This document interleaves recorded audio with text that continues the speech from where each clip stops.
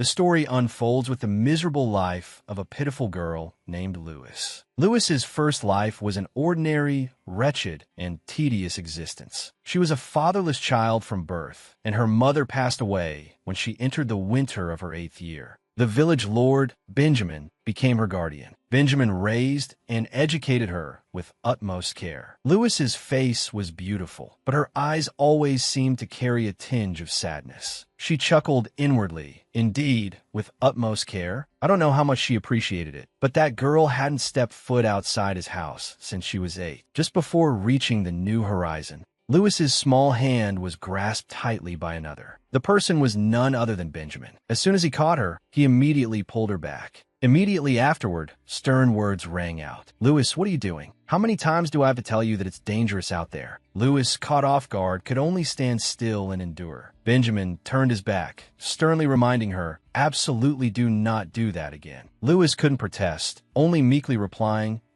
I'm sorry." Until she was 10, she obediently returned to her room every night, believing the tale of child-eating ghosts. When Lewis was old enough not to be fooled by such lies, he came up with another reason. He gently said, "You're still young. What if you get hurt?" Lewis at this point only obediently replied, "Yes, Lord Benjamin." Words so gentle, affectionate to the point of disgust. Her life revolved around her mother and the villagers whose faces she couldn't even recall. So, besides choosing to trust the Lord, she had no other choice. But suddenly a slap rang out. His words were law. Right or wrong didn't matter. Lewis gently touched her reddening cheek, whispering to herself, "What did I do wrong to be treated like this?" She didn't realize she was trapped in a cage and continued to live like a puppet under his watchful eye. He didn't love me at all. What he saw in me was only the image of Leah, my mother. He used my image to remember my deceased mother all the time. So that's why I forced myself to forget. Myself. Everything he gave me originally belonged to my mother. The food I had to like most was my mother's favorite food. Even when Lewis wasn't feeling well, she had to tell herself, "If I don't eat, he'll get angry." My favorite color was yellow, but my wardrobe was full of green. Looking at the wardrobe in front of her, Lewis couldn't help but sigh. Mother's favorite color. It's out of fashion now.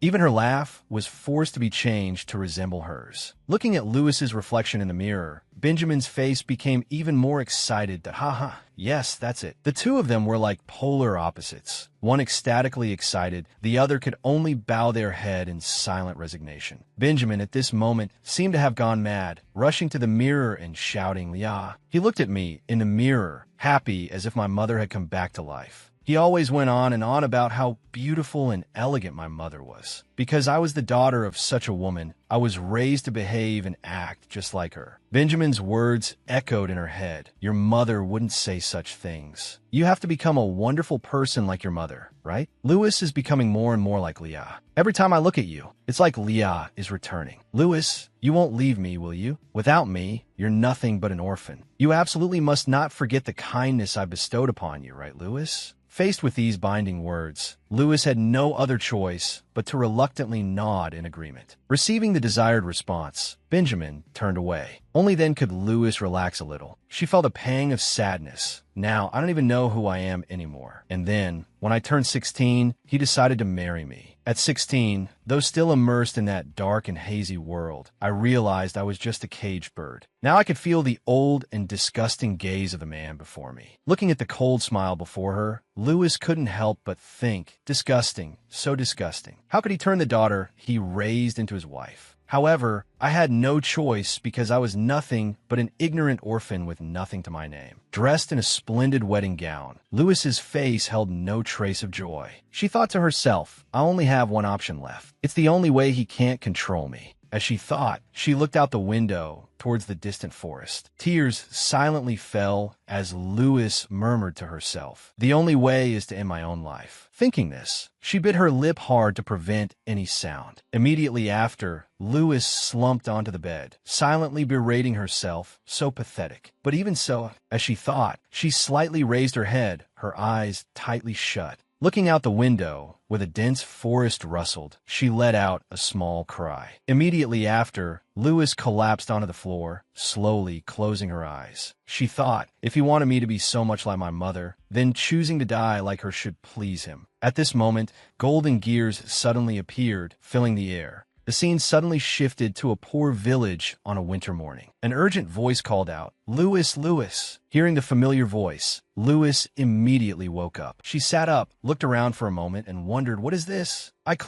Confusion was evident on her face. I clearly ended my own life. Looking up, Lewis was immediately struck by the light. She frowned slightly, letting out a soft sound. Immediately, she looked around frantically. After a moment, she couldn't help but feel bewildered. Could this place be? Looking at her hands, Lewis murmured, "My hands are smaller too." The more she thought, the more confused she became. Is this real? Could it be real? While still in shock, a familiar voice suddenly rang out, "Lewis, why aren't you answering when Mother calls you, dear?" Along with the warm voice, a figure also appeared from behind her. Hearing the familiar voice, Lewis was startled and immediately turned her head. The person standing behind her was none other than her mother, Leah. She smiled gently and asked, "Has my princess not woken up yet?" Seeing her mother, Lewis couldn't hold back her emotions, and tears immediately welled up. She blurted out, "Mother, when I opened my eyes, I was back in the winter when I was 8 years old." She immediately rushed to hug her mother tightly and cried out, "Mother!" Seeing this, Liao was extremely bewildered and hurriedly asked, "Oh my, what's wrong? Did you have a nightmare?" Lewis hugged her mother tightly, a smile beginning to appear. "Yes, a very, very scary nightmare. Mother, the gods must have taken pity on me, so they let me escape from that place, more terrifying than hell." Liao was now leading Lewis to the church to pray. Arriving there, the little girl immediately clasped her hands, lowered her eyes, and prayed sincerely, "Oh God, if this is a dream that I can't wake up from, please continue to have mercy on Mother and me, so that we won't be hurt by that man, Benjamin, anymore." While praying, she thought of Benjamin's demonic face. Lewis frowned slightly and pleaded with God. Then she looked up at the sky and sincerely said, "Don't let this tragedy happen again." The memories of her mother were still the same as before.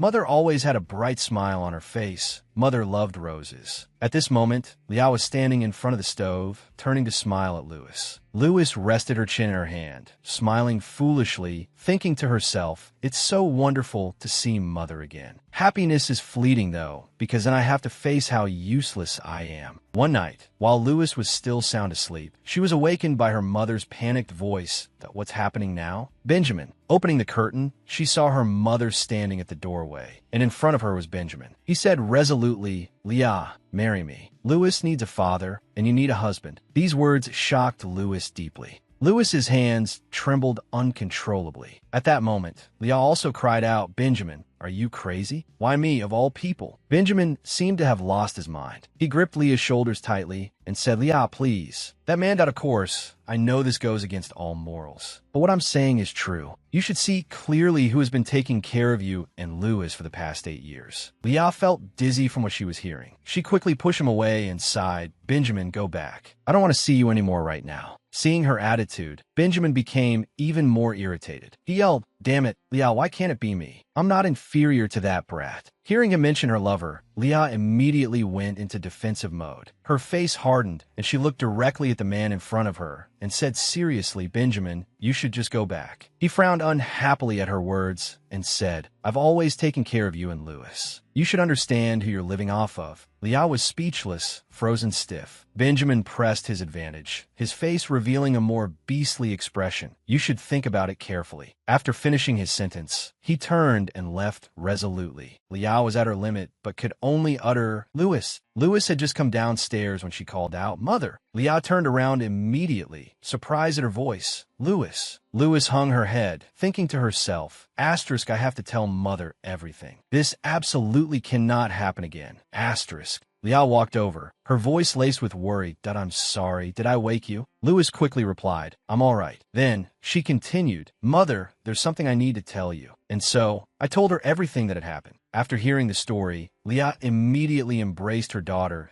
"Oh my goodness, Lewis." Seeing her mother's reaction, Lewis's face brightened. "She believes me, right?" she thought. But then Leah said, "What a terrible nightmare you had." The word stunned Lewis for a full 5 seconds. Leah pulled back, looking at her daughter with concern. "Benjamin isn't like that. He might have a bit of a temper, but he would never do something like that." Hitting a nerve, Lewis exclaimed, "No, he's really a bad person." Seeing her daughter's unwavering conviction, Leah felt a pang of helplessness. She looked at her and said, "Louis, you mustn't speak to adults like that." Looking at her mother, Louis felt tears welling up. Why doesn't she believe me? She cried inwardly, her face crumpling into her hands. Seeing this, Leah became incredibly worried and rushed to her side. "Louis." As she sobbed, Louis thought, "Asterisk, the tears won't stop. Even though I know what will happen, I can't stop them. It's just like 8 years ago. What am I supposed to do? That man is the lord of a small village called Nayat, south of the kingdom. Asterisk. He always treated Mother strangely kindly," she thought, glaring at her mother and Benjamin sitting below. Asterisk, people even say that this Benjamin is my father. It makes me sick. Asterisk. Unconsciously, she clenched her fists, resentment flashing in her eyes. Then, she marched towards the dining table and declared, "I'm not talking to you anymore, Benjamin." Leah chuckled.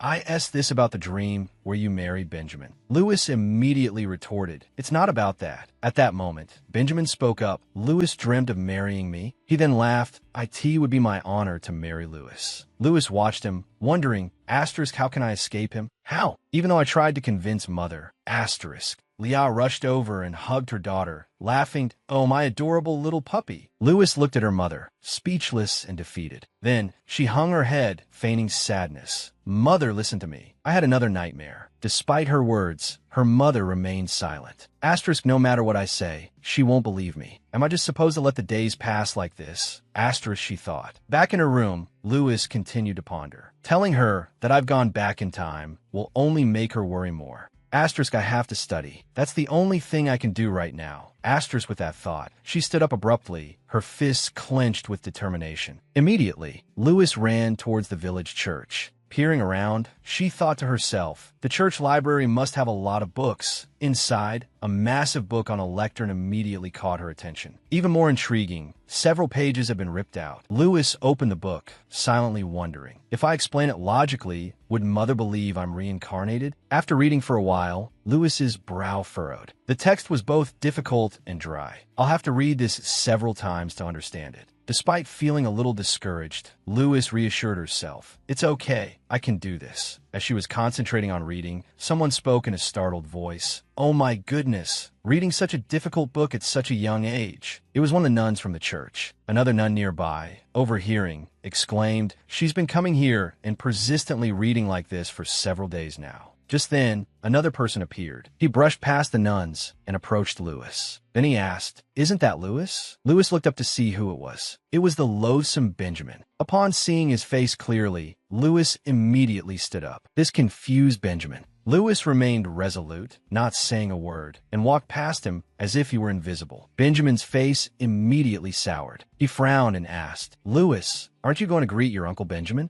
Our little Louis is at that rebellious age, isn't she? Or is it early maturity from reading too many books? He said, slowly rising to his feet. Louis's displeasure was evident. She turned back and said sharply, "If you have nothing else to say, I'll excuse myself." Louis's attitude truly shocked Benjamin. He continued to press the matter, reaching towards Louis as he spoke. "Oh, come now. It seems Louis is in a rather foul mood today." Just as he finished his sentence, his hand landed on Louis's head, causing her to freeze for several seconds, thinking. The moment he put his hand on my head and stroked it, it felt as disgusting as if he were pouring mud on it. Louis, without any hesitation, immediately flung his hand away. Then, she glared at him with eyes full of hatred. Louis turned to leave immediately, but Benjamin added, "Louis, do me a small favor, and I'll give you some candy." These words made Louis pause. Benjamin gave a sly smile and said, "It's nothing difficult. Just relay a message to Leah for me. Tell her it's best to reply as soon as possible." Louis immediately understood what he was referring to, but she hadn't expected him to use her as a messenger. Therefore, Louis flatly replied, "I don't want to." Benjamin, slightly taken aback, asked why. Louis glared at him and said, "If you have something to say, tell her yourself." After saying this, she immediately turned and left. Being so bluntly rejected infuriated Benjamin. He gritted his teeth, cursing under his breath, "That spoiled brat. Just as soon as Leah signs the papers, I'll send you to boarding school. If you weren't so much like your mother, I wouldn't have to go through all this trouble." As he spoke, he watched Louis with a meaningful look. Louis's figure grew smaller and smaller. In the distance, Benjamin watched her go, furrowing his brow. The way she glared at me, just like him. Blood really is thicker than water. As he thought this, a face that closely resembled his own appeared in his mind. Meanwhile, Lewis had run outside. As she ran, she kept thinking, "Don't come near here." Tears streamed down her face as she ran, her eyes filled with terror. Suddenly, she remembered her past life, the days when Benjamin controlled her. Lewis frowned in disgust, a thought repeatedly surfacing in her mind. "I don't want this." While running, Lewis tripped on a rock and fell, sprawling on the ground. Surprised, she instinctively cried out. Just then, someone approached. Seeing her, he called out, "Lewis." He immediately knelt down and helped her up, asking, "Are you all right? You should watch where you're going." Recognizing him, Lewis exclaimed, "Father Petchik." After Lewis was fully on her feet, Father Petchik gently inquired, "What's wrong? Why does my little bookworm look so down?" Still shaken from her fall, Lewis politely replied, "It's nothing." Father Petchik frowned slightly and, pointing at her face, continued, "But your eyebrows are furrowed like a dry twig." His playful remark finally made Lewis laugh. A little embarrassed, she said, "What are you saying, Father?" "Really?" Seeing her usual cheerful demeanor return, Father Petchik's brow relaxed. But then, Lewis's smile turned melancholic. Hesitantly, she asked, "By the way, Father, what would you think if Uncle Ben became my father?" The question surprised Father Petchik. He quickly regained his composure, however, and brought a hand to his chin, pondering. "The Lord?" Lewis asked again. "It's hard to believe, isn't it?" Father Petchik frowned slightly. "Let's see." He thought to himself, Leah has a rather strange accent. She says she's from the north, but there are many things about her that are different from ordinary people. Although not a physician, she is very knowledgeable about herbs. I remember her helping someone classify a herb with such confidence and certainty.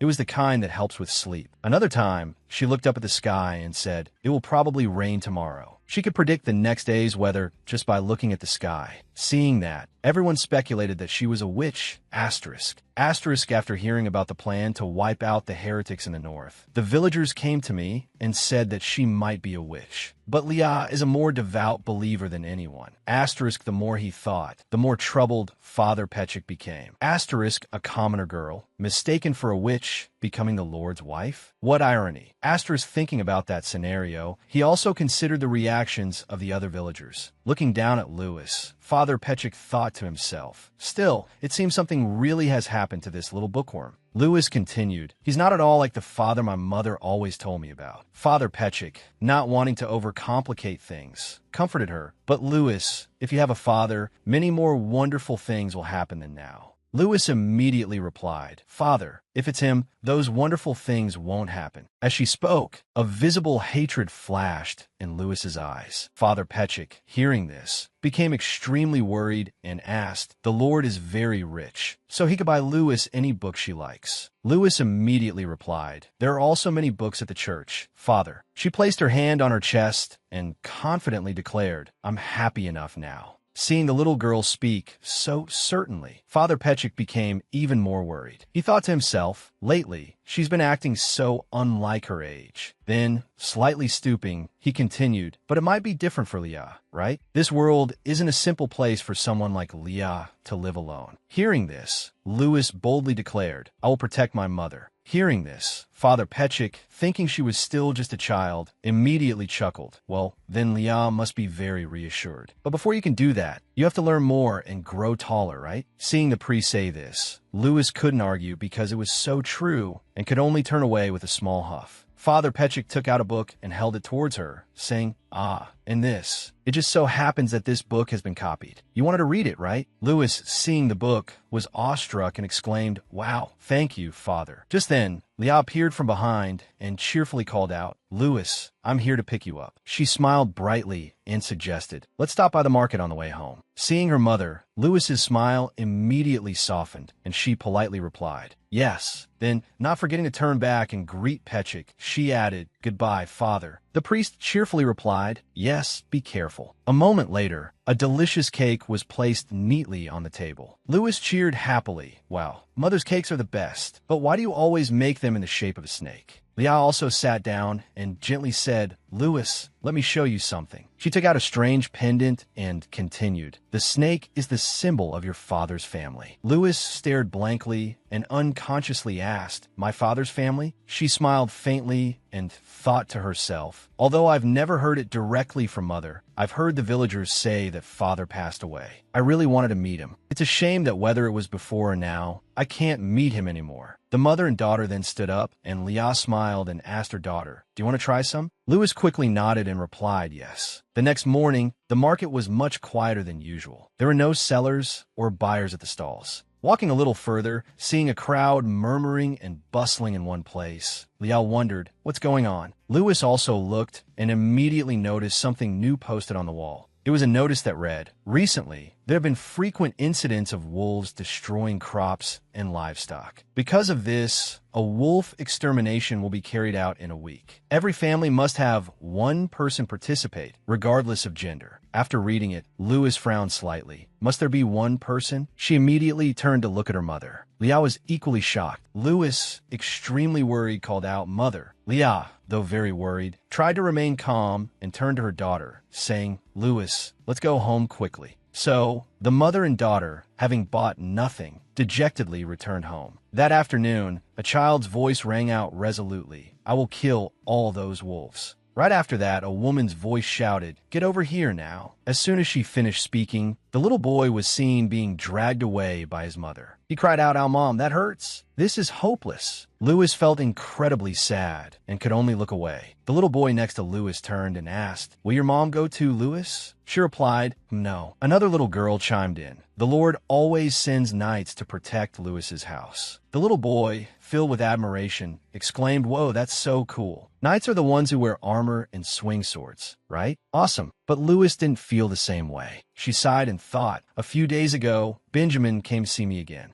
Asterisk, he hung his head and said apologetically, "I'm so sorry. I must have been out of my mind at the time." Asterisk, Liao looked at him, frowning without saying a word. Asterisk, Benjamin continued, "You don't have to go on this wolf hunt, Liao. I'll send soldiers in your place." Asterisk, Liao felt awkward and asked, "But Benjamin about that." Asterisk, before she could finish her sentence, Benjamin continued, "It's fine. I'll send soldiers in place of a few other families too, and then everyone will understand." Asterisk, the more she listened, the more worried Liao became. Asterisk, "Are you doing this because you feel guilty?" Asterisk, seeing the person he liked continuously rejecting him. Benjamin spoke louder. Asterisk, "I want to help you." Asterisk, Liao asked, Asterisk, "Help me as a friend?" Asterisk, Liao, "Will I always be just a friend to you?" Benjamin, "I'm a married woman. A married woman whose talented husband can't even bother to reply to a single letter? He's her closest confidant, isn't he?" Asterisk, like that. The two of them continued to talk back and forth without noticing Lewis was also there. Until the last sentence, Liao suddenly feared that Lewis would be hurt. She turned to her daughter and exclaimed, "Asterisk, go." Asterisk, then she turned back to Benjamin and said, "We'll talk about this later." Asterisk, Lewis became more and more bewildered, murmuring to herself, Asterisk, what? Asterisk, Benjamin continued to shout, Asterisk, "It's been almost 8 years. If he's still alive, why hasn't he come looking for you? You keep sending him letters, don't you? I can make you and your daughter happier. That man has no right to be a father." Asterisk, Liao yelled back, Asterisk, "Stop it, Benjamin." Asterisk, Lewis stood beside them, her face clearly bewildered. "My father," she wondered. Asterisk, "Is my father alive?" Asterisk. After hearing Benjamin's words, Lewis immediately sank into her thoughts. Asterisk, "Is my father alive? If he's alive, why hasn't he come looking for us? Why is he like this? Asterisk. He'll regret this." By now, Benjamin had finished speaking and was preparing to open the door to leave. Before leaving, he turned back to Liao and said, Asterisk, Liao, "I hope you'll fix that arrogant attitude of yours." Asterisk, she was extremely surprised and immediately asked, Asterisk, what? Asterisk, he showed no mercy and said bluntly, Asterisk, "I'm giving you one last chance." What can a woman who is no longer single but doesn't even have a guardian by her side do? If you continue like this, I can't send soldiers to this wolf hunt. Asterisk, Liao became even more worried when she heard this and exclaimed, Asterisk, "Benjamin, The villagers are innocent. Asterisk, Benjamin replied. Asterisk, so think carefully. Asterisk, then he immediately turned and left, leaving Leah and Louis dumbfounded. Louis watched him go, thinking, I want to know what kind of person Benjamin was, but I thought he would never hurt my mother. Asterisk, I was so wrong. How could he ever be like that? Asterisk, as she thought, she lowered her head, hiding the resentment in her eyes. She looked back up at Leah,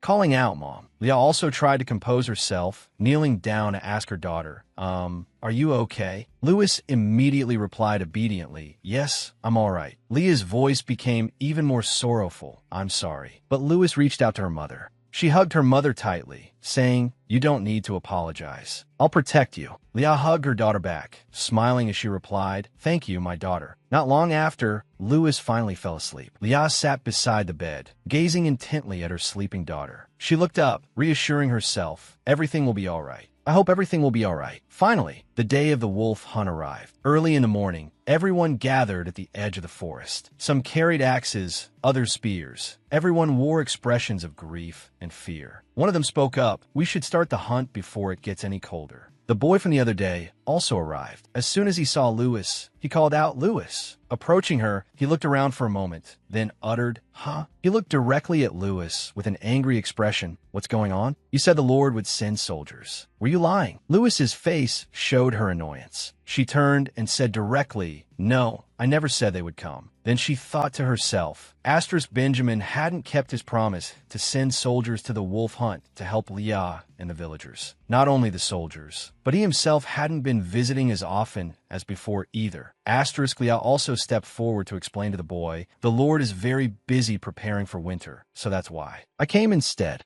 The boy, seeing a woman come in a hunt, retorted, Leah, do you know how to fight? Leah hesitated, unsure how to respond. About that. Louis immediately stepped in front of her mother and asked back, what are you saying? Just then, a man stepped forward, sadly saying, because we're short-handed, I'll go too. His wife, hearing this, became extremely worried and grabbed her husband's shirt, calling out, honey. She spoke as if on the verge of tears. Your leg is still injured. How can you hunt wolves? Honey, please don't go. Then she turned to Leah and shouted, you're normally so close to the Lord, but when we need him. Leah, hearing this, couldn't say anything more and just hung her head. Louis quickly noticed her mother's sad expression. She ran to comfort Leah, Mom. It's okay. It's not our fault. It's Uncle Ben who made a promise he didn't keep. So don't worry, okay? As she spoke, she tried to smile brightly. But looking closely, Louis was also shivering from the cold weather. Leah, though incredibly sad, looked at her daughter and forced a smile, replying, yes, I'll do my best. The others, overhearing their conversation, immediately started criticizing that shameless woman. She's lost her mind. Hearing these words, Leah, though saddened, told herself, I must stay strong. Seeing the people's words becoming increasingly harsh, Father Petchik had to intervene. All right, stop it now. The ones we should resent are the wolves, not Leah. Hearing this, they finally dispersed grudgingly, muttering amongst themselves, humph, let's go. The man from earlier looked back at Leah. His sorrowful gaze made Leah extremely worried. He walked over and said to Leah, let's go too. And so they, with their rudimentary gardening tools, advanced together with the goal of exterminating the pack of wolves. As soon as the wolves saw the people, they immediately pounced to attack. Seeing this, they immediately panicked. The man also swung his axe and missed. He yelled, run. Immediately after, a wolf lunged at him.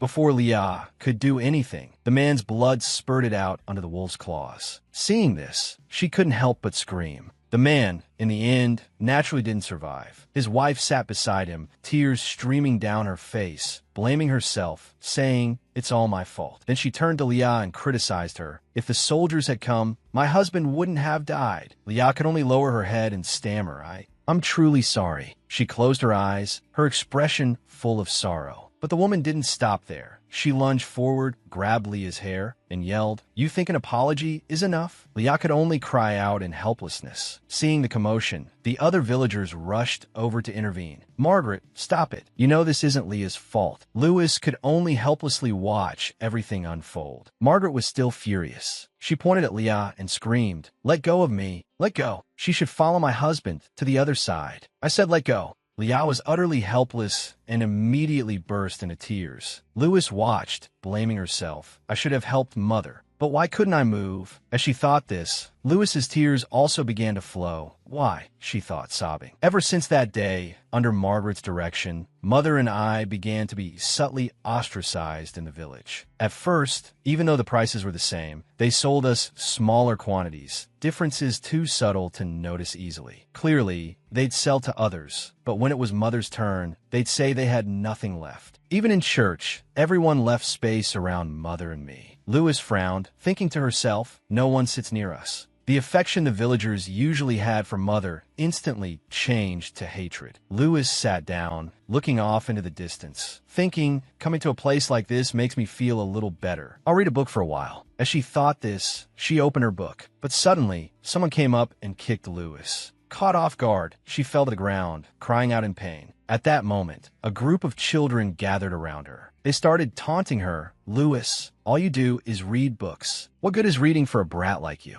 With your ugly face, you'll never get married. Or maybe you'll end up with a stupid husband, just like your mother. These words made Lewis incredibly sad. She clenched her fists, digging her nails into the dirt. Then she threw a handful of dirt at the ringleader. He quickly covered his eyes, yelling. Rubbing his eyes, he shouted at Lewis. What was that for? Lewis started to fight back. You can insult me, fine. As she spoke, she stepped closer to him. Then, placing a hand on his shoulder, she continued seriously, but if you dare touch my mother or even mention her again, Lewis growled, emphasizing each word, I won't let this go. That evening, a furious woman rushed into Leah's house and yelled, "Yeah." Leah was completely taken aback. She stepped out, anxiously asking, yes? What's wrong? The woman shoved her bratty son forward, angrily cursing at Leah. How do you teach your child? Huh? Look at my precious son's face. He's injured. But in reality, her son only had a tiny scratch. She continued pointing, saying, call that sly Lewis out here. That sneaky brat. She thinks I'll just let this go.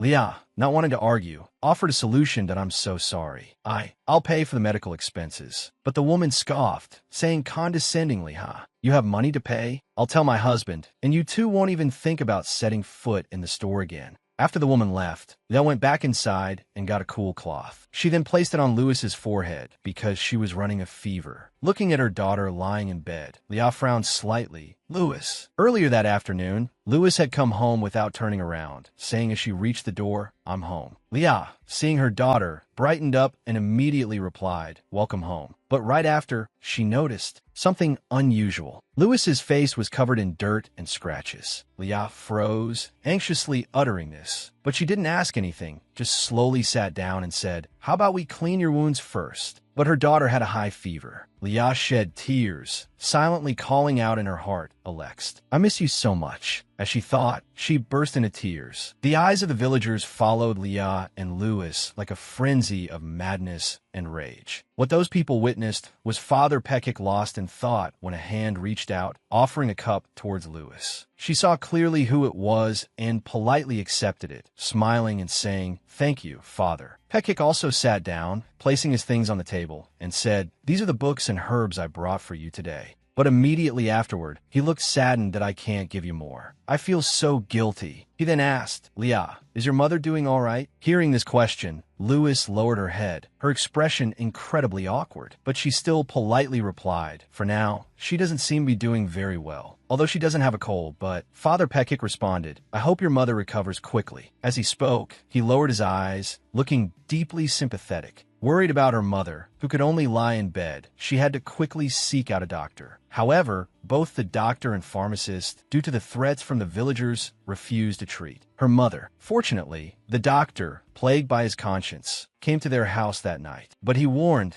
this is what will happen if you help them. As if it were a warning, you won't even be able to afford a piece of bread. Lewis tried to smile, saying to Father Pekik, I'm very grateful that you haven't ignored my family, Father. Pekik, looking at the little girl, trying to be strong, frowned slightly, wondering to himself, how long is this village going to continue like this? He lowered his eyes, continuing to think, God teaches us to love those around us and to share our compassion from our hearts. Why do they hate people and cause them such suffering? Lewis was still incredibly sad. Father Pekik, sitting across from her, also felt heartbroken by her and her mother's situation. As he saw her out of the church, Pekik asked, "Lewis, you don't resent the villagers, do you?" The little girl frowned, lowered her head slightly, and then frankly said, "I hate them very much." But then her face softened. "But if I had time to hate those people, I would rather spend that time taking care of my mother." Hearing this, Father Pekik felt somewhat relieved and even managed to smile. He reached out and patted little Lewis's head. Then, bending down slightly, he said to her, "Shall we go back now?" Lewis politely replied, "Yes, father." Lewis thought to herself,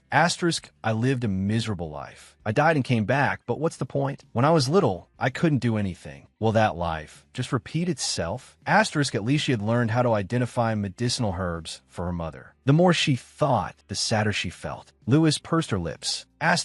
If so, even if it's just a little, I can still help mother. Even though I want to find father right now. But her steps faltered. Thinking of her mother, who was seriously ill and in critical condition, Lewis felt that this life was so unfair. Lewis gritted her teeth, wondering, if it's going to be like this, why did they let me live again? Lewis clutched her skirt, tears streaming down her face. Lewis felt helpless. I'm just a plaything in Benjamin's hands. The next day, Father Pekik also came to visit. As soon as he entered the room, he asked, "Leah, how are you?" Seeing someone had come, Leah forced herself to sit up, her voice tinged with surprise. "Oh." Although Leah was still coughing, she forced a smile and replied, "Thank you for your concern, Father. I'm much better now." Seeing Leah's condition, Father Pekik frowned slightly, thinking to himself, it seems she hasn't recovered yet. In fact, she looks worse than before.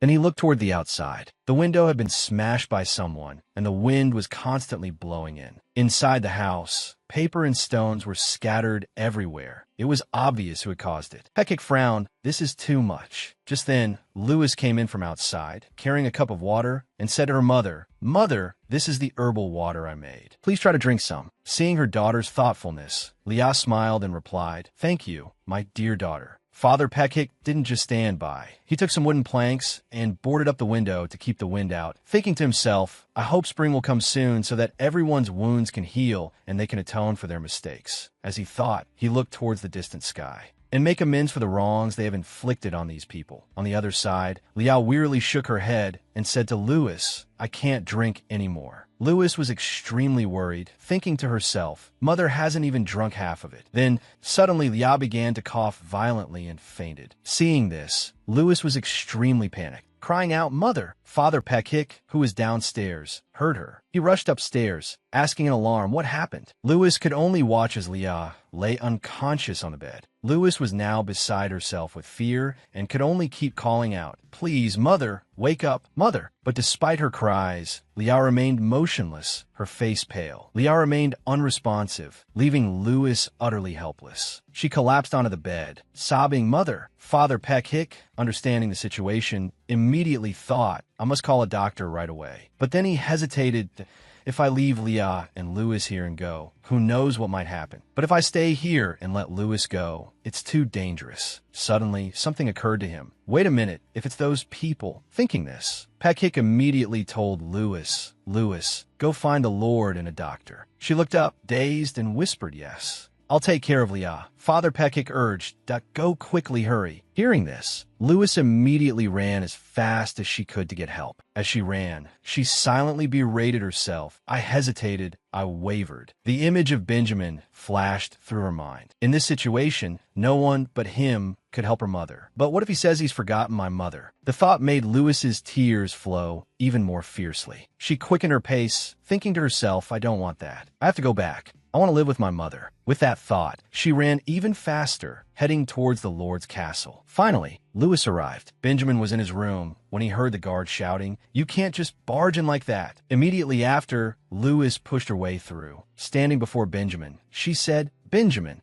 Benjamin smiled and replied, Lewis, it's been a while. Tears welling in her eyes, Lewis pleaded, Please, help me. But Benjamin, preferring to play it cool, feigned indifference. I'm sorry, he said, but I'm off duty right now. If there's something you need, come back tomorrow. Before he could finish, Lewis cried out, My mother is sick. Please come with a doctor to my house. Her words made Benjamin frown. Lewis continued, If you don't, you'll regret it for the rest of your life. Seeing Lewis's desperation, Benjamin realized that something was seriously wrong. He glanced to the side and asked a servant, Is everything ready? Soon after, they boarded a carriage and headed straight for Leah's house. Throughout the journey, Benjamin remained silent, staring out the window. Louis, worried sick about her mother, was in tears. Benjamin glanced at her, frowning. Isn't Leah just suffering from common cold? Why is she crying like this? He wondered. They quickly arrived at Leah and Louis's home, and the doctor immediately examined Leah. Anxious, Louis asked, "Doctor, is my mother going to be all right? Will she recover?" After the examination, the doctor's face was clearly saddened, making Leah's condition obvious. With a heavy heart, the doctor said, "I'm very sorry." Those words struck Louis like a blow to the heart. Her head bowed. She pleaded, No. Surely you can do more than this. I beg you." As she spoke, tears streamed down her face. Just then, Leah's weak voice called out, "Louis." She reached out to her daughter, managing a weak smile. "Come here." Hearing her mother's voice, Louis rushed to her side, crying out joyfully, "Mother!" The doctor then went over to Benjamin and Father Pekic and whispered, "My lord, father, could you please step aside for a moment?" "Over here," Louis resolutely said. "I don't want to." She sadly asked, "Will mother leave me like this too?" Then, hugging her mother tightly while crying, she said, "I don't want this. I can endure anything, but not this." Leah, at this point, had also realized Benjamin's true colors. She stroked Louis's head, whispering, "Louis, I'm sorry for not believing you. I even lied to you." As she spoke, Louis coughed violently. Then, she continued, "At that time, even though I noticed Benjamin's words, your father was still alive. Go find your father, Louis." Hearing these words, Louis was incredibly shocked, her eyes wide. She quickly sat up, saying to Leah, "Then, come with me, mother. You have to come with me, right?" Leah, incredibly saddened, replied, "I'm afraid I can't." Hearing this, Louis burst into tears that, "I don't want to go alone. I won't go anywhere." Leah was heartbroken, tears slowly streaming down her face. She forced a smile at her daughter. "Louis, being your mother has made me so happy. I love you so much, my daughter." As she spoke, she tried to wipe away her daughter's tears. Then, Leah's body went limp, her hand stroking Louis's head, losing its strength. Louis was stunned, unable to comprehend what was happening. She shook her mother's hand, softly calling Mother. But Leah didn't react. In despair, she cried out, "Mother!" The people downstairs, having heard the commotion, all looked up at the attic. Father Pekic was the first to reach Louis. He asked worriedly, "Louis, are you all right?" Louis was now sobbing, covering her face. She blamed herself. "I'm so useless. Because of my uselessness, Mother has left me again, as if I killed her with my own hands." Louis cried until she collapsed. Benjamin, surprisingly, became extremely alert, having been carefully observing Louis's expressions this whole time. He raised a hand to cover his mouth, thinking to himself, "Louis, you said I would regret it, didn't you? You're wrong. That will never happen." As he thought this, he let out a scornful chuckle. He dropped his hand, talking to himself, "Leah, I can finally take a part of you with me." As he thought this, he placed a flower beside Leah's bed, unable to hide his joy. Then, he turned to Louis, calling her with a sorrowful expression, "Louis, I will become your guardian." Those words were like a bolt of lightning to Louis. But Father Pekic, standing behind them, thought, if this child becomes the Lord's daughter, no one will despise her anymore. That's fortunate. But before he could say anything, Louis vehemently protested. "No," she shouted, "you'll imprison me. My father is still alive, isn't he?" Hearing this, Benjamin froze, surprised that Louis even knew about this. Louis continued, looking directly at him with a determined gaze. "If that's the case, then you won't need to reluctantly accept me as your daughter, right?" But Benjamin had no intention of letting her go. He feigned patience, saying, "Louis, it's all right if you don't call me father. I'll just take care of you until you grow up." "All right." But Louis firmly refused. No. She clearly declared to him, "I'll go to my father." Louis's voice echoed throughout the area. "I don't want to." Benjamin persisted, reaching out to her.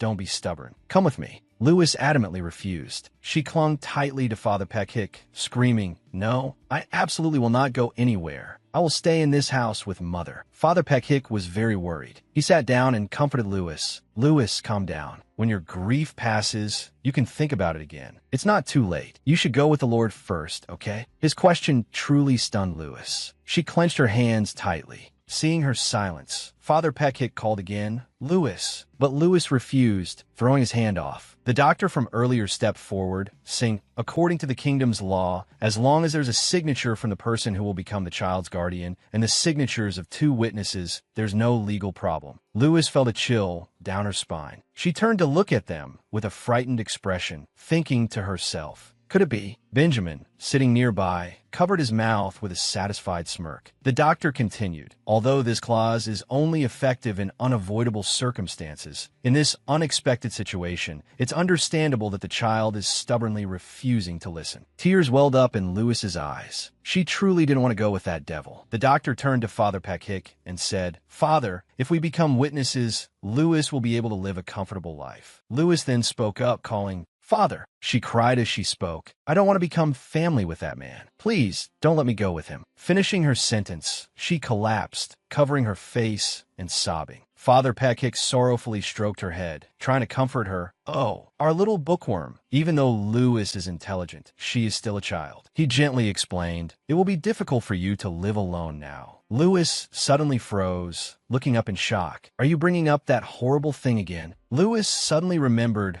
what happened in her past life, where Benjamin forced her to become her mother's substitute. The Lewis of the past life heavily lifted her face, tears streaming down. The Lewis of this life could only stand frozen. She didn't want to repeat it again. Hearing Lewis's words, Father Peck immediately frowned and asked, "What horrible thing?" Lewis continued to vehemently resist, yelling, "I don't want to." She pleaded desperately, "I sincerely beg you, Father, please help me." But from the other side, the doctor called Father Peck back to the matter at hand. "We have the papers ready." He presented the document to Peck, continuing, "I've already signed. Now, we just need your signature, and it's done." This startled Peck. They prepared this so quickly. As Peck was signing the document, Lewis said, "If you sign that, I will hate you for the rest of my life." These words made Peck pause. He turned, his face filled with sorrow, and said, "Lewis, I'm sorry." Lewis knew it couldn't be changed, but she could do nothing but stand there as others decided her fate. As he signed, Father Peck thought, "I feel like I'm doing something I shouldn't." With this feeling of unease, he handed the document to Benjamin, anxiously instructing him, "Please take care of her from now on." Benjamin immediately agreed, but in reality, the corners of his lips were curled into a smirk. He couldn't hide his satisfaction. Then, turning back to Father Peck and the doctor, he said, "We'll be going now. I apologize, but could you two take care of the funeral arrangements?" Father Peck immediately agreed, adding, "Leave it to us. Lewis is very distraught. Please comfort her." Benjamin confidently replied, "I'll take care of that." He then turned and walked towards Lewis. He reached out to take Lewis's arm, saying, "Lewis, let's go now." But Lewis visibly resisted, flatly pushing Benjamin's hand away. Lewis trembled, utterly disgusted by this sick man. She backed away, not wanting him to touch her even slightly. Seeing her firm stance, Benjamin, though angered, let out a scoff. Then he roughly grabbed her shoulder. Ignoring her resistance, he asked in a falsely gentle tone, "We'll get used to each other eventually, won't we? We're family now, after all." Benjamin's eyes gleamed, his depravity evident. In the end, Lewis had to go with him. Father Peck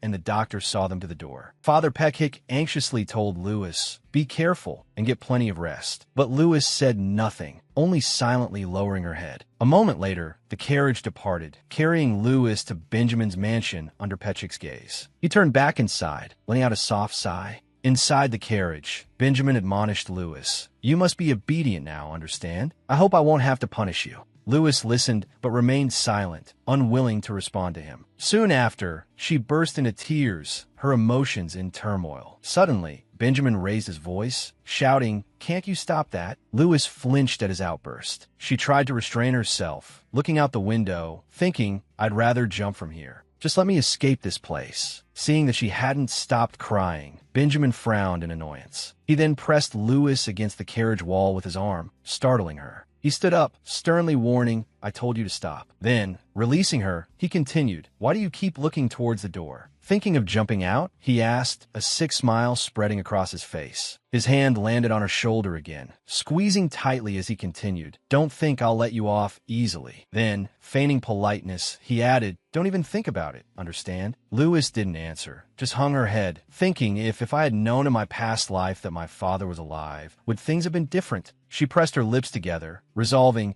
"I can't just sit here and accept this. No matter what happens in this life, I will live as I wish. Whatever the outcome, I won't just sit here and endure something terrible like I did in my past life." As she thought, she looked down. looking at her small hands. She prayed silently, "Mother, please give me the courage to use these hands to change my destiny." She clasped her hands together, her eyes filled with unwavering determination. Her mother's funeral went perfectly from beginning to end. Everyone brought a white flower. Lewis stood to the side, thinking to herself, "Looking at the people who came to see Mother off. Even though it seems absurd, I can't bring myself to force a smile." Tears streamed down her face as she silently called out to her mother in her mind, "Mother, I'm so happy to have had you as my mother." As she thought this, she walked closer to where her mother lay. Looking at her mother's face, it seemed as if she still wasn't at peace, leaving Lewis alone in the world. Lewis couldn't hold back her tears. "I'm sorry I couldn't protect you." Remembering the happy days she and her mother had shared, Lewis softly said, "I love you." Just then, someone came up and put a coat around her, calling out, "Lewis, you'll catch a cold. Put this on." It turned out to be Benjamin. His demeanor at that moment truly made him seem like a genuinely good person. Lewis immediately dodged him, pursing her lips and thinking to herself, "The moment the news of Benjamin becoming my guardian spread, the whole village of Nyaat was in an uproar. The villagers wouldn't even dare to look me in the eye. You've become the Lord's ward." After the funeral, Lewis bluntly asked Benjamin, "Everything went according to your wishes. Are you satisfied?" Benjamin froze at her words. Dumbfounded, he asked, "Satisfied?" "Oh." Lewis lowered her gaze and replied, "The Lord who governs an entire village doesn't know the situation within his own village? How can you say such a thing? If you had just intervened, things might have been different." Benjamin raised an eyebrow and asked, "Why does it sound like everything is my fault?" Lewis, her pain struck a nerve, looked up and said directly, "If it's not your fault, then whose is it?" Benjamin, naturally unable to bear such criticism, began to explain, "You should listen to my explanation first. Everything I did was for Leah's happiness." Lewis frowned, hearing this. "No, it was for your own happiness, not Mother's." Then Benjamin uttered something unbelievable. "You and your mother are both equally ungrateful." Lewis was startled by his words and immediately asked, "What?" Benjamin stepped closer, lightly tapping Lewis's head, and said with a smile, "You read books every day, yet you still haven't realized anything? No matter how hard you try, without my help, you're nothing." Lewis was utterly disgusted by his feigned concern. She turned away, avoiding him, and shouted, "I don't need your help." Despite Lewis's resistance, Benjamin grabbed her hand and yelled back, "Don't be absurd, come here." Lewis struggled desperately, shouting back, "Let go, let me go. I will never forgive you." She closed her eyes, screaming, tears streaming down her face. Never. Finally, as the sun set, Lewis had to return to Benjamin's mansion. As he left his study, a maid stopped him, saying, "Lord Benjamin, I have something to report. Is now a good time?" Benjamin turned and asked, "What is it?" She replied honestly, "Except for attending Sunday service, Miss Lewis hasn't left her room at all." Benjamin raised an eyebrow, seemingly deep in thought. Then he said to the maid, "Lewis needs some time. As adults, we must be understanding and considerate. See, this is better than crying every night because you miss your mother, isn't it?" The maid felt he had a point, considered it for a moment, then softly replied, "Yes, sir." Benjamin turned to close the door, adding, "Don't worry too much. I'll bring her dinner tonight." The maid seemed surprised, immediately asking, "Tonight as well, sir?" She continued admiringly, "You're so good to Miss Lewis. If only she understood the Lord's kindness sooner." Benjamin only gave a cold laugh at the compliment. Soon, Lewis's dinner was ready. Benjamin and the maid immediately brought the food to Lewis's room. Arriving, the maid knocked and called, "Miss Lewis, the Lord has brought you dinner." There was no response, and the maid anxiously wondered, why isn't she answering? Benjamin's brow furrowed slightly, but his expression quickly changed to a bright smile as he said to the maid, "It's all right. Let me see what's wrong." Inside, Lewis stood silently, gazing out the window at the vast sky. Benjamin saw her and called out, "Hey, kid." Lewis froze at the sound of his voice. She still didn't turn around. Benjamin entered the room and walked towards her. When he was close enough, Benjamin scolded, "Lewis, enough is enough. Why are you being so difficult? People will think I'm imprisoning you." Lewis found his words irritating, but she remained silent. Suddenly, Benjamin flung the plate of food, sending meat and vegetables flying. Once the food had landed on the floor, he ordered, "Eat it before it gets cold." Lewis glared at him with disgust, thinking, "This again? Has he no shame?" Watching Benjamin's smug grin, she thought, "He's tormented me like this every day since bringing me back to the mansion." Then, lowering her head, she felt a sense of helplessness. After all, they were his people. Crying for help would be useless. This must be my deserved punishment. Thinking this, Lewis couldn't help but purse her lips slightly. She then walked over to the mess of food on the floor and, without hesitation, ground it beneath her feet. Afterward, Lewis looked up and directly at Benjamin, saying, "You should eat it." Remembering the previous afternoon when Benjamin had started confining her, she recalled him saying, "It's cold this week. Don't go strolling in the garden." On another occasion, he'd said, "It's too noisy outside. You should stay inside." Today, Lewis finally spoke her mind, using all sorts of excuses to keep me inside. If this isn't imprisonment, then what is it? Benjamin remained silent, frowning slightly as he looked at her.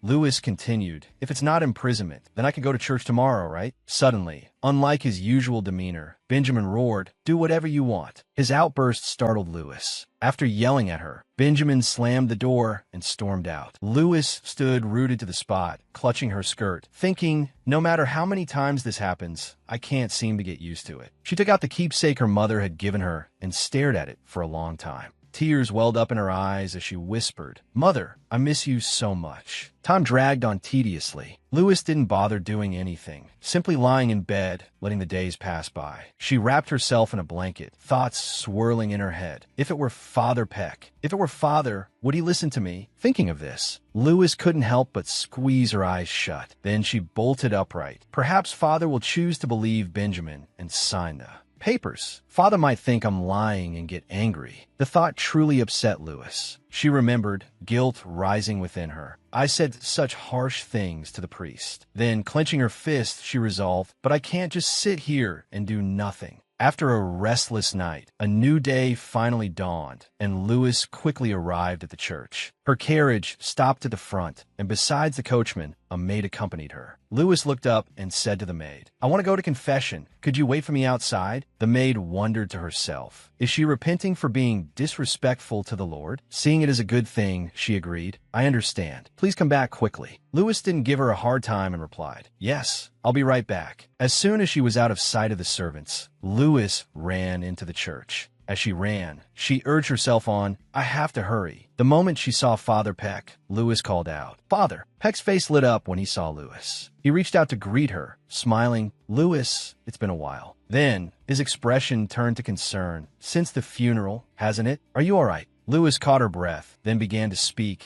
each word measured. "I have something to tell you, Father." Before she could finish, she collapsed from exhaustion. Seeing this, Father Peck said, "Oh dear, calm down, calm down. Let me get you a glass of water." Hearing Peck about to leave, Lewis clutched his sleeve tightly, pleading, "Father, don't go. I don't have much time." Her words startled Peck. After hearing everything, Father Peck exclaimed in astonishment, "The Lord? How could he do such a thing?" Lewis replied sadly, "I know it's hard to believe, but it's true. Father, please believe me." As she spoke, she looked at Father Peck with pleading eyes. "I don't know about others, but I thought you would believe me." Her words pierced Peck's heart. Lewis continued, wiping away her tears, "I thought you would believe me." When she finished speaking, a strange silence fell between them. He was worried about Lewis, but didn't know what to do. After observing her for a moment, Father Peck frowned slightly, but he looked at Lewis's thin frame, thinking, she's lost so much weight. Even grieving for Leah shouldn't have caused this. Then he noticed the bruises peeking out from beneath her long gloves. Despite her dress partially concealing them, many injuries were visible on her body. He thought back to the day Leah died, a thought surfacing in his mind. Furthermore, at that time, it was when Benjamin suddenly smiled. Cunning. After realizing Peck was watching him, he immediately extinguished that smile and looked at him with a cold face. Thinking of this, Father Peck couldn't help but shudder. Recalling that smile, Father Peck couldn't help but think, that uneasy feeling. He looked at Lewis again, thinking to himself, she certainly has no reason to lie to me. There must be some reason why she's only cold to Benjamin. Thinking of this, his heart sank and unease was evident in his eyes. Seeing that the priest had no reaction, Lewis also began to feel discouraged, and her mood couldn't improve. She forced a smile and said, "Well then, I'll be going."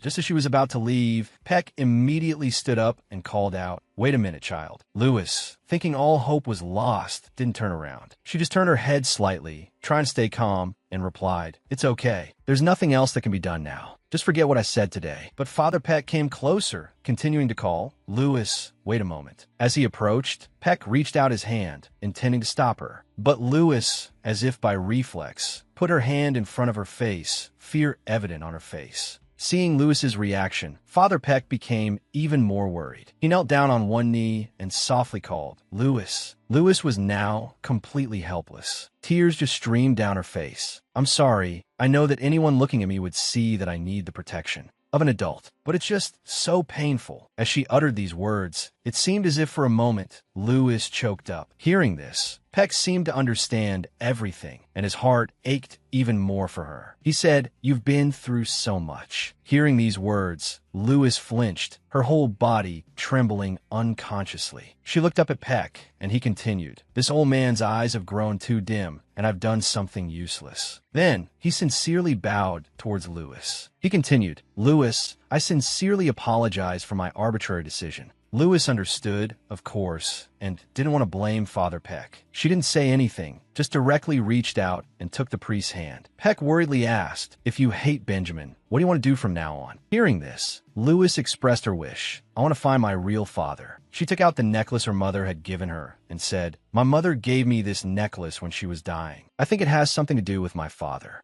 Peck observed the necklace for a moment and replied, "Let me try to find out. I should be able to find out where your father is living." Lewis finally felt relieved and replied, "Thank you, Father." At the end of the day, Peck still had to escort her back to Benjamin's mansion. Lewis sat in the carriage, looking up at where he was standing, her voice slightly reluctant. "Father." Peck nodded slightly, signaling to Lewis to return with peace of mind. Immediately afterward, he went to the library of the B church to a pile of thick books. He flipped through each volume, thinking to himself, "I heard that Liao worked at a noble's house. This is certain." While searching, Peck muttered to himself, "The family that uses a snake as its symbol." And finally, he found it. After reading the information, he immediately exclaimed, "This place is so far away." Looking outside, he wondered to himself, "Can I get her there safely?" Then, Peck put the book down, silently blaming himself. "My misjudgment has caused that child so much suffering." He stood up, silently determined. This kind of stupidity cannot happen again. A few days later, at Lord Benjamin's mansion, Benjamin leaned against the wall, raising an eyebrow at Lewis. "You say you're going to confession?" She didn't answer, silently reading the book in her hands.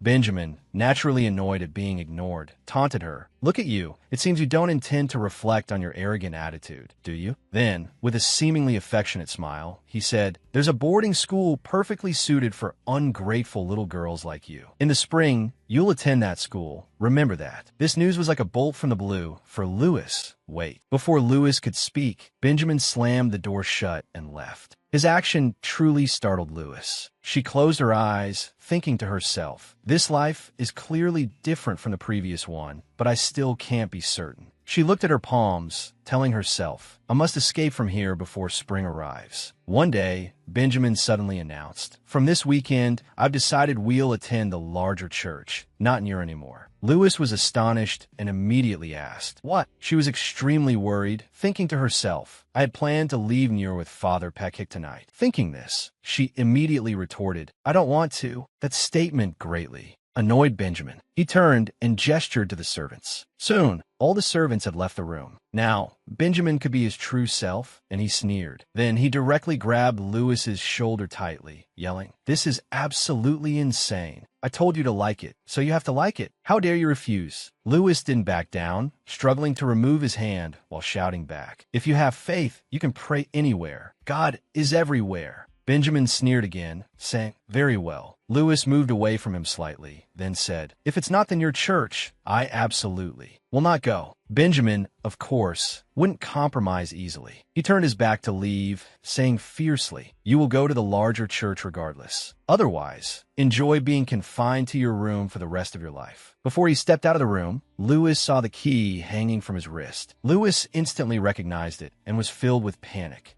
Thinking this, she hurriedly ran after him, rushing towards the slowly closing door, accompanied by Benjamin's contemptuous Smile. He looked back at her, as if looking at a pitiful pet. Before Lewis could reach the door, it slammed shut. Lewis crashed into the door with a bang. She pounded on it, yelling, "Open up! Open up! I said open up!" Lewis kept banging until she burst into tears. After a while, her hands were red and covered in scratches. Defeated, the girl collapsed, gasping for breath. Lewis bit her lip, her hands clutching the hem of her dress tightly. Panicked, she thought to herself, "I can't open this door at all." She stood up, thinking, even if I could open the door and get out, I wouldn't know if someone is waiting outside. Or not. But suddenly, a gust of wind blew in from outside. Lewis immediately turned back and looked toward the balcony door. Lewis ran out to the balcony right away. As soon as she opened the door, strong gusts of wind rushed in, creating whooshing sounds. Looking down below, Lewis felt a little scared, but a daring thought had already sprung to mind. A moment later, ripping sounds rang out continuously as large pieces of fabric were torn apart. After tearing a section, Lewis couldn't help but cry out. She bit her lip, closed her eyes tightly, and silently exclaimed, "It hurts." Despite the pain, Lewis continued her efforts. She clenched the fabric in her teeth, thinking, "No matter what, I have to escape from here today. There won't be another chance." After putting on a large coat, Lewis immediately went out to the balcony and quietly opened the balcony door. Then, she gently lowered the rope she had painstakingly tied. Looking down below, Lewis suddenly felt a little worried. She tugged at her coat, thinking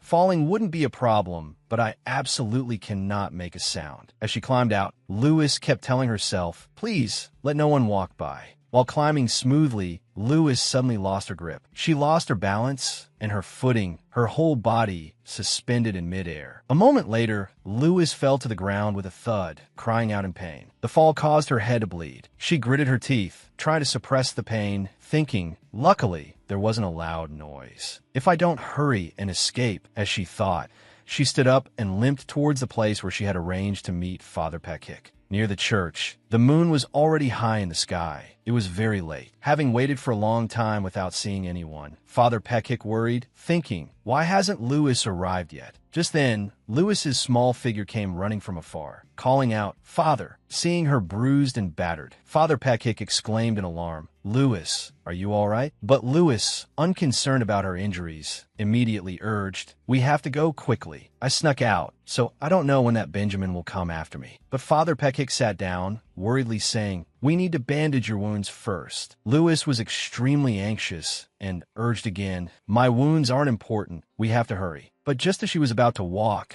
Lewis's leg gave way, causing her to cry out in pain. It turned out that while escaping the mansion, she had injured her ankle. Father Pekik quickly noticed the injury. He immediately turned around, bent down, and said to Lewis, "Lewis, climb on my back." She hesitated, shyly replying, But Father." Pekik smiled and replied, "It's all right, you little one. You said we had to hurry." Hearing this, Lewis's resolve strengthened, and she politely replied, "Thank you." Running outside, a nun, seeing the two of them dressed so strangely, called out, "Father, where are you going?" Before she could finish her sentence, Pekik, with Lewis on his back, ran past her in a flash. As he ran, he turned back and said, "I'm sorry, I'll be away for a while." Before Pekik disappeared, the nun managed to inform him, "Oh, the Lord is urgently looking for you." Lewis, hearing this, became extremely panicked, thinking, already, hearing this, Father Pekik picked up his pace, running as fast as he could, while saying to Lewis, "We have to go quickly." Upon reaching the road, they immediately spotted an empty carriage. The two quickly climbed aboard, with Father Pekik taking the reins.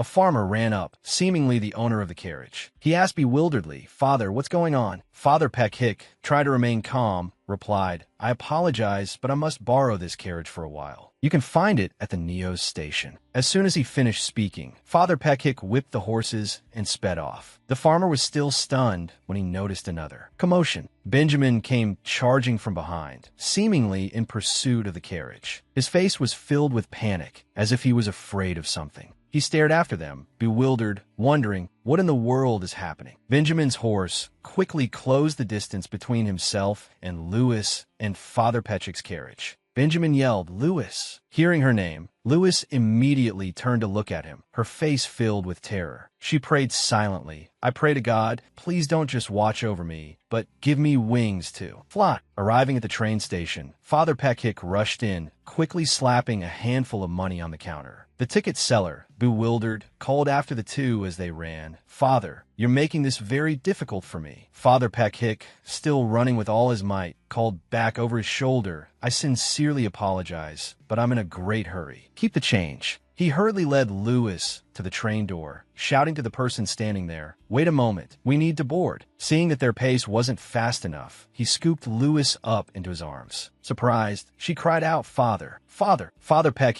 didn't reply, simply carrying her as he ran. Lewis didn't ask any further questions, pressing her lips together as she glanced back. As soon as she saw clearly, her expression changed. Behind them, Benjamin was spurring his horse in pursuit, yelling, "Lewis!" His face was fierce as he continued to roar, "When I catch you, you won't get away with this." As soon as they reached the back of the train and Lewis was set down, she cried out, "Absolutely not." She clung tightly to Father Peck, saying in terror, "I don't want to." Then, covering her ears, she screamed, "I hate you." Father Peck quickly embraced Lewis, comforting her. It's all right, Lewis. Everything's okay now." Lewis hugged Father Peck tightly, sobbing uncontrollably. Peck looked at her and sighed, softly saying, "It's all right." They sat together at the back of the train for a long while. A while later, after bandaging her scrapes, Father Peck gently asked, "Are you all right, Lewis?" But she remained silent, saying nothing. Seeing her demeanor, Father Peck grew more worried. He moved closer, sat down, and said to Lewis, "Lewis, I feel so terrible for what happened to you." Lewis was surprised by this. She sadly replied, "You don't need to apologize, Father. Benjamin is the one who's evil." Father Peck said, "No, Lewis. To be honest, I did something wrong. I thought it was best for you, so I acted the way I did, but I ended up putting you through so much hardship." The more Lewis listened, the more heartbroken she felt. Father Peck continued, "I didn't listen to you, and instead, I made my own decisions." He frowned slightly and added, "From now on, even if you continue to scold me, I'll accept it." Hearing this, Lewis's tears flowed freely. She sobbed, No, Father. You let me resent and scold you for the rest of my life, don't. It had to be you, Father. When the whole village turned their backs on me, you were the only one who stayed by my side." Hearing these words, Peck couldn't help but be astonished. Lewis continued, "On the contrary, I'm the terrible one." She tried to wipe her tears as she went on. "You let me resent and scold you for the rest of my life. Don't say such things so casually." When Benjamin's wicked nature wasn't exposed, anyone would have thought becoming his family was the best thing. I understood that too. As her crying subsided, Lewis lowered her head, speaking with a hurt expression. "For someone like me, who only knew life in the village, there probably wasn't any other way." Father Peck was stunned. It took him a moment to speak. "Lewis," he said frankly, "don't make excuses or compromise for wrongdoing.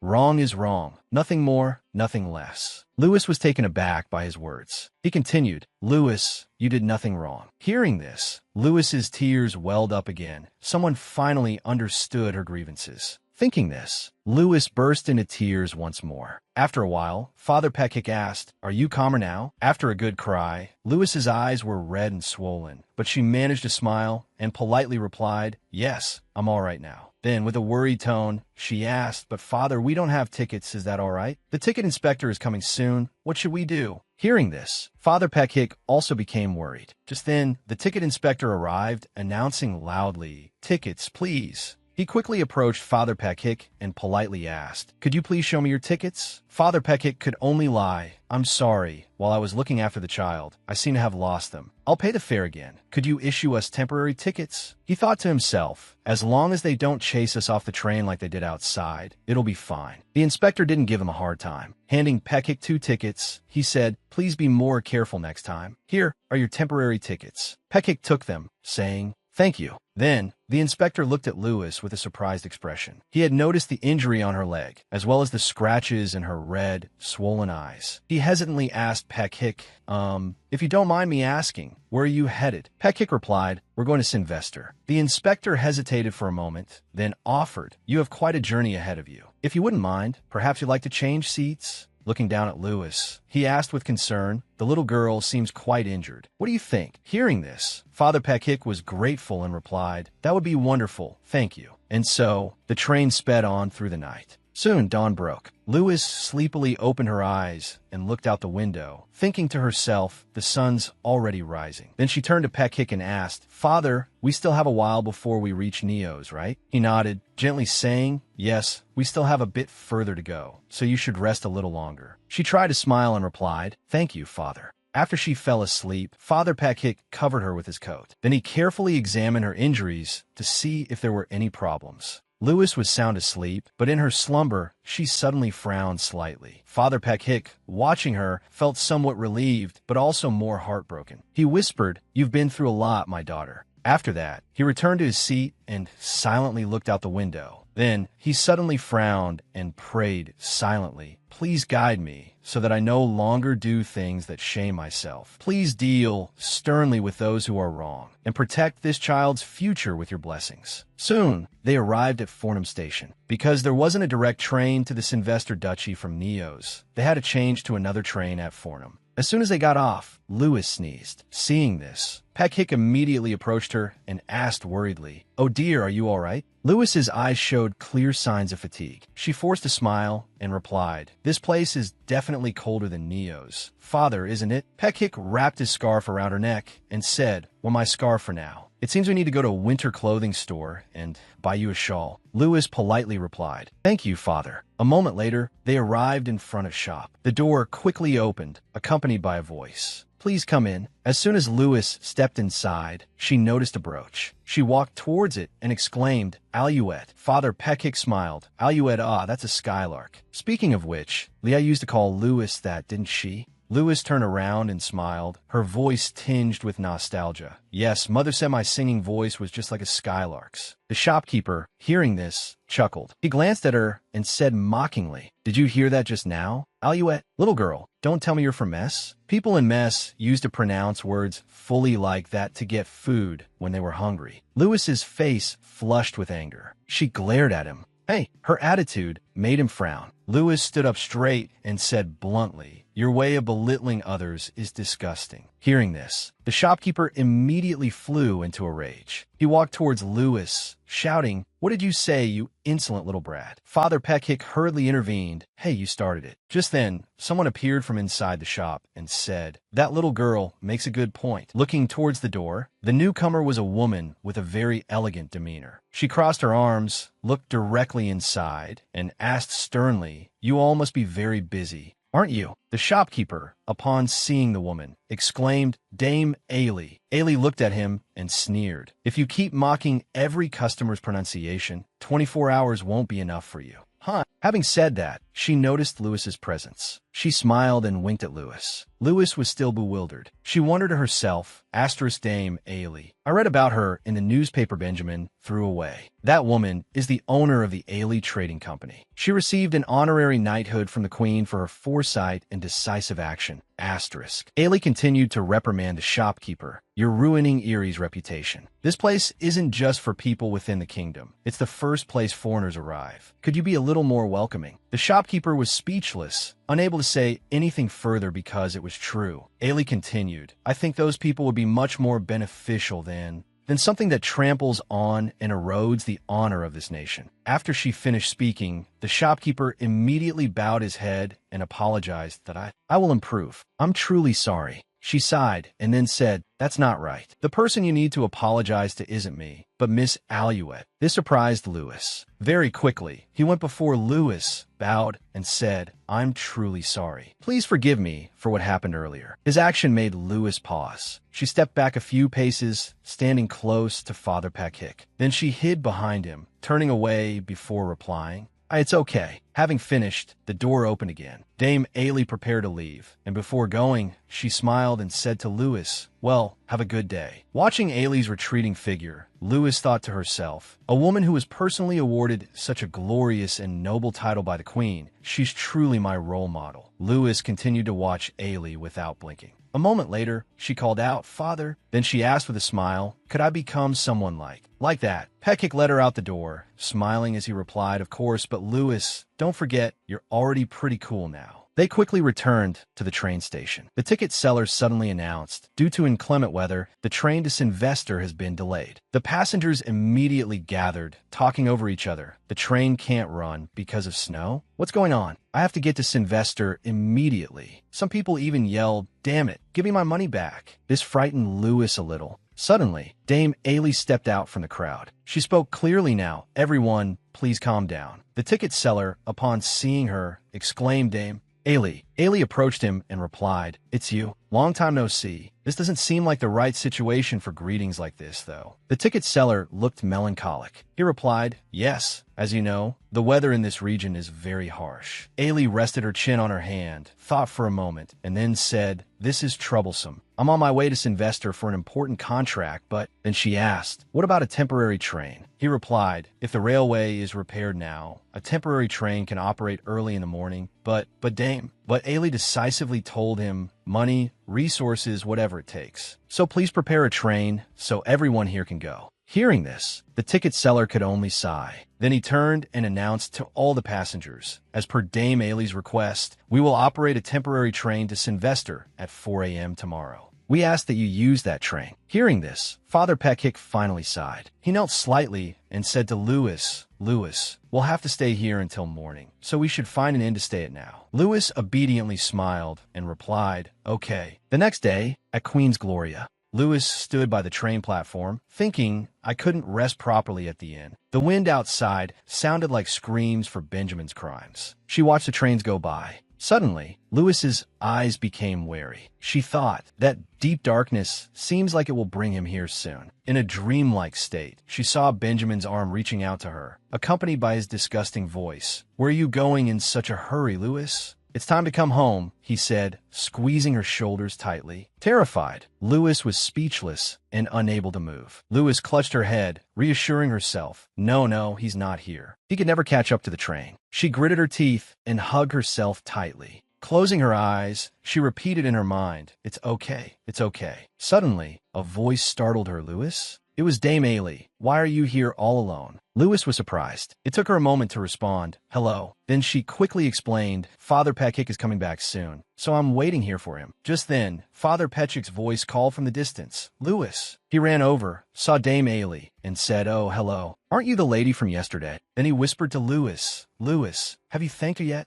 Louis remembered that, the person at the shop. She turned back to Ailey, embarrassed. "Thank you so much for yesterday." Dame Ailey bent down slightly and replied with a smile, "It wasn't anything that deserved such thanks." She patted Louis's head. "Thank you, Mississippi." Ailey then asked, "If you don't mind, may I ask your name?" Louis immediately replied, "My name is Louis." Ailey smiled warmly. That's a beautiful name, Louis." She then asked, "Are you two also on your way to Sylvester?" Louis looked up politely and answered, "Yes." "Are you going there too, Dame?" Ailey extended her hand. "Yes, if you don't mind. May I have the honor of traveling with you?" Peck, overhearing their conversation, smiled to himself. Louis seems to like her very much. Louis blushed. She stammered, I like that very much." Then she worried, "But your seat is different from ours. What should we do?" Ailey smiled, "Don't worry. Because there are few passengers, I was able to reserve seats in first class for a comfortable ride." Louis was astonished. She thought one first-class seat costs as much as a common family's food for a week, and she rented the whole compartment? Dame Ailey stood up and led the way, looking back at Louis and Peck. "Come to our seats." Ailey smiled and said, "Please, come in." Louis gaped at the interior. "Wow, is this first class? It's even bigger than my mother's house." Just then, another person entered. "Dame, you're back?" The newcomer, dressed in elegant attire, bowed formally upon entering. Dame Ailey immediately stepped forward and introduced him to Louis and Peck. "Oh, this is Peter Wilson." Louis froze for a moment, then remembered her manners. I must greet him." She quickly bowed. "Hello, my name is Louis." He seemed surprised, frozen for a moment before stammering a reply.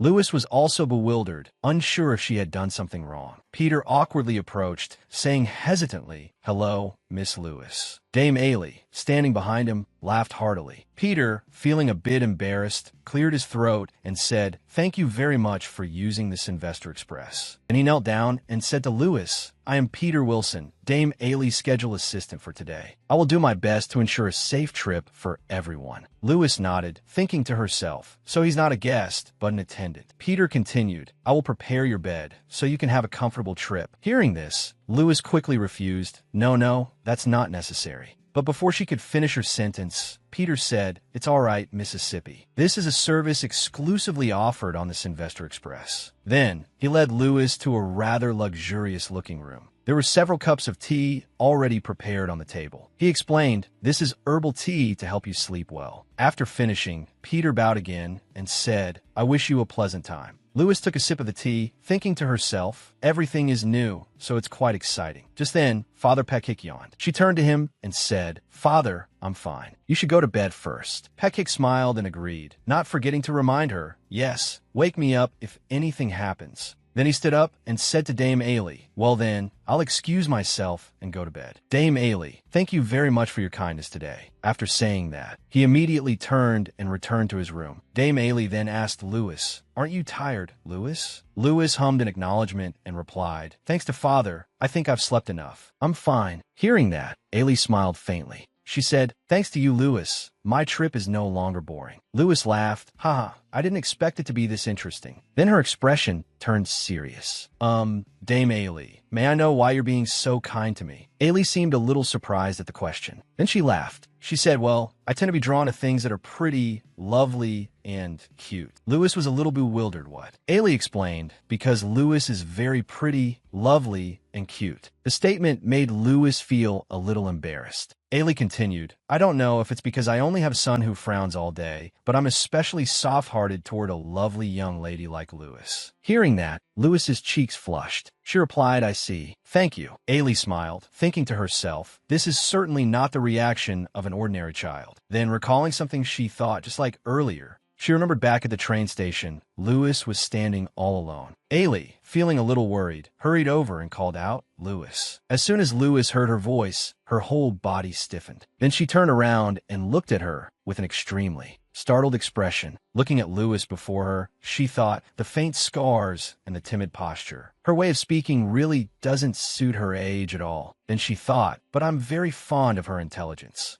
Yes, that's it. That's why I wanted to make the rest of your trip more comfortable. Ailey smiled as she thought, letting out a soft sigh. Then she asked Lewis, what brings you to Sylvester? Lewis smiled brightly and replied, I'm going to meet my father. Ailey looked a little puzzled. Your father? Lewis answered, yes. Due to certain circumstances, I haven't been able to see him since I was born. She then took a necklace out of her pocket and continued, thanks to this necklace my mother left me, I was able to find out where he is. It was the same necklace Leah had given her before she died. Seeing the symbol, Ailey was utterly astonished. She stared at it, thinking this. She said to Lewis, if you don't mind, could you let me take a closer look? Lewis looked a little bewildered, wondering what's this about. She then replied, yes, here you go. She handed the necklace to Ailey. Examining it closely, Ailey thought, this is definitely... She looked up and asked Lewis, do you know anything about the family that uses this crest? Lewis honestly replied, yes, I heard it's the Imperator family of Sylvester. The priest told me. Ailey's expression turned serious. Folding her arms, she asked, then I assume you know what kind of family the Imperators are. Lewis looked down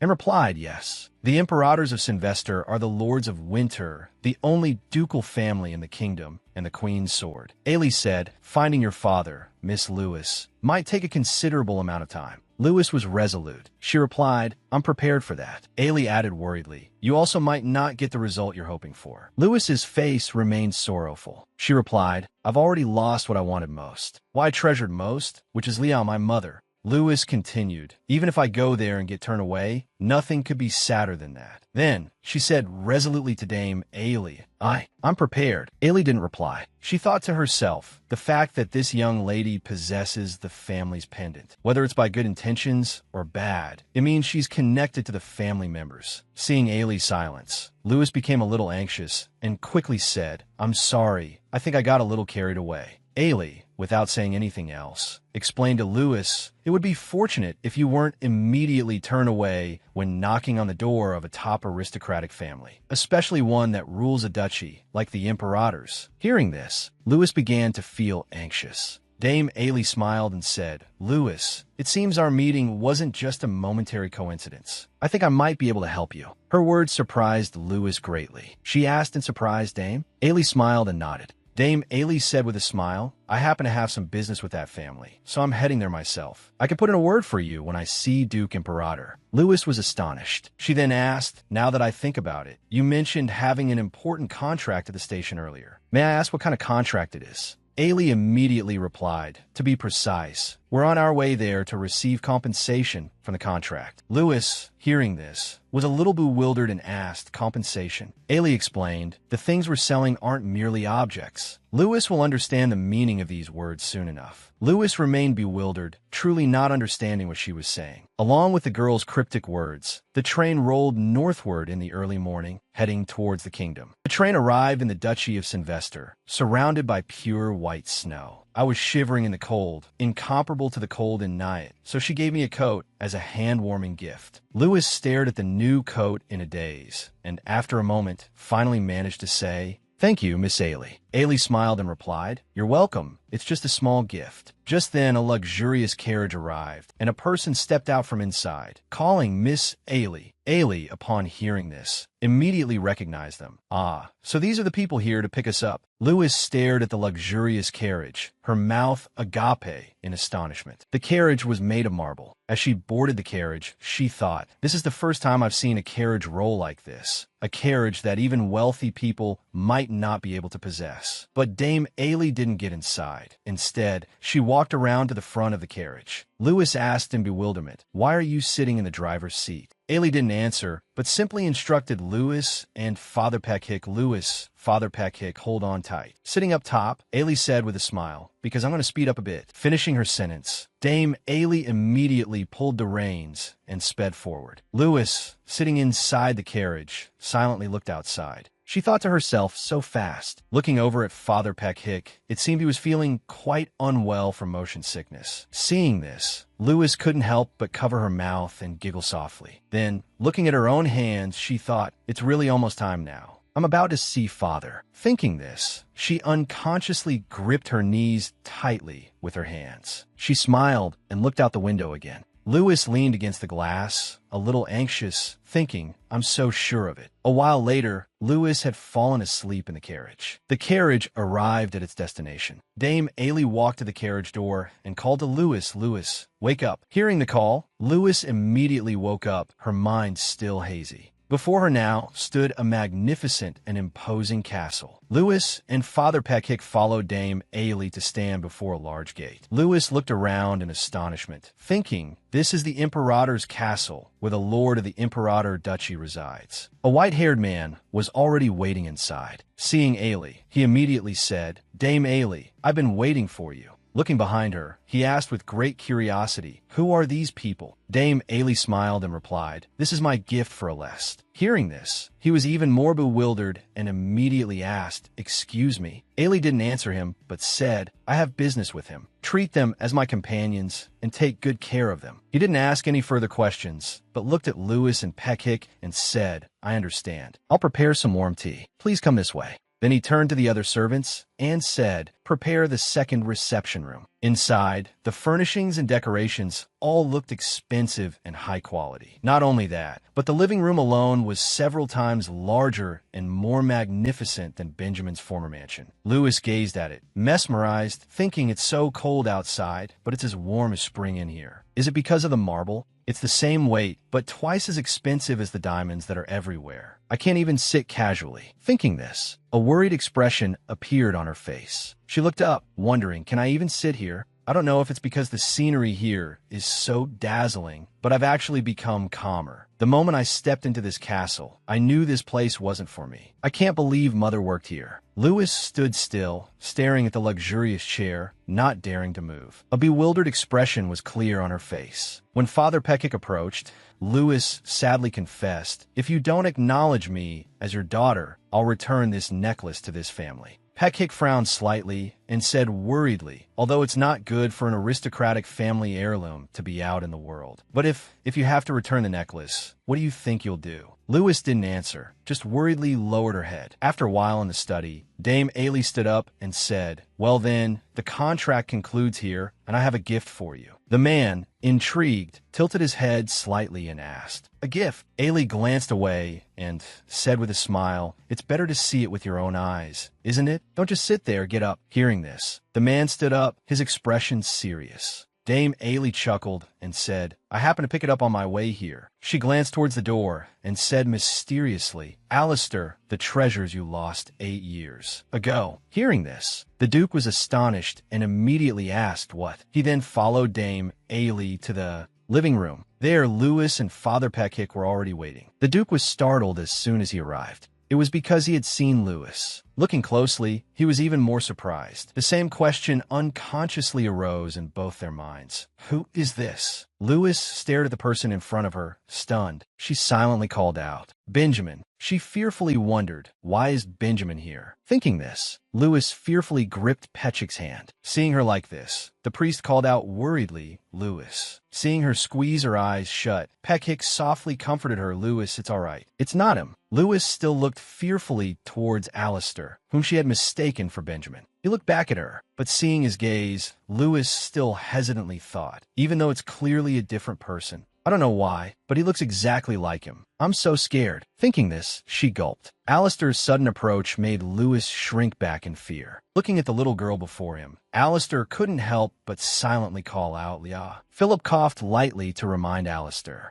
The three of them, including Lewis, froze. Dame, watching the scene unfold, couldn't help but think in surprise. How can an 8-year-old girl withstand Alistair's pressure? Just standing there like that is a miracle, right? Butler Philip couldn't hold back any longer and went to Dame's side, asking in a low voice, "What is going on, Dame?" She forced a smile and replied, "I suppose I have to do this before this little miss faints." Philip seemed to understand, murmuring to himself, "Before the little girl faints, I have to stop it." "I see." Alistair, unable to contain his curiosity, asked, "Who is this child?" But Lewis didn't answer. Father Peckhick beside them also looked at her, bewildered. Peckhick quietly looked at Lewis. Then he hurriedly spoke up. "It's a great honor to meet the Grand Duke." He quickly explained, "We heard this child's mother once worked in this castle, so we came here to check on the child." He patted Lewis's head and prompted, "Lewis, greet the Duke." Hearing this, she stealthily glanced at Alistair. Seeing Lewis like this, Philip couldn't help but worry, thinking, could it be? Her hair is so much like Leah's. He then mused, if you had a skilled craftsman, you could create so many beautiful styles. Dame and Philip anxiously looked at Lewis. Seeing Lewis, Alistair couldn't help but ponder. This child, she looked so much like her when she was young. Father Peckhick looked at Lewis and hurriedly continued. Before she passed, this child's mother left her something. He looked at the little girl in front of him and cautiously asked, "Lewis, could you show it to the Duke?" Alistair felt as if he'd been struck by lightning. He cautiously wondered, passed away? The child's mother. Who was the child's mother? A series of thoughts flashed through Alistair's mind. Could it be Leah? Was it Leah? His eyes gradually reddened, but when he saw what was presented, he quickly dismissed his own thoughts. No, it can't be. There's no way. I clearly sent her to a safe place. Lewis opened her hand, revealing a necklace. She stammered, my mother's name was Leah. Peckhick cautiously explained, 8 years ago, Leah fled to Nyaat with Lewis. Not long ago, she returned to the arms of the Lord. Lewis hesitantly looked at Alistair. By now, he could no longer control himself. Tears streamed down his cheeks. Seeing this, Lewis thought in confusion. I don't know if it's because of the tears rolling down his cheeks, but in that moment, my heart ached. She slowly reached out her hand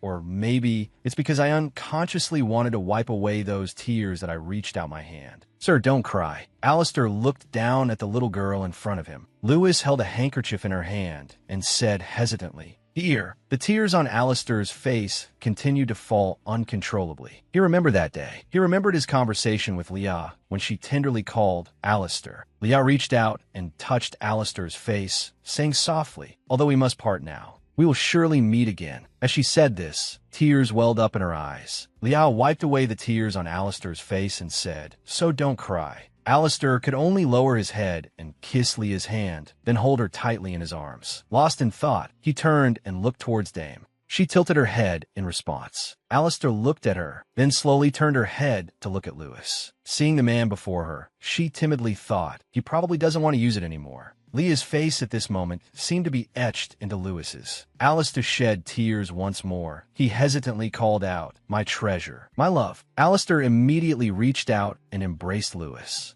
She was confused, not understanding what was happening, when Alistair called out again. "My daughter." He hugged Lewis and tenderly asked, "Did Leah get it to you?" She was about to answer, when Alistair stroked her hair and continued to ask, "Your name is Lewis, right? Such a beautiful name. That necklace, it's what I gave to your mother." Dam and Philip, upon hearing this, couldn't help but be astonished. Lewis, hearing this, asked in bewilderment, "What?" Alistair gave a wry smile and said, "I suppose I am your father." Lewis looked at the man before her, stunned, thinking, I thought it was someone who worked for this family. But why did my mother tell me that my father was the only Grand Duke of the kingdom?" Philip, the butler, couldn't contain himself any longer. He stammered, trying to explain, "There's dust in my eye." Philip accepted a handkerchief from Dam, embarrassedly saying, "Thank you." Father Peckhick, standing nearby, also couldn't help but shed tears. As Alistair embraced Lewis, she thought once more, "Finally, the moment I've longed for has arrived. But why at this moment do I feel so afraid?" Lewis hugged Alistair, tears welling up, and said, "If only this moment had come sooner, we could have met earlier." She thought of the image of a family of 3 and, sadly, said, "We could have been together." Alistair could only hold Lewis tightly and softly say, "I'm sorry. I'm so sorry." At this moment, Dam approached and called out, "Grand Duke Imperator, it seems there's been a change in the contract, hasn't there?" Hearing Dam speak, Lewis remembered. That's right, she said she had something to do regarding a contract. Alistair frowned and said, "That hasn't been decided yet." Hearing this, Dam cheerfully replied, "Well, now that you have such a lovely daughter, the terms of the contract should be changed." She then reassured Alistair, "But with the current situation, let's take it slow. For now." Lewis wondered suspiciously, "A contract?" Before she could finish her thought, Dam called out, "Lewis." She cheerfully reminded her, "Next time we meet, remember to call me Mother." Lewis asked back, confused, "What?" Watching Dam and the butler leave, Lewis turned to Alistair and asked, "Grand Duke, what did she mean just now?" He sighed and replied, "Dam Eiley is expected to become my wife soon." Lewis was astonished, thinking to herself, the stories in novels aren't all true. Things passed down for a long time aren't necessarily always how they happened. Thinking about the stepmother bullying the stepchild and the conflicts between half-siblings, imagining the scene of a family of 3 together, Lewis couldn't help but fearfully think about a child gradually losing their place in the family. "I will live in loneliness and sadness, no different from death." Thinking of this, she nearly collapsed. Seeing her like this, Alistair called out in confusion, "Lewis." She covered her face, bewildered, thinking back. Why didn't he get married right away after having my mother? I really don't understand. Lewis couldn't hide her panic, wondering, will I be kicked out of here now, or will I be sent back to Benjamin's place? The more she thought, the worse Lewis's mood became. She thought to herself, in this moment, I can only think of myself. She unconsciously looked up at Alistair. Seeing her like this, he became even more worried and called out, "Lewis." Looking at the man before her, Lewis's inner turmoil intensified. Even though God had given her the opportunity she longed for, Lewis lowered her eyes, her whole body trembling. She silently passed judgment on her own life, now lacking the strength to overcome this adversity. Alistair continued to look at the child before him with concern. Suddenly, Lewis knelt down. Alistair still didn't understand what she was doing. Father Peckhick started to approach, but Lewis spoke in a serious tone, assuring him, "I will try to live discreetly so as not to be discovered." She clasped her hands in prayer. "You can send me anywhere, but please don't send me back to that place." At this point, the little girl's tears couldn't be held back. Trembling, she pleaded, "I beg you." Alistair, not understanding what Lewis wanted, replied, "Why would I send you away?" Then, he declared loudly once more, "No one can drive you out of this place." "Lewis, I've already said, nothing has been decided yet, so if you have any questions, I'll explain it to you. So please just stay by my side." As he reassured her, Alistair placed his hand over his heart. Lewis looked up at him in surprise. She clenched her hands and asked, "Is that true? Is it really all right?" Alistair knelt down beside her and affirmed, "Really, it's only natural." Lewis couldn't contain her joy and laughed. She closed her eyes, her thoughts still in turmoil. Can I really be at ease now? Now, then. Before she could finish her thought, her body began to sway. Peckhick rushed forward, calling out worriedly, "Lewis." But Alistair heard the little girl's even breathing. He looked at Lewis and murmured, "Are you asleep?" Holding her tightly in his arms, he angrily wondered, what in the world happened during these past 8 years that I don't know about? Then, Lewis was carried back to her room by the priest and Alistair. Both stood looking at the little girl in bed. Pekik turned, quietly asking, "Did you call for me, Your Grace?" Alistair didn't look at him, but politely asked, "Could we talk for a moment?" Pekik, puzzled, agreed yes. Once outside, Alistair explained, "During this time, I've been receiving replies to my letters very regularly, and I thought everything was all right." Father Pekik asked doubtfully, "Replies to what?" Alistair was momentarily stunned. Then he stammered, "Leah has been replying to the letters I sent." But before he could finish, Pekik interrupted, "As far as I know, no letters have been sent to Leah." Alistair couldn't hide his astonishment. He muttered in confusion, "Something isn't right, is it?" Alistair recalled the letters and said, "I definitely received letters from her. Although the replies were only short, saying that everything was fine, there was no mention of me having a daughter." At this, Pekik voiced his suspicion. Could it be that someone else wrote them? Alistair, still bewildered, asked, "Who would do such a thing?" He suddenly realized something. Remembering Benjamin's face, Alest couldn't help but be suspicious. Could it be that his brother was such a person? Recalling that handshake, Alest couldn't help but think, 8 years ago, I didn't want her involved in the family's inheritance struggle. Thinking about the farewell embrace with Leah that made him secretly grateful. In the end, my only brother decided to become an adopted son in a family without an heir to escape. One day before the succession ceremony began, I entrusted my beloved Leah to my brother, the only person I could trust. Because if the succession ceremony began, I wouldn't know when I would be able to open my eyes again. And even if I did open my eyes, there was no guarantee that my life would be spared. But for the sake of the one I loved, I swore to win that fight. If I became someone no one could treat carelessly, then I could officially bring her back. Alest angrily punched the doorframe, silently vowing, "Benjamin, if you insist on doing this, I will make it impossible for you to live and breathe in this world." Pekik, seeing him like this, hesitantly said, I don't know if saying this is disrespectful or not." Then he didn't hesitate to speak his mind. "I see Lord Benjamin doesn't treat Lewis well." Alest was stunned upon hearing this. Pekik looked at him and explained, "Before bringing Lewis here, she had quite a few injuries." Alest, as if going mad, smashed the window pane. He angrily shouted, "What?" Although his hand was injured, Alest didn't care. He only blamed himself. "I should have been more careful. I shouldn't have made such a rash decision." Also, Benjamin proclaimed himself Lewis's guardian. Perhaps he also threw the letter away. Although giving orders, Alest still couldn't hide his bewilderment. Remembering that dilapidated house, Alest couldn't help but think, right when I won the inheritance war, the family had completely become a wasteland. By the time I restored the family's honor and position, deeply ingrained in this land, to the point where 10,000 people had to look up to us, the moment my daughter was born had already passed without my knowledge. That child grew up deprived of the Imperator's power, the rights she should have enjoyed. Alest held his head in self-reproach, all because of my negligence. Thinking, he clenched his hands even tighter. Pekik, seeing this, worriedly said, "Your Grace?" Alest raised a hand to his forehead and carefully said, "I've been rude. Now then, Lewis." Before he could finish, Pekik bowed his head and said, "I apologize." Alest, confused, asked, "What? Apologize for what?" Pekik then began to explain. An old man with no discernment, I vouched for him to become her guardian. This time he knelt down and blamed himself. "I almost ruined that child's life, a sin I will pay for with my life." Seeing Pekik like this, Alest clarified, "Someone like me, who didn't even know of her existence, who didn't search for her for a long time, has no right to say such things." He reached out his hand to Pekik and continued, "Seeing the priest bring her here like this, he must not be such a bad person after all." When Pekik reached out his hand, Alest explained again, "Didn't he bring Lewis all the way here after realizing his mistake?" Then he sincerely said, "On the contrary, I should be thanking you." Back in Lewis's room, as soon as she opened her eyes, she was startled and sat up. Lewis was stunned for a moment. Looking at her surroundings, she murmured, "Where is this?" Taking in the scene inside the room, she breathed a sigh of relief, thinking, so it wasn't a dream. Just then, a knock at the door caught Lewis's attention. She looked towards the door and stammered, Who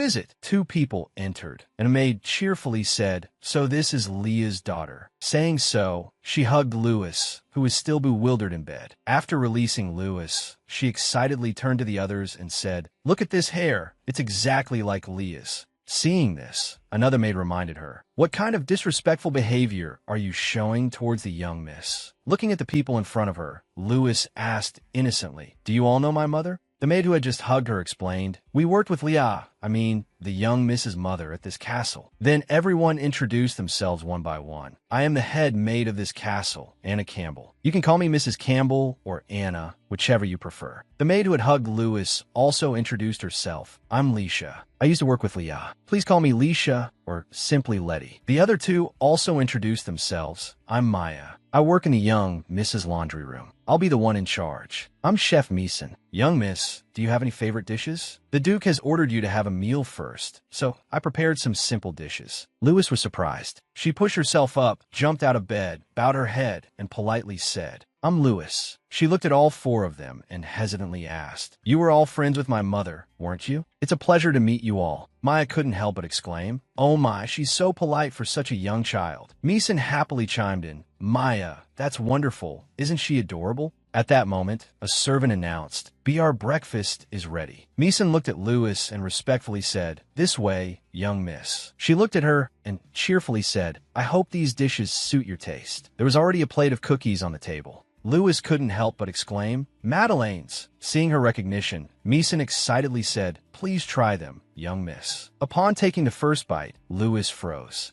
Seeing this, Leisha asked worriedly, Well, do they suit your taste? By now, Lewis's eyes were red, and she replied shakily, They taste exactly like the ones my mother made. Hearing this, Leisha replied with relief, Of course, because I made them with a recipe Leah taught me. Upon hearing Leah's name, Lewis couldn't help but ask, Mother, Leisha explained, It's a precious recipe that even the master hasn't tasted yet. At this point, Lewis could no longer hide her emotions. Seeing her like this, everyone worriedly called out, Miss. Lewis's tears kept falling, and deep down, she was in constant agony, thinking I miss Mother so much. She remembered the days in that room, and even after returning, she had countless nightmares. Lewis kept sighing until she saw Leah sleeping beside her. She continued to gaze at her, then couldn't help but snuggle into her mother's arms, causing Leah to wake up. She could only look at Lewis, who was holding her tightly. Wrapped in Leah's embrace, Lewis couldn't help but think, at that time, the warmth was deeply engraved in my heart. Leah looked tenderly at her young daughter. Perhaps she would never know that no matter whose love she received, she would never have that feeling again. Leisha hugged Lewis tightly and comforted her. It's okay, everything's all right now. Anna also looked at Lewis tenderly and said, That's right, this is Mrs. Home. With us here, no one can hurt you. Lewis, hearing this, whimpered, Thank you. Hearing this, she explained with even more concern, Miss is Leah's daughter, so you're like our granddaughter too. Leisha also assured her, We will protect you. Then she softly said, Please rest comfortably, Mississippi. Lewis kept thinking, I wonder if it's because of all the fatigue I've accumulated since birth, but my eyes closed once again in a warmth just like Mother's. At that moment, two people appeared outside. The two children, Aless students, couldn't help but whisper curiously, Is that her? I heard it's her. The two of them stood staring at the sleeping Lewis. They just stared blankly, until Karina said doubtfully, She doesn't look like Master at all. Kars agreed, Yeah, not at all. Then the two fell silent again, watching Lewis sleeping on the bed, but she suddenly stirred. Karina reached out and touched Lewis's hair, causing Kars to panic. He whispered, Wait, what if she wakes up? Karina stopped. She still said suspiciously, This is fine, but is she really Master's daughter? At that moment, Lewis suddenly turned over. Karina panicked and asked, is she awake? Then she turned to Kars. Should we run? Knowing the situation, he seriously said, Let's run. Karina tiptoed after him, saying, Hey, wait up. But before they could leave the room, Kars bumped into someone. He yelled and fell down. Karina, seeing the other person, also stopped abruptly. Looking at Alest in front of them, the two panicked and said, Ma Master. Alest, seeing this, said in confusion, You too. The two children were frozen with fear, thinking anxiously, Are you going to scold us? Then they seemed to realize something. Both of them bolted out of the room, not forgetting to say, Good night, Master. Good night, Master. Aless thought with a headache, I had a feeling when I heard the twins had arrived. He sighed and wondered, Should I send them back? He was so lost in thought that he hadn't even picked up his drop coat. Aless stood in front of Lewis's door, thinking. It was still dark outside. Butler Philip muttered to himself as he walked. This place isn't used often, so it's quite cold. Then he thought, I should probably have more firewood brought in. When he saw Aless standing in front of Lewis's door, Philip asked in surprise, Master, what are you doing here? Aless calmly replied, I'm keeping watch. Philip asked, puzzled. Who are you watching, sir? Looking at Aleste, he couldn't help but ask suspiciously, You're not planning on standing guard like this every night, are you? Aleste didn't deny it, simply saying, If necessary, I'll consider it. He glanced at Philip and said dejectedly, If I were to lose even this child, I wouldn't have the face to see Leah, even in death. As he spoke, Aleste's emotions became difficult to contain. Philip looked at his master with concern. Aleste continued, I also don't want to wake a child who's finally asleep. Philip agreed, Of course, sir. He then added, Having someone clinging to you and staring at you first thing in the morning wouldn't exactly be a pleasant way to start the day, would it, sir? Aleste paused, a little embarrassed. Before he could respond, Philip's voice rang out again, Don't worry, sir. He reassured him, Isn't this your castle? He also affirmed, Who could possibly harm the young miss here if we don't let them? Then Philip sighed and muttered, Goodness, that stubborn man. I'll have to tell most of the staff to stay away. By now, the sky had begun to lighten. Aleste outside seemed to sense something. Louis yawned, thinking to herself, I slept too much. There was a knock at the door. Louis wondered, Who is it? She called out, Who's there? As soon as she stepped outside, she saw Aleste. He stammered, I was wondering if you'd like to have breakfast with me. Louis was surprised and replied hesitantly, I don't mind. Hearing this, Aleste's heart leaped with joy. He said, All right. He knelt before Louis and said gently, I'll have the maidservant come in. Get changed out of your night clothes and we'll go. Louis stared at him for a moment before replying, Okay. Looking into Aleste's eyes, she wondered, is it the light, or are his eyes even more golden than usual? As if sensing her gaze, Aleste asked, Wonderful, aren't they? Louis replied shyly, More than wonderful. The two of them stared at each other awkwardly. Looking at the man fidgeting before her, she thought, the man mother loved. It's still awkward and scary to call him father. Louis's mood seemed to lighten as she realized, but strangely, the fear in my heart is disappearing. She said sincerely, They're beautiful. Just then, Maya came hurrying along. She thought happily, I must quickly get Lady Louis ready. While walking, she happened upon Louis and Aleste. She quickly bowed and said, Good morning, master. Aleste said cheerfully, Just the person I needed. It's fortunate you appeared. He instructed, Please help Louis get ready. Maya, slightly surprised, respectfully replied, Yes, master. You can count on me. Aleste looked at Louis and said, I'll wait outside then. She nodded readily in agreement. As Aleste turned to leave, Maya couldn't help but watch him. She thought in surprise, Unlike with Leah, this is the first time I've seen him smile while talking. Then she quickly said to Louis, Let's go to your room, Mississippi. Before they got far, Aleste paused and called out Louis. Confused, she still replied,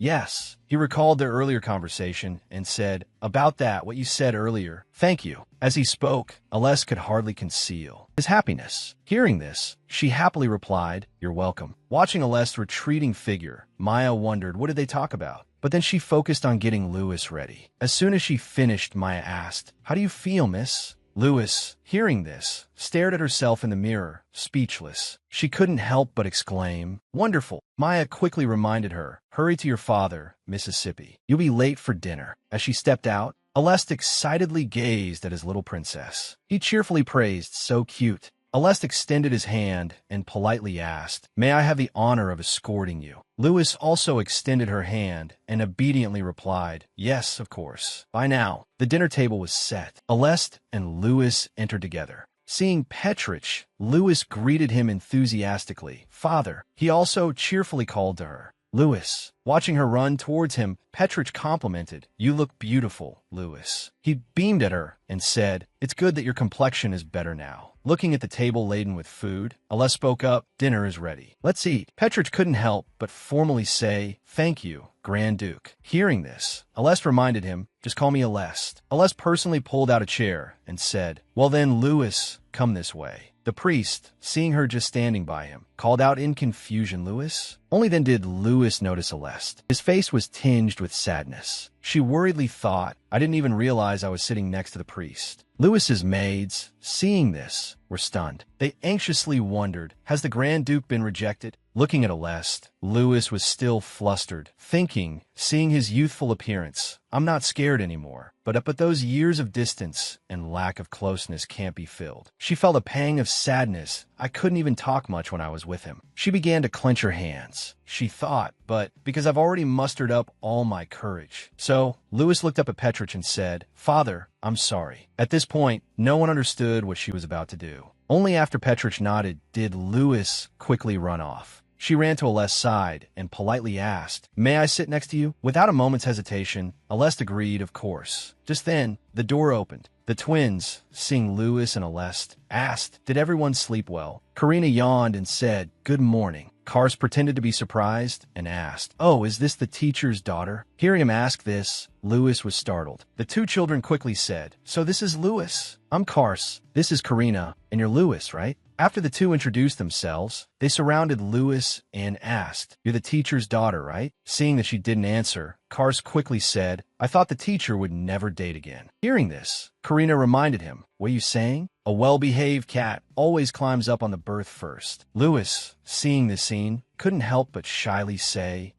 So Karina leaned closer to Louis and complimented her, "You're so pretty." Then she hugged Louis tightly and said, "Let's be good friends." Hearing this, Kars cheerfully said, "Me too." Louis then raised her hands and clapped them together, a cute smile playing on her lips. The long-haired boy with a blue hair tie in the back froze. At the same time, the short-haired boy standing nearby had a similar expression. Finally, both boys went pale and whispered, "So cute." Witnessing this, Louis just chuckled softly and thought awkwardly to herself, "They're cute too. From a different perspective, they're also 8 years older than me, huh?" Nearby, Alest sighed and said, "Let's talk later, eat now." Sitting near Alest, Louis gracefully brought the food to her mouth with a fork. Alest just sat there, resting his chin on his hand, watching Louis eat. Then he gave a gentle smile. Seeing Alest just sitting there looking at her, Louis turned to him in surprise. Then she spoke up, "Sir, aren't you going to eat anything?" Alest, sitting there, froze after hearing the question. After asking, Louis also sat quietly, staring ahead, thinking, "I wish I could call him Dad." Then she looked back at Alest, who was smiling wryly, and thought, "I can't say what I really want to."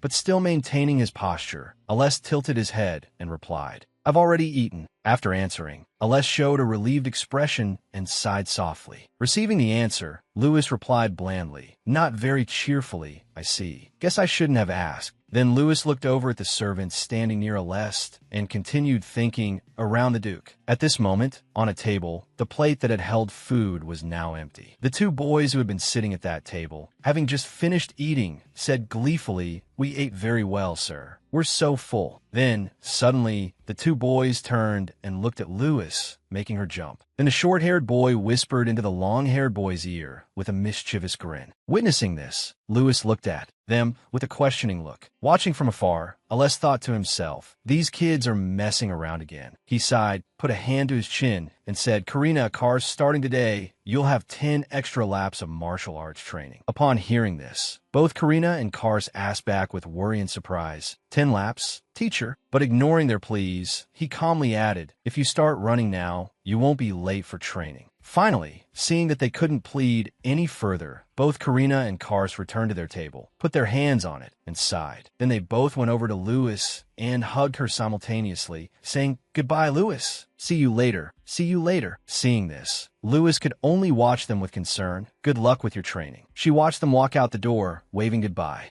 After the two of them left, Louis turned to Alest and asked, "Who were those people?" Seeing Louis's question, Alest readily replied, "They are Count Andrine's children. I'm training them to be knights." Louis's expression quickly became worried, just as Alest added, "No need to get too close to them." Hearing this, Louis gave a sweet smile and said, "They seem like well-behaved children." Hearing this, the nearby servants could only think to themselves, "That's not true, Mississippi." Then they thought about the image of the two young Karina and Kars. Adding to their thoughts, "Those kids are actually little devils." Just then, Alest cheerfully changed the subject. "There are many places in this city that Liao likes. Let's go see them." Hearing this, Louis's smile widened, and she thought to herself, "The places mother likes. I want to go too." Suddenly, Philip approached with a worried expression and said, "Although the master's garden is paved with marble, wearing a thin dress will be cold." Maintaining the same expression, Philip continued, "It's cold outside, so please dress warmly." Seeing Philip's concern, Louis, sitting beside him, looked up and asked, "Wouldn't that be too much trouble?" Hearing the question, Maya came forward and replied, "It's no problem, Mississippi. I'll change you into a warm and beautiful outfit." Many people change their clothes many times a day. Hearing this, Louis brightened and instructed, "Then let me know when you're ready." Maya, standing next to her, replied cheerfully, "Yes, Mississippi." A while later, Louis emerged from the room wearing a beautiful outfit. Upon seeing her, a blonde maid happily praised,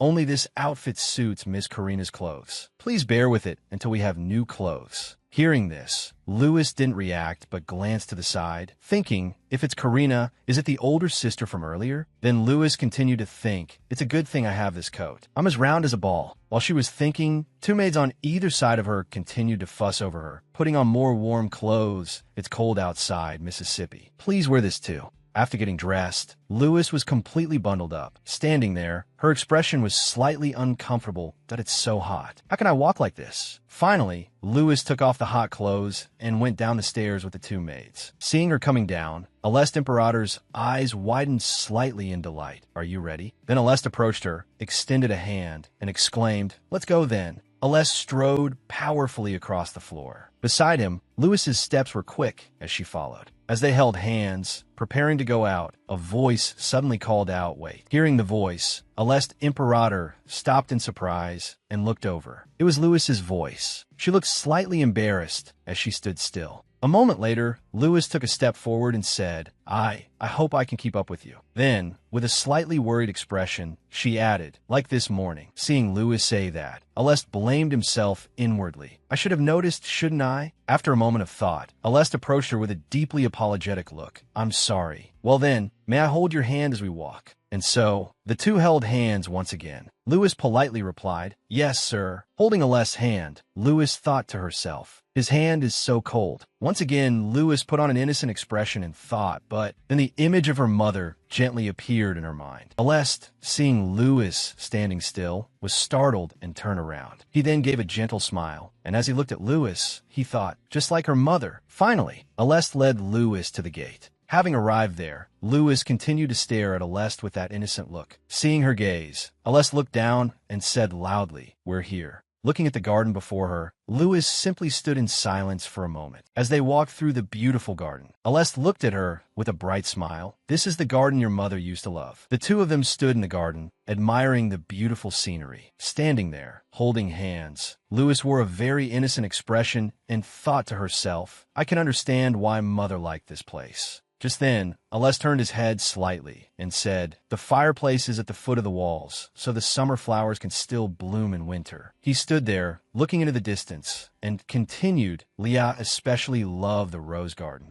Having said that, Aleste looked down at Louis and suggested, it's close by. Shall we go see it? Hearing this, Louis's cheeks flushed with happiness as she replied, yes. Aleste, still looking down, said, let's go. As soon as he finished speaking, he swiftly and gently scooped Louis up into his arms. Taken by surprise, Louis let out a small cry. Realizing what had happened, Aleste was once again taken aback as Louis looked at him and said, you don't need to carry me like this, sir. I can see the rose garden. But despite Louis's words, Aleste continued to hold her as if nothing had happened. Then, with a slightly disappointed look and a few beads of sweat on his face, Aleste asked, are you uncomfortable? Asked this, Louis, still with her hesitant look, replied, no, that's not what I meant. Of course, it's not uncomfortable being held like this by you, sir. Relieved by her answer, Aleste replied, if that's so, then that's good. They continued through the garden toward the gate adorned with beautiful roses and vines. Inside, Aleste still held Louis in his arms, his eyes slightly downcast as he looked into the distance. His voice was soft as he said, it would have been nice if our family could have come here together. He fell silent for a moment, his face clearly saddened. Louis, in his arms, saw his expression and thought to herself, indeed.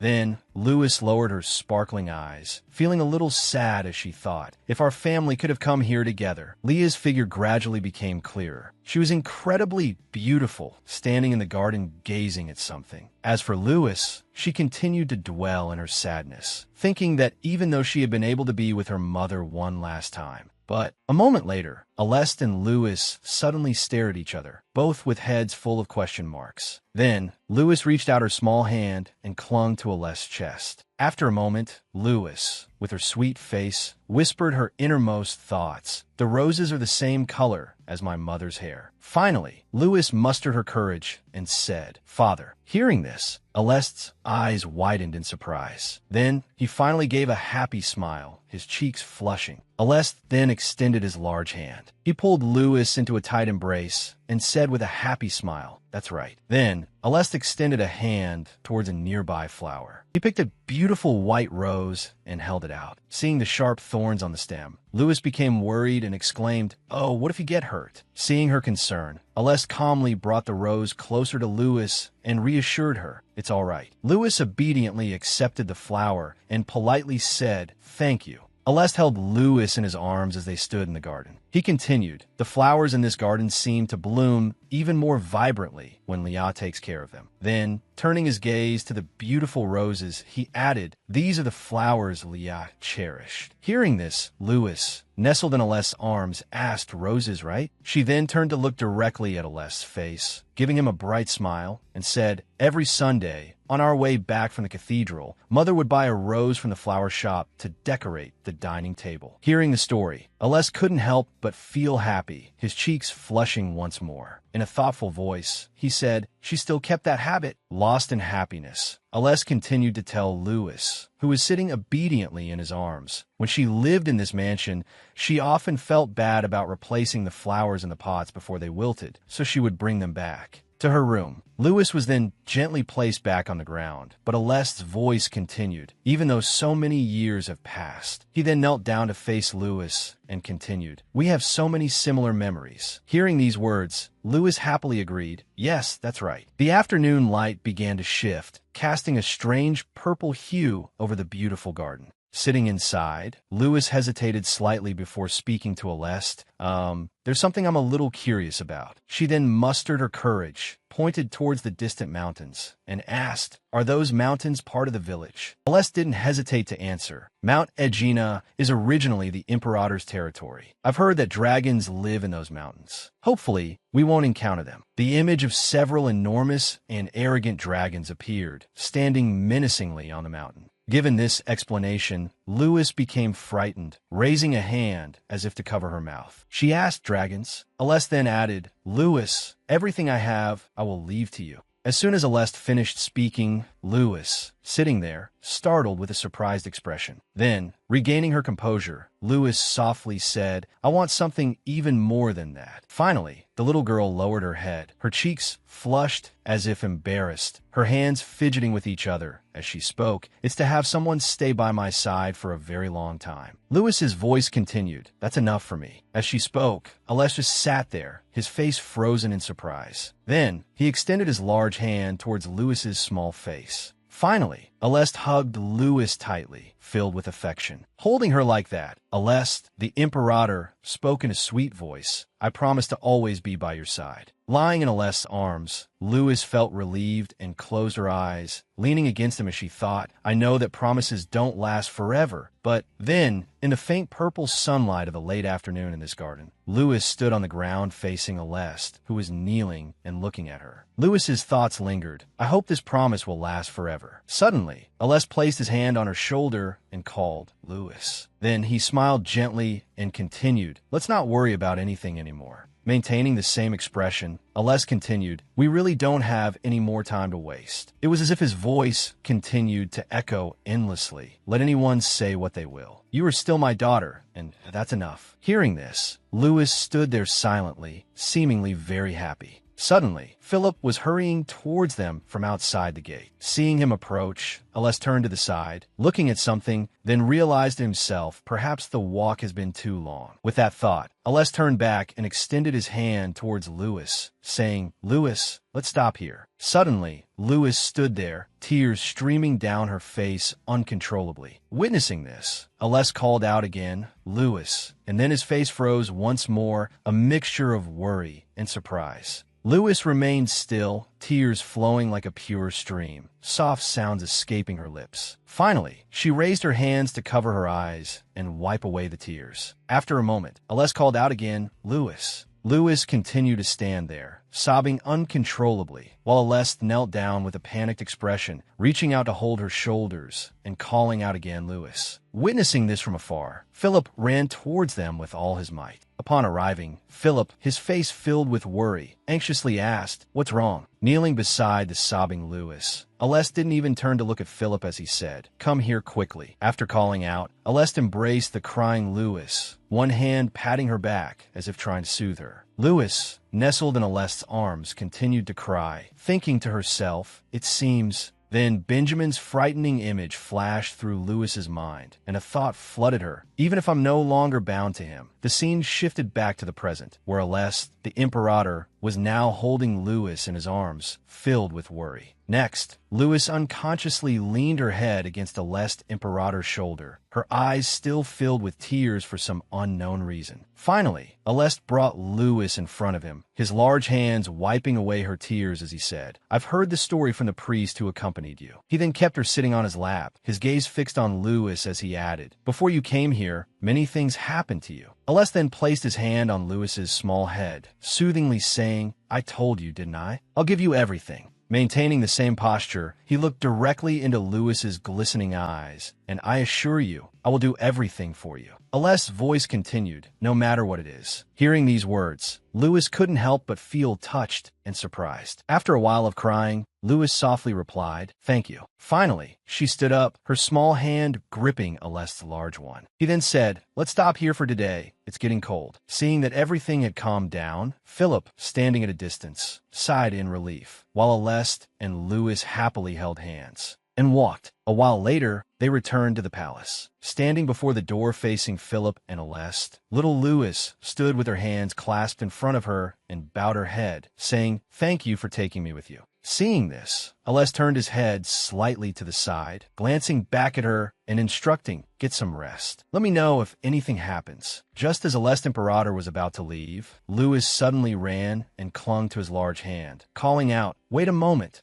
After stopping Aleste, she faced him and spoke. "Actually, besides what we talked about earlier, there's still many things I want to know." Louis's hand still gripped Aleste tightly, her expression worried as she continued to ask, for example, "Why didn't you let me go with you?" Or "What is your relationship with Dam?" Maintaining the same posture, Louis continued, "The Duke is a kind person, so I want to know everything clearly. I don't want to feel uneasy or worried when we're together." Her voice continued, "Please tell me when you feel comfortable. As long as you tell me, I'll believe you." Aleste, standing there listening to these words, looked slightly taken aback. Finally, Louis released Aleste's hand, clasped her hands in front of her, and smiled as she continued, "Even though I don't know when that will be, but..." After her long speech, Louis looked directly at Aleste with bright eyes and affirmed, "I'll wait for you until then." She then hesitated. Aleste's expression softened, as if waiting for something. At this moment, Louis finally said goodbye. "Be careful, your..." As she spoke, she couldn't utter the word "father," causing her to stammer awkwardly, "Though, if that's the case." Finally, with a worried expression, Louis covered her mouth with her hand and wondered to herself, "I just said it a moment ago. Why can't I say it now?" Seeing her predicament, Aleste didn't press the matter and knelt down to soothe her. "It's okay." He reached out and reassured her, "Take it slow. We'll start slowly. We still have plenty of time." After saying this, Aleste stood up and patted Louis's head. Louis smiled happily as he watched Aleste turn to leave. Just as he was leaving, Aleste tilted his head back slightly and said, "All right, I'll be going now." They quickly went inside another room. Inside, Philip stayed close to Aleste's side, his face filled with worry as he asked, "Are you all right, sir?"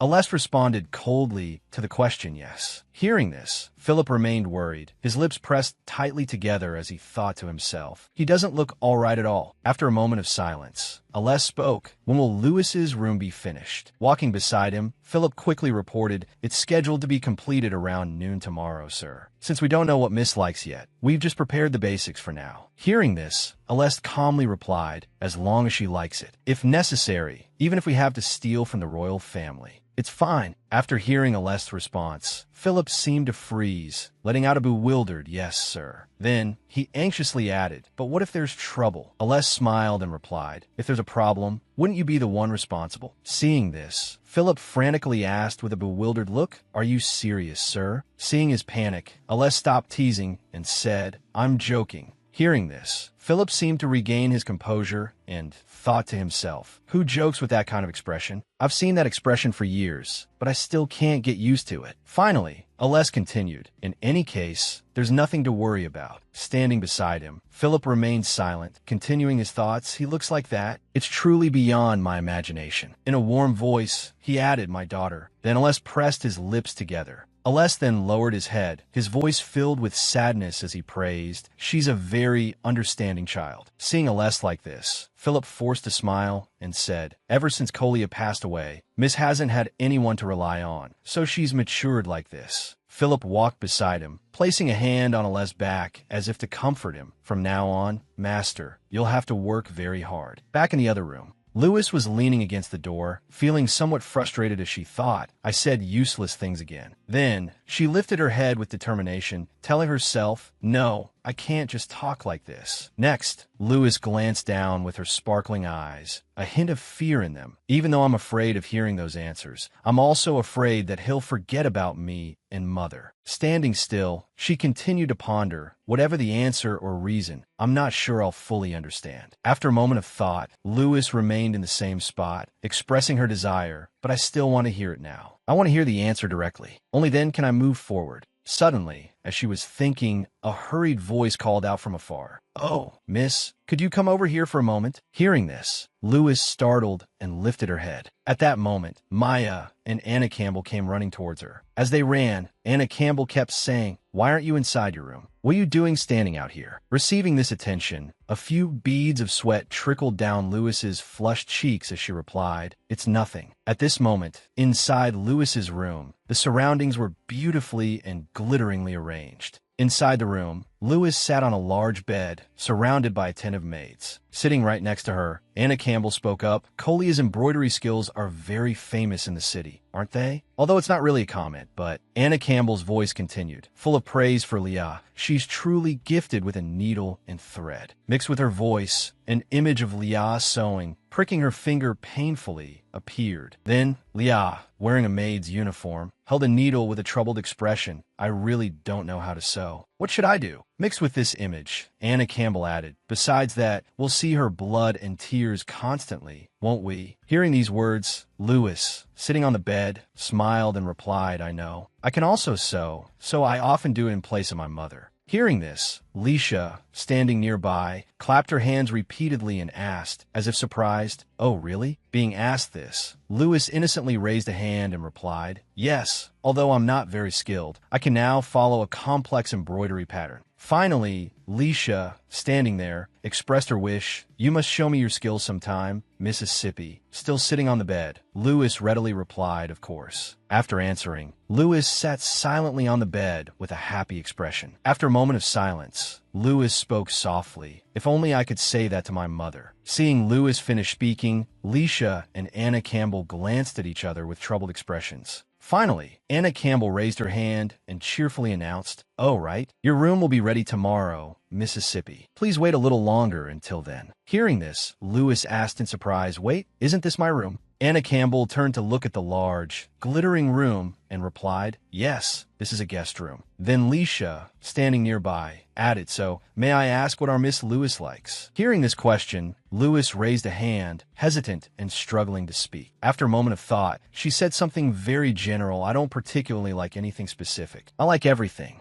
Seeing her hesitation, Leisha offered a series of suggestions. For example, what color do you like? Perhaps lovely lace patterns or creamy pink floral designs. Hearing these suggestions, Lewis was so surprised that her mouth dropped open. Then, slightly embarrassed, she scratched her cheek with one hand and hesitantly said, if I must answer, I find such childish things a bit. Hearing these words, Anna Campbell seemed to guess and asked, so, Miss wants things that look more grown-up? Then, Anna Campbell looked rather pleased. She brought a hand to her cheek, thinking of Philip tearfully thanking her. Thank you, Miss Anna. She thought to herself, this might ease Philip's worries a little. Then, Leisha, who was standing nearby, asked, besides that, is there anything else Miss likes? Hearing this, Lewis softly replied, books. I really like reading. Having said that, Lewis's eyes sparkled with anticipation as she asked, speaking of books, would I be able to study here? After she asked, Leisha readily agreed, saying loudly, of course, Mississippi. Then, Lewis sat still on the bed, a relieved smile on her cute face. "Could you please give me a light jacket so I can go outside for a bit?" Asked like that, Leisha happily replied, "Certainly, Mississippi." A moment later, inside the extremely magnificent library, slowly walking inside, Lewis was a little awestruck by the splendor before her eyes. Gradually, the enormous library revealed itself, sparkling and incredibly vast. Standing before such a large and magnificent room, Lewis could only gasp in surprise. Then, overjoyed, she brought both hands to her cheeks and exclaimed, "This is the first time I've seen such a big library. There are so many books." Approaching from afar, Anna Campbell looked at her with a smile and said, "Miss, please wait here for a moment. I'll bring you some good books to read." Then she went to a corner, brought a hand to her chin, and thought, at Mrs. age, picture books would probably be suitable, right? After that, Anna Campbell quickly walked forward. As she walked, she tilted her head slightly, looking at Lewis and thinking, "I should also choose a few difficult books to test Mrs. Level." A moment later, a stack of 4 or 5 books was neatly arranged on the table under the afternoon sunlight. Sitting on the chair, Lewis picked up a book, stared at it, and said, "Thank you for getting me the books." "What is this book?" From afar, hearing Lewis's voice, Anna Campbell glanced over, slightly surprised, and thought to herself, "That's the most difficult book." Having thought that, Anna Campbell froze like a statue, unsure what to do. Meanwhile, Lewis sat at the table, opened the book,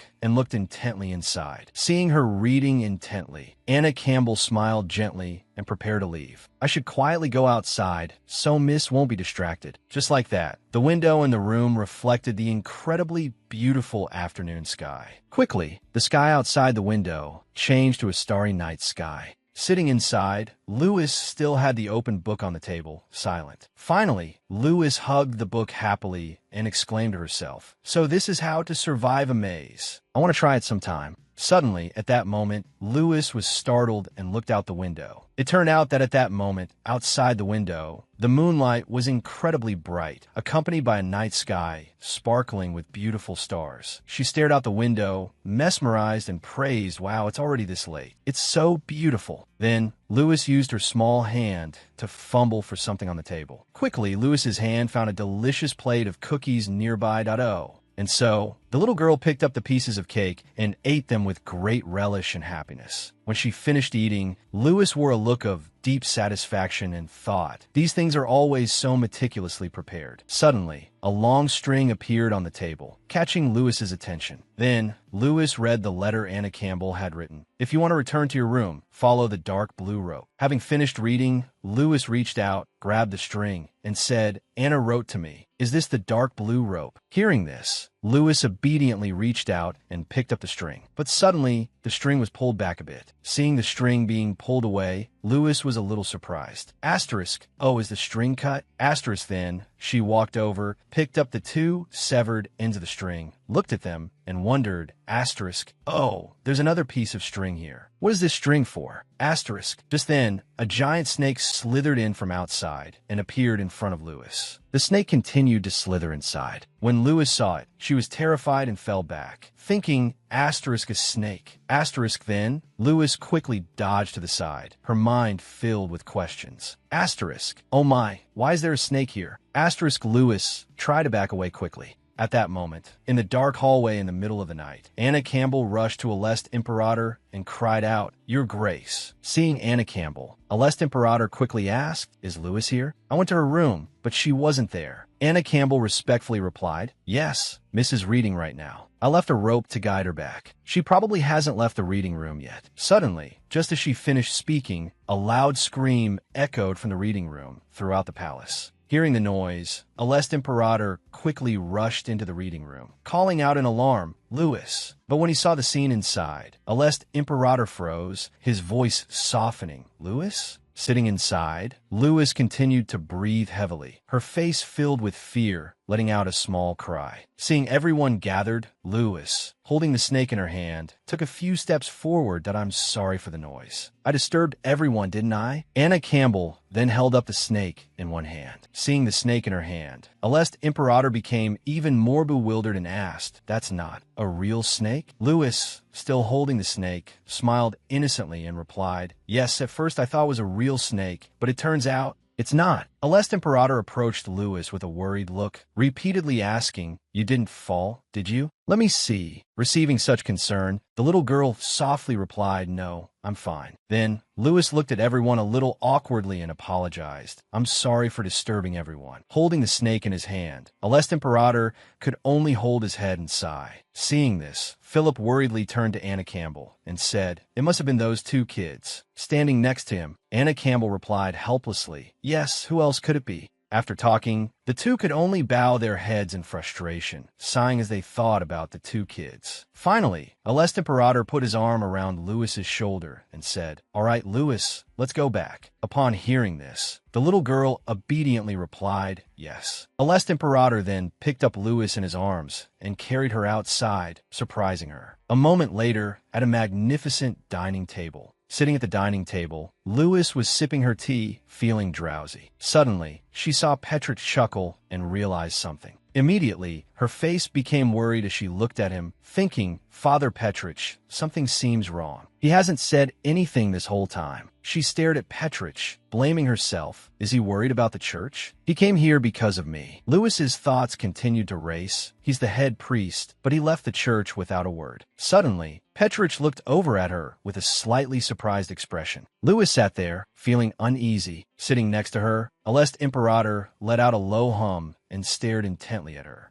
Louis continued to ponder with a worried look. "Even though I really want him to stay here, I can't decide that." Alest Imperator also remained silent, observing Louis's every move. Alest Imperator then spoke, "Father Petrich." Hearing his name, Petrich politely replied, "Yes." Alest Imperator got to the point. "There's a small church in the city. Although it's not in very good condition at the moment, it could be usable after about a month of renovations." Petrich seemed surprised. Alest Imperator continued, "If you agree, would you please take on the responsibility of managing that church?" Hearing her father's words, little Louis, sitting at the table, beamed with a bright smile. She clasped her hands together, maintaining her happy expression, thinking to herself, "That's wonderful." Louis then looked at Petrich's lost expression and thought, "He seems to be feeling lost." She returned to a calmer demeanor, adding to her thoughts, "He must be feeling awkward and uncomfortable." Finally, Louis closed her eyes tiredly and lowered her head, but it's still better than him going back there. I don't know what Benjamin would do to Father Petrich.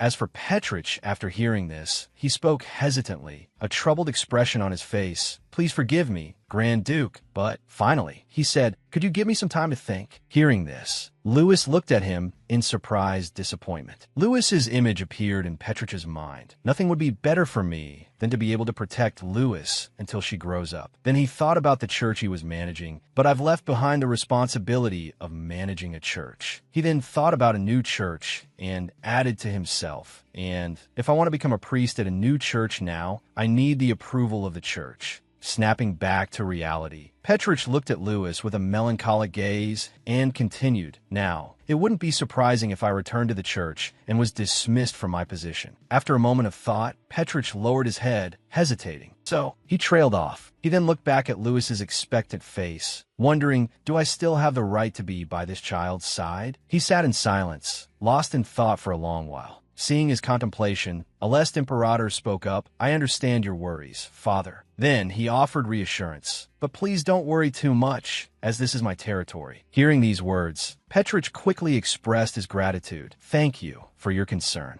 Sitting still, Louis, startled by her father's voice, turned to look at Alest Imperator's plate and thought, "That's a relief." At that moment, she noticed the plate in front of Alest Imperator was empty. Seeing this, Louis became worried, muttering to herself, "Even the Duke isn't eating." She then brought a hand to her chin, a look of surprise on her face. "Now that I think about it, I've never seen Father eat." Suddenly, as she was thinking, Alest Imperator called out to her, as if about to ask something, "Louis?" Following this, he added, "Aren't you going to eat?" Being asked this, Louis smiled gently and replied yes. A while later, still in the dining room, both of them left the table. Nearby, Louis tugged on Philip's sleeve with her small hand, calling out, "Philip!" Philip, caught off guard, froze, unsure of what was happening. After hurrying after Louis, he asked, "What is it, miss?" Standing there, Louis whispered into Philip's ear, "I wanted to ask why the Duke isn't eating." Upon hearing this, Philip hesitated, finding it difficult to speak about that. Lewis, facing him with an expectant look, thought to herself, he always notices when I don't eat. Finally, Philip knelt down, looking apologetic. I'm sorry, miss. There's a reason why he isn't eating, but I can't just say it. Hearing this, Lewis simply replied, oh, it's okay. I was just worried about my father. Then, she lowered her head, slightly disappointed, thinking, I knew he wouldn't tell me. Seeing her like this, Philip apologized again. I apologize for not being able to answer your question. Shortly after, Lewis looked up and inquired tentatively, is it because he's sick and can't eat? Hearing this, the kneeling Philip held up a hand and replied, no, miss, that's not it. Relieved by this answer, Lewis sighed, that's good then. Just then, Aleste Imperator's voice called out from afar, Lewis, let's go. She skipped out, replying cheerfully yes. As she ran, she thought, since I came here, there are so many things I don't understand, but everyone is still so kind to me. Standing behind them, Philip watched as Aleste Imperator held Lewis's hand and smiled happily. Kolia had truly given his master someone important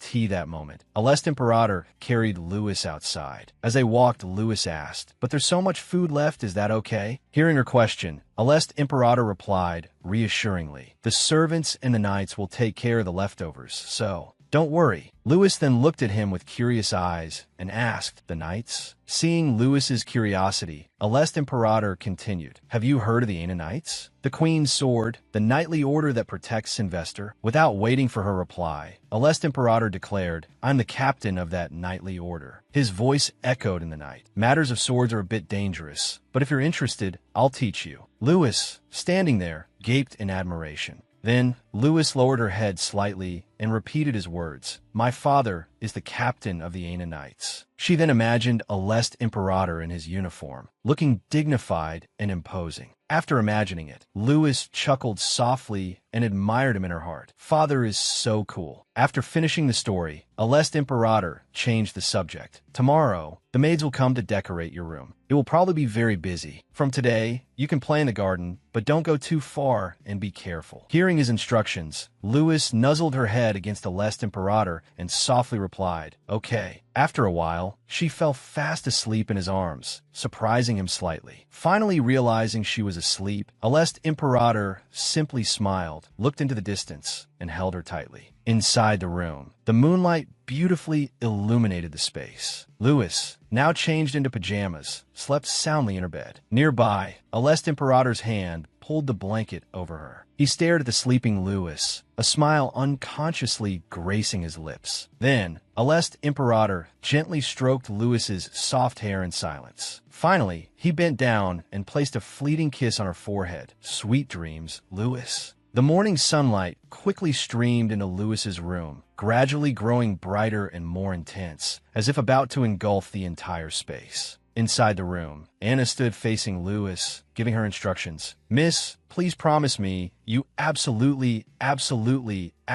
will not go to dangerous places. She then raised a finger in warning. The Imperial Palace is very large, so even we sometimes get lost. Anna continued. Moreover, for now, you should only go to places accompanied by His Grace. Promise me. Hearing this careful admonition, Lewis obediently nodded repeatedly. Yes, I'll just stay in my room anyway. Suddenly, Karina and KAC's feet appeared, tiptoeing into the room. Quickly, both children moved behind Lewis. Karina placed a hand on her shoulder and spoke, you don't have to worry about that. Lewis, quite surprised by the situation, let out a small oh. Seeing this, Anna was so shocked her face contorted as she exclaimed, oh my goodness, Miss Karina, young Master Casey. The two of them surrounded Lewis. Seeing Anna's reaction, Casey asked mockingly, why are you so surprised, Anna? Sitting between the two of them, Lewis glanced nervously at Karina. Karina leaned her head forward and added, we'll look after Lewis, so don't worry. Then, Casey put an arm around Lewis and asked affectionately, you trust us, right, Lewis? Anna stood before them, holding out her hands. Miss, young master, she pleaded, please put your hands on your hearts and think again. Don't your hearts feel uneasy? Karina and Casey answered in unison, not at all, and laughed loudly. Lewis, sitting between them, could only manage a weak chuckle. Seeing they didn't understand, Anna held up a finger. It's good that the three of you are playing together, she said, but Miss and young master mustn't go to dangerous places. She looked directly at Karina, making the girl look back at her. Especially Miss Karina, she cautioned. It's winter, so the trees are brittle. Please don't climb them. Then, she looked at Casey and young Master Casey. If you see any frozen ponds, please don't go onto them. Anna was about to continue, and also especially, but Karina and Casey interrupted her, saying in unison, "Oh my, do you think we're children? We're all grown up, aren't we? Louis, let's go." Louis's hand was then placed in Karina's. Surprised by the sudden hand-holding, Louis stammered, "Oh." She was pulled out of the room. As she followed them, she wondered, but where are we going?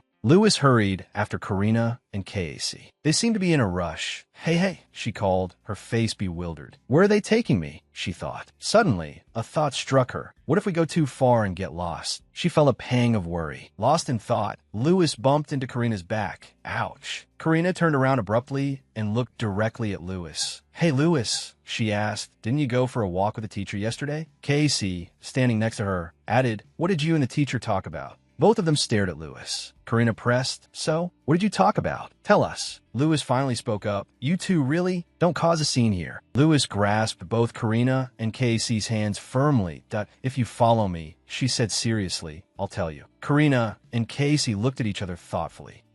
Seeing their reaction, Louis breathed a sigh of relief. All right, then I'll tell you what you have to do. Outside, the atmosphere was peaceful. Louis cheerfully recounted a story to Karina and Casey. Yesterday, I went for a walk with the Duke and talked to him about my mother. The two siblings listened intently as she continued. He said that my mother really loved flowers and she often felt sorry for discarded ones. Louis continued, her voice is soft as a young girl's, so she used to keep them in her room. After listening, Casey asked Louis, then why didn't the two of you go together? Karina shared Casey's curiosity. That's right, why? Louis smiled gently and warmly, but her eyes were filled with thought. She spoke again, her tone unclear. I don't know how to feel. God was so cruel that he didn't give my mother a chance. As she spoke, Louis unconsciously clenched her small hands tightly, to the point where she added, even though she wanted to be with me. She gently rested her hands on her knees, her face slightly bowed. The thing she wanted most, she couldn't do. But then, very quickly, Louis gave a gentle smile. Right now, even though I can't completely forget, I'm still trying to get over it. Seeing that smile, both Karina and Casey were momentarily stunned. They both walked towards her in unison and sat on either side of Louis. With great affection, they both nuzzled their heads against her. Sensing their love, Louis smiled,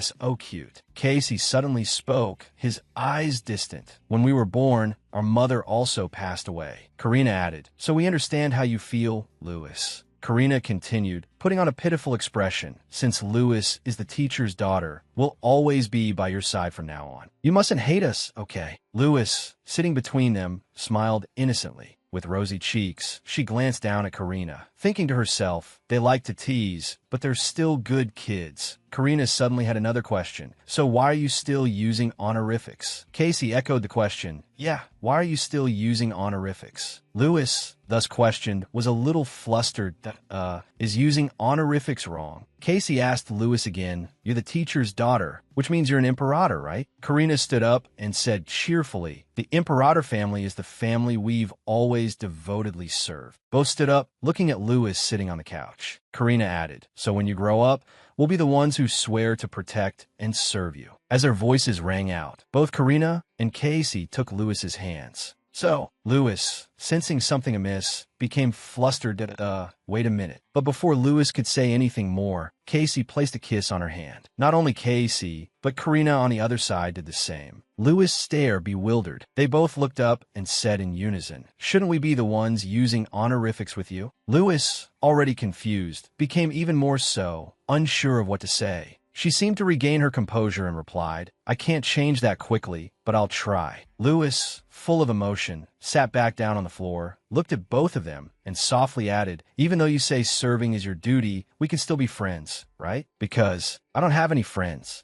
Louis recalled a time when she had been bullied and pushed to the hard ground. Her small hands grasped the hands of both Karina and Casey. Louis's adorable face was incredibly cute, as she said, so I really hope Karina and Casey will become my first friends here. Lewis continued to use that adorable face and soft voice to ask, "Can you two be my friends?" Karina smiled brightly and agreed, "Of course." She looked so excited that she hugged Lewis tightly. "Absolutely." Casey stood next to them, worried. "Karina, I'm going to hurt Lewis." While hugging Karina, Lewis asked, "How old are you two?" "I'm 10 years old." The girl seemed quite surprised by the information. Point 10? "I thought you were 13. Casey smiled and replied, "Looking older than our age has its advantages." "What about you, Lewis?" Lewis naively answered, "I'm 16. Realizing she was about to say something wrong, Lewis quickly corrected herself. No, 8. Karina didn't believe her. "Liar. I wasn't this small and light when I was 8. Casey chimed in, "Lewis, do you want to eat something I got from the secret kitchen? The more you eat it, the faster you'll grow." Lewis reached out and took the pastry Casey offered. "Thank you, Casey." Suddenly, a voice called out, startling all three of them. "Miss, young master, it's time for practice." "Where have you been?" A maid entered, surprising them. "Oh, everyone's here. Come on, let's go." Karina took Lewis's hand to say goodbye. "Lewis, we can't take you with us. Will you be all right?" The girl smiled brightly and replied, "Yes, I'm fine." They both smiled back at her. Suddenly, Lewis felt herself being lifted up. Whoa! It was Karina and Casey. They said in unison, "Then we'll take you with us." Seeing the three of them running away, the maid yelled, "Ah, miss, young master." Lewis, perched in their arms, didn't know how to react. "Oh my goodness." Karina and Casey laughed and ran. In her head, Lewis was thinking, "Please, just let me walk normally." Karina and Casey cheerfully said goodbye. "See you later, Lewis." Lewis replied, "Let's play again next time." Lewis smiled back, but thought with exasperation, "They're such energetic kids." A maid's voice from behind her made her turn around. "Miss Lewis." The maid looked worried. "Are you hurt anywhere?" Lewis smiled gently and replied, "No, I'm fine." They walked and chatted along the hallway. The maid followed behind. "Your room is ready now, Mississippi. Please come this way." Lewis walked ahead, not turning back. Yes. A little later, in the main hall of a very luxurious house, Lewis was now wearing a dazzling, brightly shining dress, her hair adorned with equally beautiful accessories. Suddenly, someone appeared, making her stare in surprise. "Wow!" Alest Imperator walked towards her. "What do you think?" Satisfied, Petrich followed behind him, slightly out of breath. Lewis nodded repeatedly in response to her father. "Yes, it's beyond my imagination." Alest reached out and patted her head. "That's good then." Lewis looked at him, slightly bewildered.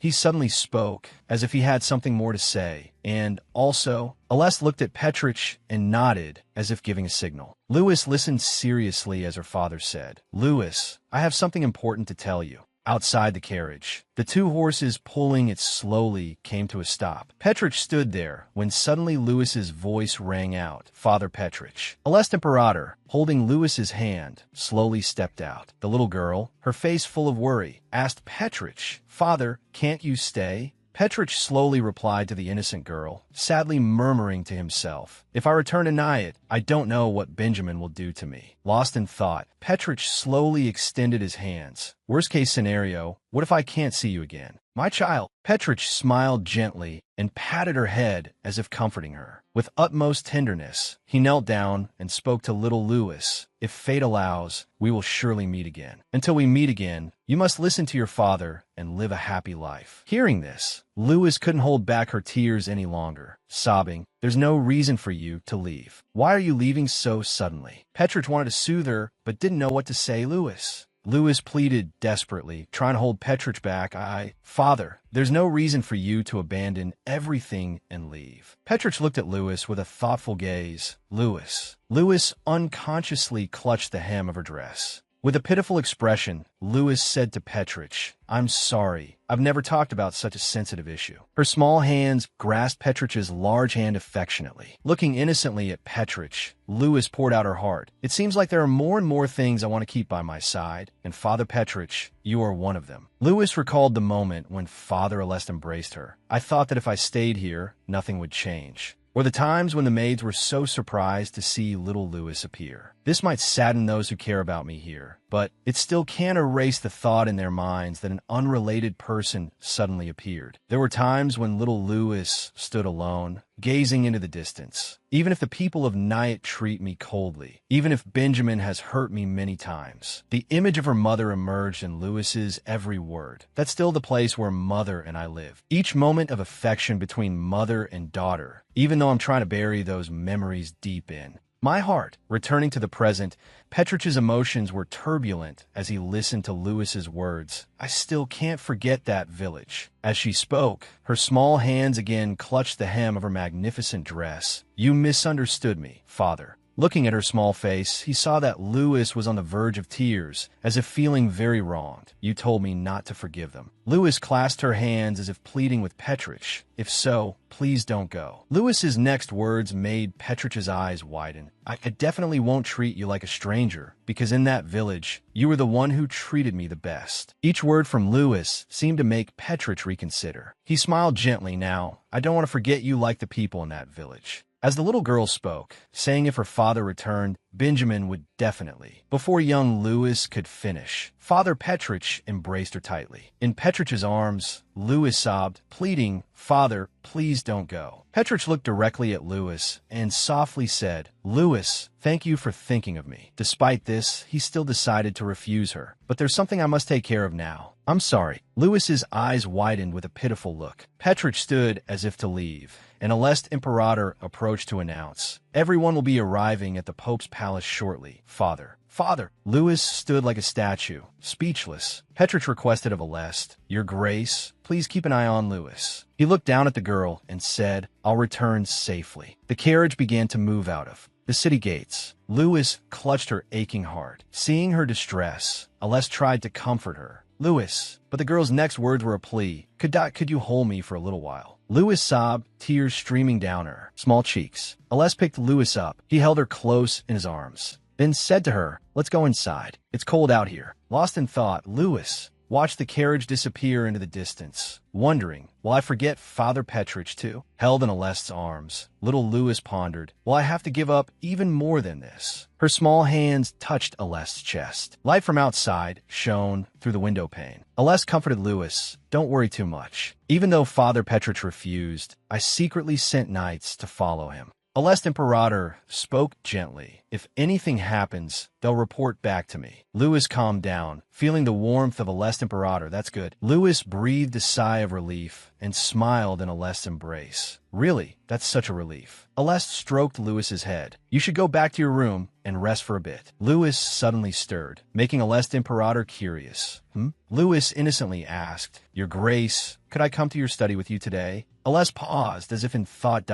But he quickly replied to her question, I have work to do, so I might not be able to focus entirely on you. Is that all right? Lewis hugged Aleste tightly once more. It's okay. The crackling of burning logs in the enormous fireplace filled the room. Aleste Imperator sat at his desk, while Lewis sat leaning back in a chair nearby. The scratching of a pen on paper rustled in the quiet room. Aleste, while working, suddenly noticed something. Lewis sat slumped in her chair, her face glum. Aleste thought to himself, seeing her like this, even leaving a book she likes there doesn't seem to be working. Lewis suddenly pushed herself up. Though sad, Lewis smiled and said to Aleste, Could I go for a walk and come back? A worried look on his face. Aleste Imperator stood up, a walk. Then I'll go with you. Lewis, sensing Aleste's worry, shyly refused. No, thank you. I'm only going for a little while. I'll be fine. Aleste, deeply concerned for Lewis, said, But what if you get lost? Lewis cheerfully replied, It's okay. I won't go far. Aleste, though worried, indulged her. All right, be careful then. Aleste sighed heavily. She probably needs some time to think. The door slowly opened. Lewis left the room and gently closed the door behind her. She smiled sheepishly. I feel bad for making him worry while he's working. As she walked, Lewis told herself, I shouldn't be like this. I can't just keep following my instincts. She paused, considering where to go. Maybe I should go to the garden for before? It's Mother's favorite place. Maybe it will help me clear my head. The image of the magnificent garden appeared in her mind. Having decided where to go, Lewis quickly set off. All right, let's go. A while later, she stood before a large bush with lush green leaves. Lewis froze, seeing the bush instead of the garden. This place. She looked around in confusion. Where is this? The sun was beginning to set. Now, Lewis didn't know where to go. Only looking around, I only see forest and mountains. She told herself, calm down. The mountain is over there, so if I go this way, I should reach it. From where she stood, she could see the mansion in the distance. If I go back, I should be able to return to the mansion. Lewis started to run, but she ran and ran, unable to escape this maze. She kept running, seeing only walls and no exit. That's what it said in the books I read. The sound of her footsteps echoed. Click, click, click, click. It would be nice if there were footprints left behind. Maybe I can't see them because of the stone slabs. Despite running for a long time, she got nowhere, and worry began to show on her face. Lewis was filled with panic and fear. How much longer do I have to walk? In front of her was a dark path with no end in sight. Lewis thought hazily, I can't see a way out. Exhausted and helpless, she sighed. Lewis wearily slumped to the ground. She looked very pitiful. When she looked up, the sky had grown dark. Lewis hugged her arms. The sun had disappeared behind the large trees. Very quickly, the dark night began to emerge. It got dark so fast. After resting for a while, Lewis stood up. I definitely can't just sit here. She turned around resolutely and whispered, I have to get out of here before it gets completely dark. In the darkness, the small figure of Lewis ran quickly. Even if I'm found like this, I won't be able to stand the cold. The little girl rushed into the tall grass, creating a rustling sound. Rustle, rustle, rustle. Even if I have to dig my way out, I have to escape from here. Lewis's small body was weak, and after running for a short while, she felt exhausted. She stopped, panting. Lewis was very tired. Suddenly, she mustered all her strength and shouted, Is anyone there? Her voice was tinged with fear. Someone's here, but all that answered her was silence. Scary. Lewis looked ahead fearfully. Suddenly, rustling sounds came from the surrounding bushes. Lewis weakly asked, Who's there? Only the whistling wind answered her. Lewis bent down and picked up a small branch. Holding the small branch out in front of her defensively, Lewis said, I asked who's there? She wondered to herself, why isn't there any sound? When Lewis turned around, she saw something. She realized it was fur. Even more surprising, behind Lewis was a wolf, taller than her, staring at her. The wolf bared its teeth, making Lewis fall back to the ground in fear. A wolf. The wolf's eyes seemed unusual, her small body trembling with fear. She wondered, why is there a wolf here? The wolf started to run, its large body lunging towards Lewis. Lewis's face was pitiful, the corners of her eyes turning red. It was unclear what happened, but Lewis's scream could be heard echoing loudly through the air. Alest slammed his hand on the table in anger. Philip, standing nearby, had a worried and bewildered expression. Alest seriously asked the servants and Philip, when was the last time anyone saw Lewis? Philip, frightened but quick to respond, answered, just a while ago. The maid said they saw her heading towards the rose garden, sir. Alest seemed to go mad, his eyes widening as he ordered, send the knights to find Lewis immediately. His eyes looked as if they could devour someone. We must find her. Everyone standing around bowed their heads. Alest, exhausted, rubbed his temples. Back in the dark forest, Lewis's scream shattered the silence. Lewis's whole body trembled as she squeezed her eyes shut in terror. But when she sensed the silence, she opened her eyes in bewilderment. The wolf wasn't attacking her. Instead, it looked at her with gentle eyes, its nose sniffing at her. The wolf suddenly nuzzled against Lewis, making her giggle. Hee. Looking at the large wolf, Lewis suddenly noticed something. It was the collar around the wolf's neck. Lewis suddenly spoke to the wolf in front of her. Lena, is that your name? Both the wolf and Lewis nuzzled each other. You're so big. Lewis's small hands stroked the wolf's thick fur. The wolf glanced at Lewis as she petted it. The more she stroked, the more Lewis felt the warmth from the wolf's fur. So warm. As she petted the large wolf, Lewis thought to herself, if its name is on the collar, it must be kept here. Although a little scared, Lewis thought that if she went with the wolf, she might find shelter from a cold. A little worried, she said to the wolf, Lena, help me out a bit. The large wolf, as if understanding what Lewis said, immediately nodded. Lewis and the large wolf proceeded together down the dark path. Ahead, let's go. After walking for a while, Lewis stopped, feeling extremely tired. Lewis's whole body felt frozen, her small cheeks flushing as if she was about to cry. It's so cold. I can't move my hands properly. Suddenly, the large wolf sat down as if it wanted to say something. With Lewis, its face seemed to be waiting for something. Lewis probably understood the large wolf's intention. You want me to ride on your back? After Lewis climbed onto the large wolf's back, it immediately ran quickly forward. Lewis, with a slightly frightened face, sat on the wolf's back. But suddenly, while running, the wolf abruptly stopped, causing Lewis, who was sitting on its back, to tumble forward. The confused little girl immediately asked the wolf, What's wrong? Why did you stop? Ahead, there was no path, only trees, and rustling sounds could be heard from the bushes. Lewis was startled when she heard someone call her name. "Miss, where are you, Lewis?" The voice of the person who had just called Lewis's name made her eyes suddenly well up. But then Lewis quickly became happy when she recognized it was her father's voice. "Father!" Lewis jumped down from the large wolf's back and called out, "Father!" The little girl was so happy that tears streamed down her face as she cried out, "Father!" The large wolf at this time also howled as if to celebrate with Lewis. In Lewis's mind, she only thought, "Please come here." Lewis tried her best to call out, "Father, I'm here." Light from within the bushes shone out, and the rustling sounds grew closer. That light suddenly brightened. Aless now appeared before the little girl. Lewis. Aless's face was scratched and bloody from the branches, and his eyes were welling up with worry. Lewis was also startled when she saw Aless's appearance. The little girl now felt incredibly guilty, and tears immediately fell. "He must have been so worried about me." Lewis could only say 3 words, "I'm sorry." Aless's face, which had brightened, became bewildered by Lewis's words. Aless slowly stepped forward. He hugged Lewis tightly. Aless very gently comforted Lewis. "It's good that you're all right." The space seemed to be filled with love. Lewis, still feeling guilty in his embrace, sobbed an apology. "I'm sorry. I'm sorry." Aless hugged Lewis tightly and gently comforted her. "You don't have to apologize to me. You didn't do anything wrong." Aless continued, "It's all right now." The large wolf, seeing that everything was all right, turned and left. Aless closed his eyes, his face full of exhaustion. "That let's go home." The shadow of the mansion appeared in the dark night. The maid said to Philip, "Please raise the temperature in Mrs. Room a bit." Philip, worried, nodded in agreement. The maid then continued, speaking to the cooks, "And you too, please prepare some hot soup for the miss to eat, so she can warm up." Anna Campbell sighed. "I think I need to make a map of the mansion." In a very quiet room, Aless sat beside Lewis's bed. The little girl was sleeping, but her face looked very pained. In her dark dream, there was still someone calling, "Lewis, Lewis, Lewis." Light from the sky shone down like falling crystals. Lewis reached out, her eyes wide open, looking at her hand. In an unknown space, Lewis was wearing a different dress. "Where is this?" Then again, she heard someone calling, "Lewis, Lewis." Lewis recognized the voice and immediately turned around, tears streaming down her face. This voice, a very beautiful woman in a black dress. It was Leah, Lewis's mother. "Mother?" Lewis took her mother's hands, rested her head against them, and looked up joyfully. "Mother!" But she was met with a cold stare. Lewis didn't understand. "Mother, what's wrong?"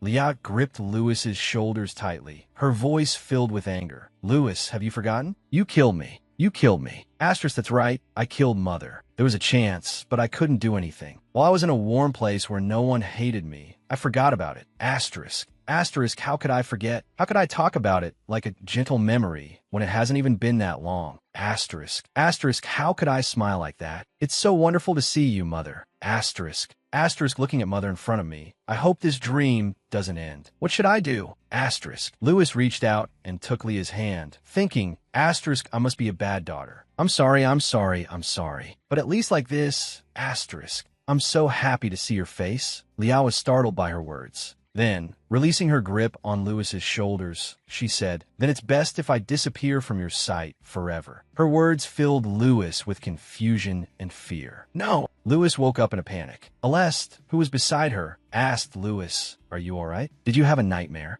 Tears streamed down her face as she heard him. "Father, father." She threw herself into his arms, burying her face in his chest. Sobbing, she said, "In my dream." Lewis clung to him tighter as she continued. "In my dream, I saw Mother there. I've been happy these days, but I forgot. Because of me, Mother is gone. I don't have the right to be happy." She continued to sob. Aless was taken aback by her words. He tried to comfort her. "Lewis, you shouldn't think like that. You're a good girl," she protested. "But in my dream," he cut her off. "Lewis, if anyone is to blame, it's me. Because I didn't go to you and your mother." Aless wrapped his arms around Lewis. His face was etched with weariness, but he held her close. His voice was slightly strained as he said, "Lewis, you don't have to feel guilty about anything." Lewis's small hand touched Aless's large arm. Aless's voice continued, even and steady, as he wiped away the tears that had tracked down her cheeks. "As long as you're safe, that's enough for me." Silence fell over the room once more. Aless sat there, his large frame enveloping Lewis as he continued to soothe her in her sleep. He sighed, his face haggard. His hand gently stroked Lewis's hair. "Get some good rest today." He continued to watch her, a pensive look in his eyes. Aless Imperator. Suddenly, Images of both Aleste and Leah flashed through Aleste Imperator's mind. I miss you so much, Leah. The image of Leah smiling happily at Aleste, like a princess smiling at her prince. I should have kept you by my side. Back in reality, little Louis was still fast asleep. Lying beside her, Aleste continued to think. Louis, I wish I could make you stop feeling guilty. He seemed to be lost in a void, alone with his thoughts. He whispered, Leah, I promise. His hand slowly reached out, as if to embrace little Louis. I will protect our child. Dawn had broken, and the blue sky could be seen through the window. The closed door remained silent. Louis, asleep, suddenly frowned. She sat up with a worried expression on her face. Father. She looked around the empty space beside her. Aleste Imperator was gone. Little Louis thought sadly. As father left, suddenly, Karina and KAC's voices came from outside the door. Is Louis still asleep? Louis, open the door. Louis was startled. Hearing them, she slowly walked, then ran to the door.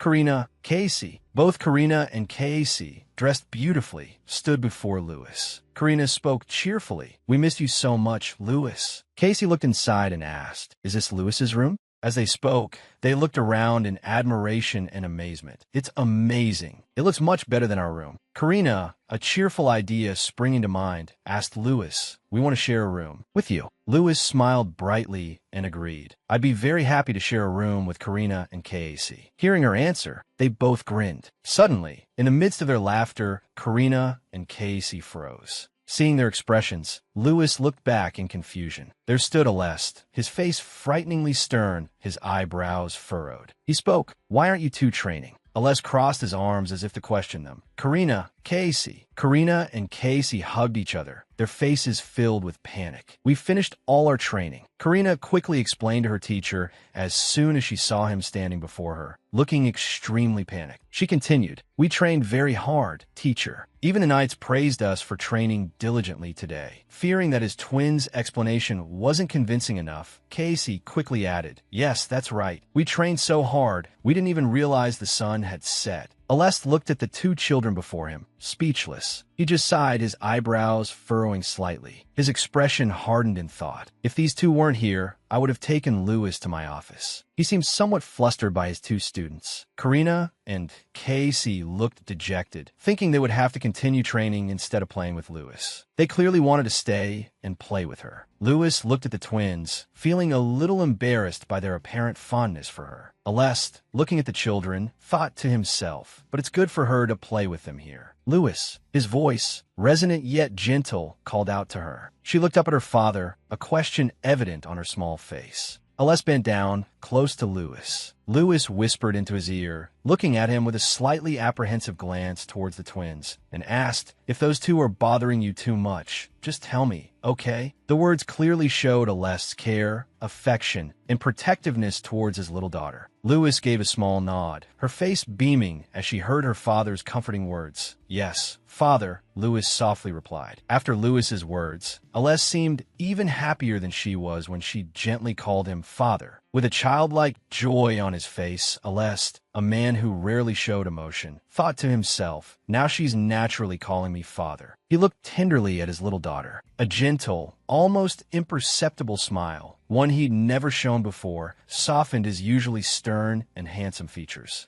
He directed this tender smile at Louis. A large hand unexpectedly grasped Louis's small, delicate upper arm, but with a gentle touch. Aleste hugged her tightly. His large arms seemed to envelop Louis's small body. Stay here, okay? After gently giving his little daughter various instructions, Aleste turned and said, I'll be back. Having witnessed Aleste's gentle smiles and expressions from beginning to end, the twins stared in disbelief. They softly replied, yes. Wow, is that really him? This is the first time we've seen him like this. The two children whispered in surprise. Aleste turned and walked towards the door without looking back, accompanied by the respectful bows of the palace servants. Seeing Aleste's consent, the two children became even more excited. Karina joyfully hugged Louis, and Casey took her small hand. The two happily chatted with Louis, forgetting their earlier disbelief about Aleste. Suddenly, a servant approached them and said, Miss Karina and Master Casey, could you please let go of Miss Louis for a moment? The two children, Casey and Karina, seemed extremely fond of Lewis. They clung to her so tightly that the servants had to plead with them before they would let go. The servant explained, "We need to change Miss Lewis's clothes." Upon hearing this, both Casey and Karina replied in unison, "But we don't want to leave her, not even for an hour." The two children clung to Lewis like glue. They looked so adorable. Lewis could only offer a helpless smile to the servant. Casey complained like a little old man. "How long will Lewis take?" Karina added, "We'll fall asleep waiting." The two children sat in the tea room waiting for Lewis. They looked so pitiful sitting there like two little old people. Before the two could complain further, the door gently opened, revealing someone wearing a sparkling dress, predominantly black and white. Seeing her, the two children cried out, "Lewis!" Casey and Karina looked even more excited seeing Lewis in the splendid dress. Their eyes shone brightly like puppies. Lewis softly asked, "Have you been waiting long?" Now she looked just like a little princess, with her light pink hair like fluffy candy clouds and her princess dress. Casey and Karina quickly approached the little princess and asked, "Lewis, do you want some fruit?" As if afraid she might be hungry, the twins, Casey and Karina, attentively cared for her like a little sister. By the way, we heard you got lost outside yesterday. How about some warm lemon tea? The more they looked at these two children, the more they resembled two older brothers taking care of their little sister. Their attentiveness seemed to take Lewis by surprise, making her look quite bewildered. Casey and Karina were looking after Lewis, settling her down on a chair with a gentle tone. "Come here, sit down." Little Princess Lewis obediently sat down, her face flushed as she watched the Casey siblings as if they were playing with a doll, and that doll was her. The Casey siblings were incredibly enthusiastic about taking care of Lewis. Their eyes, fixed on Lewis, looked as if they were gazing at the most adorable thing in the world. Lewis, seeing the looks on the Casey siblings' faces, was also quite amused. A thought suddenly crossed her mind. It feels like if people's expressions made sounds. Lewis found their eager faces quite funny. She giggled, thinking, then the sound these two would make would be the crisp rustle of tiny banknotes. Lewis's smile was as sweet as she was. On the tea table, the real introductions now began with the Casey siblings' words. "Let us formally introduce ourselves." First, Karina spoke up. "I'm Karina Martinez Andrian." Next, the other child spoke, and "I'm Casey Dante Andrian." Casey turned and pointed at Karina, continuing, "I'm older, so I'm the big brother." Karina gave Casey a look of disapproval. She immediately kicked him upon hearing him say that. She explained he was so scared of the outside world, he stayed in Mom's tummy forever, so I had to kick his butt to get him out first. The siblings bickered amongst themselves. Lewis, bewildered, looked at the bickering siblings and introduced herself. Lewis. The two, caught up in their argument, paid her no attention. "In a way, I should have been the one to come out first." Casey continued, "You didn't even kick me." Lewis quickly tried to mediate between them, but before she could, she was addressed. "That's right, Lewis." She quickly replied, "Oh yes." Suddenly, both of them bowed their heads and apologized to her. Much to Lewis's surprise, "We're sorry about the snake. We're really sorry." The two children taking turns apologizing left Lewis confused. She tilted her head, wondering what was going on, and softly replied, "Huh." Casey quickly explained, "We heard you were playing in the study and got really scared." Karina added, "We forgot about the toy snake we were playing with in there." The two children, their eyes welling up, explained, "So, teacher scolded us, and we think Ms. Campio lectured us for 3 hours straight too." Lewis giggled at the twins. Karina said, "We're really sorry, Lewis. We won't do that again." Once again, Casey said, "Sorry, Lewis." Lewis smiled gently. She softly asked, "Did you know I was really scared?" The Casey siblings looked bewildered. Lewis recounted, "My heart was pounding so hard, it felt like it was going to jump right out of my chest." Karina and Casey instinctively apologized again. So sorry." "No, it's okay." Lewis softly declined. Huh?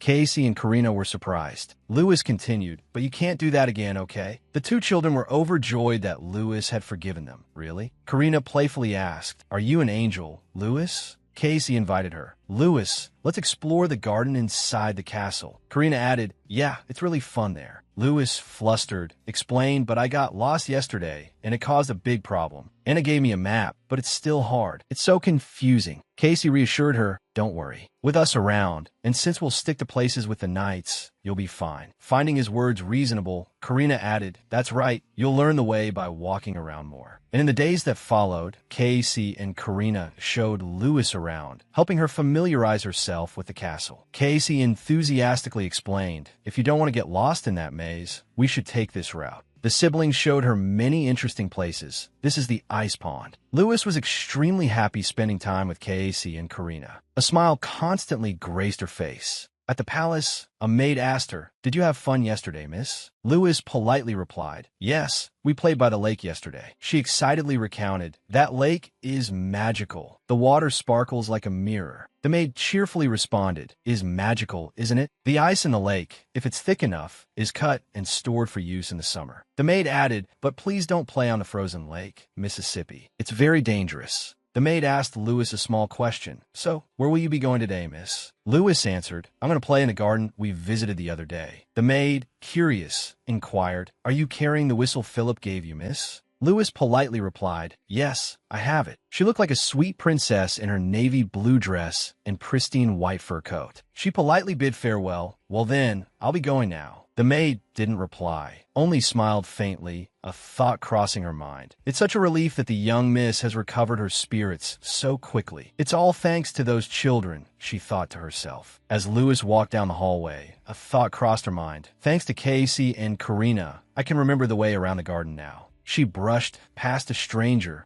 bumping into their shoulder with a thud. Startled, she stopped. She cried out, oh. At the same time, the other person fell with a thump. The boy quickly stood up, looked at the person in front of him, and said, hey, while brushing off his pants with his other hand. The boy quickly added in a loud voice, you bumped into me. Don't you know how to apologize? Lewis looked at him, flustered, unsure of what to say. The boy's voice rang out again, what's wrong with you? After a moment, Lewis finally regained her composure and stammered, I'm sorry. She fumbled, trying to stand up, but her dress made it difficult. Seeing this, the boy sighed. He then extended his hand and kindly said to Lewis, take my hand. Then he urged her, get up. Looking at him, Lewis couldn't help but feel surprised and embarrassed. But a moment later, she reached out and took his hand. He pulled her up and reminded her, are you all right? Be careful next time. He quickly turned to leave, but Lewis suddenly called out, excuse me. He turned back, a puzzled look on his face. But Lewis simply wanted to say, thank you. Hearing this, his expression didn't change. He just nodded in response. Seeing his coldness, Lewis didn't dare to ask anything further. She could only wonder to herself, but who is he? A moment later, she hurriedly turned and left, a sudden realization hitting her. Now that I think about it, I heard there's a special guest arriving today, so I have to be extra careful. I even had to change into these clothes. However, as she walked, Lewis couldn't help but be curious about the cold yet kind boy. Suddenly, she had a bright idea. Maybe he was one of the special guests. She decided to ask her father. Immediately, Lewis went to her father's room. Inside, her father, Aleste, was talking to a woman. Suddenly, he heard a knock at the door and looked towards it. A moment later, Lewis entered and said, Father, I have something to ask you. Seeing her, he was surprised and called out, Lewis. Just then, the woman in the room, sipping her tea, spoke, come here, dear. It was none other than Dam. Seeing Lewis, she warmly asked, how are you? Lewis, stunned, could only utter the name in her mind, Dam. The two looked at each other. Dam's expression was cheerful, while Lewis looked somewhat bewildered. Before she could understand what was happening, Dam said, as expected, Lewis is Aleste's daughter. Then she turned to Aleste and said, thanks to this, the contract between us is progressing so well. Though, it's not that important to me. Hearing these words, Lewis couldn't help but ask contract, but in her mind, she was thinking, I actually know what she's talking about, but part of me doesn't want to hear it. Hearing her question, Dam suddenly realized with alarm, oh my, I haven't told you about that, have I? A moment later, Dam informed Lewis, my wedding with the Grand Duke is scheduled for next spring. Hearing this, Lewis remembered her birth mother. Unpleasant images flashed through her mind. She felt a little broken and scared. But Lewis could only stammer, oh, I see. Dam moved a little closer to her and said cheerfully, today, before officially becoming your mother, Lewis, I wanted to get to know you, so I came to see you. She didn't forget to add a jab at Aleste. The person I wanted to see was Lewis, not you. Lewis finally spoke. Congratulations to you both. Hearing this, Aleste looked at her. Dam quickly replied, thank you. Why don't you come sit with us, Lewis? Is that all right? Lewis replied yes, while clutching Aleste's hand tightly. Then Dam said, while we're at it, Eric, come here. But Lewis was very anxious, her whole body trembling slightly. Seeing this, Aleste couldn't help but worry and feel sorry for his daughter. Suddenly, a young boy appeared outside. He entered and greeted them. Hello, everyone. Let me introduce myself. I'm Eric Herback AC. He added, I will be Lewis's only brother and adopted older brother. But Eric suddenly looked surprised when he saw Lewis. Huh? What? Seeing her, he immediately asked in bewilderment, Why are you here? After hearing Eric say that, Lewis thought to herself, those are my lines. Before he could recover, Dam punched him on the head. How can you speak to your sister like that? Eric cried out, ow. That hurt, Mom. Dam immediately reminded him, this is the first time you've met her. You should be more polite. Eric, a little angry, asked, why did you hit me so hard? Is she really my sister? Eric immediately received a few more hits from his mother. How could he? I told him to be respectful. He could only cry out helplessly, ow, ow, ow. That hurts. Lewis couldn't help but be taken aback by this scene. After being reprimanded, Eric finally explained, oh no, I thought she was the Luz that mother mentioned. Hearing him say that, Dam couldn't help but smile. A moment later, she placed her hand on Lewis's shoulder, then sat down and asked Eric, she's adorable, isn't she? Eric seemed a little embarrassed by the question, but still replied, she is quite cute. Hearing his reply, Lewis was surprised, thinking to herself, he said that without any hesitation. Then, feeling a bit anxious, she tightly gripped Aleste's hand. Seeing her like this, Aleste spoke up, have we chatted enough? Dam immediately replied, all right, but we should go outside and give the children some space to talk to each other. Before leaving, Dam didn't forget to instruct them, Eric, play with Lewis. Be good. Lewis, look after Eric for me. But suddenly, she seemed to have a thought and said, that's right, how about I give you two a task? Dam then took out a piece of paper and said, today you two spend all of this money. That's all you have to do. Holding the paper in her hand, Lewis was stunned, a blank check. Dam still carefully reminded her son, Eric, she's younger than you.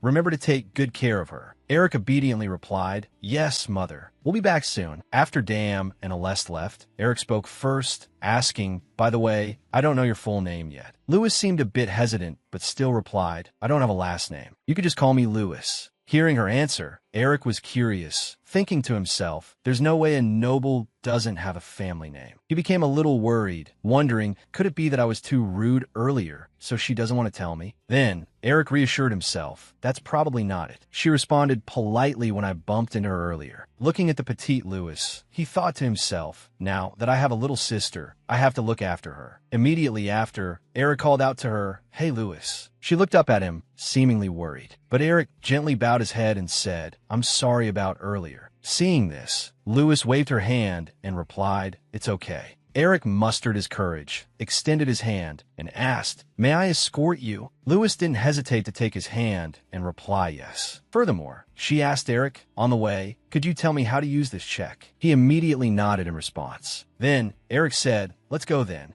At this point, Lewis asked him, so, how do you use this check? She seemed a little embarrassed as she confessed, actually, I don't really know what's in Sylvester. After hearing her, Eric stood silently for a moment, thinking to himself, Mother giving us this check can't be just a simple errand. Looking at Lewis, who was also deep in thought, Eric pondered, Mother said we should do well. If I ask someone for help, it should be fine, right? Suddenly, a familiar voice rang out, we know. Lewis and Eric immediately turned to look. It was Karina and Casey. They gave a bright smile and offered a suggestion, go to the best shop in Sylvester, the one at the end of the alley. We know that shop very well. Hearing that, Lewis excitedly asked, really? Eric asked the twins, have you two been eavesdropping this whole time? Immediately, the twins retorted, no way. We were just passing by and overheard. We saw Lewis and just came over to say hi. Eric sighed in exasperation, thinking, asterisk, there's never a peaceful moment when I'm with these kids. I should have found a way to subtly get rid of them. Asterisk.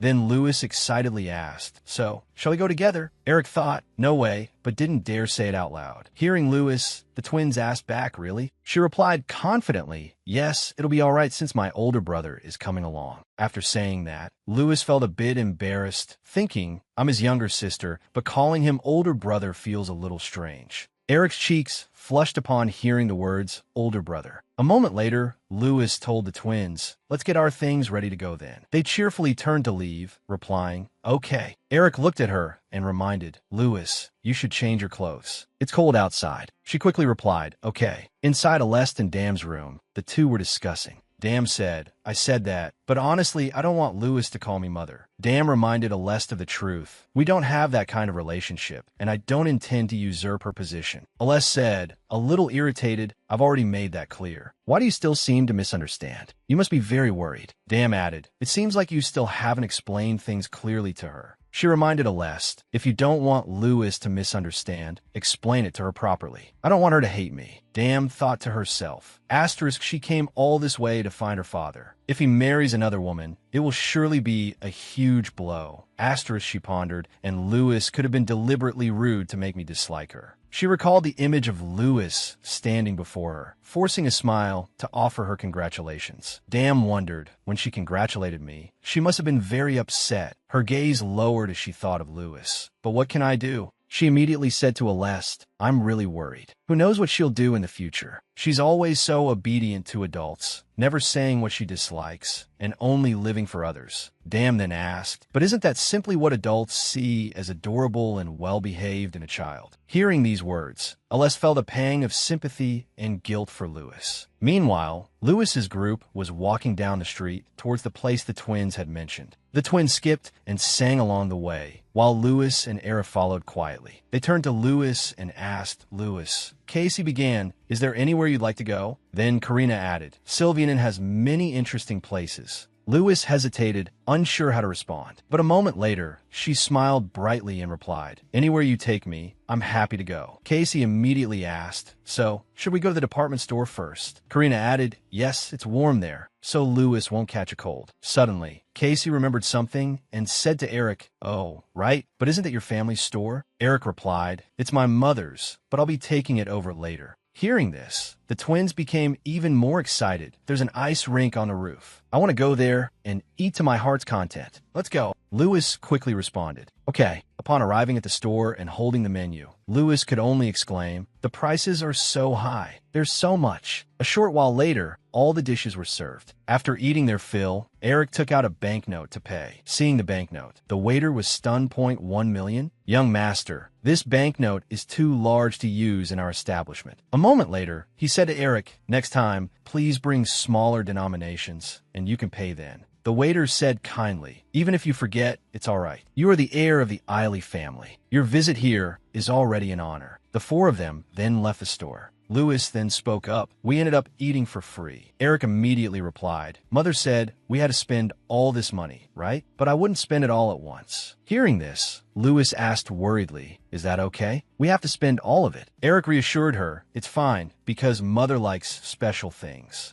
Glancing at Lewis, Eric thought to himself, especially, Mother hopes you will be the one to do something special. Then he pondered, but Mother said that. Suddenly, he heard the twins' voices, let's go, let's go. Lewis looked up. The two of them were skipping hand in hand. Seeing the potential danger, Eric turned to Lewis and said, hey, they're going to cause trouble. Let's go. Lewis quickly replied, okay. The two quickly sped up to catch up with the twins. But due to her small stature, Lewis was getting a little tired. While passing by a group of people, Lewis accidentally bumped into a boy. Because she was small, Lewis was knocked off balance and was about to fall. The boy immediately reacted. In the blink of an eye, he caught Lewis and asked with concern, are you all right? Lewis quickly replied, embarrassed, thank you for catching me. Seeing this, the boy continued to check on Lewis. Are you hurt anywhere? She smiled and replied, I'm fine, thank you. Just then, a voice called out Lewis. She looked around and saw Eric and the twins running towards her with worried expressions. At that moment, the boy said to Lewis, you're welcome. They both nodded, indicating that everything was okay. Lewis quickly ran towards Eric and the others. Seeing her, Eric immediately asked, Lewis, are you all right? The tall man next to the mysterious boy then spoke, are you all right, Your Highness? At this point, the man called out, "Idris, Crown Prince." The boy lowered his hood, revealing a strikingly handsome face. Idris then asked his guard curiously, "Is there a noble girl in Sylvester who doesn't know who I am?" The guard immediately replied, "No, Your Highness. Every citizen has greeted you at least once at masquerades or social gatherings." Hearing this, Idris grew even more curious about Louis. He's clearly wearing clothes made of high-quality silk. He pondered, a wealthy merchant could also afford such expensive clothes. But then Idris realized something. But the jeweled accessories he's wearing are not ordinary either. He glanced at Louis and thought, "I think I overheard something about the Grand Duke's family recently appearing." Idris continued to observe Louis while thinking, it's just gossip, though I can't jump to conclusions, but he looked at the beautiful girl dressed in noble attire and thought, I can't disregard it either. Just then, the guard reminded Idris, "Your Highness, we must board the ship and leave now." But Idris said, "No need. I have some business here. I'll be a while." Louis quickly reassured his brother, "I'm fine. Let's go." Idris's gaze remained fixed on Louis as he thought, "I want to know who he is." Louis and the three others left together. Suddenly, the guard beside Idris refuted his idea.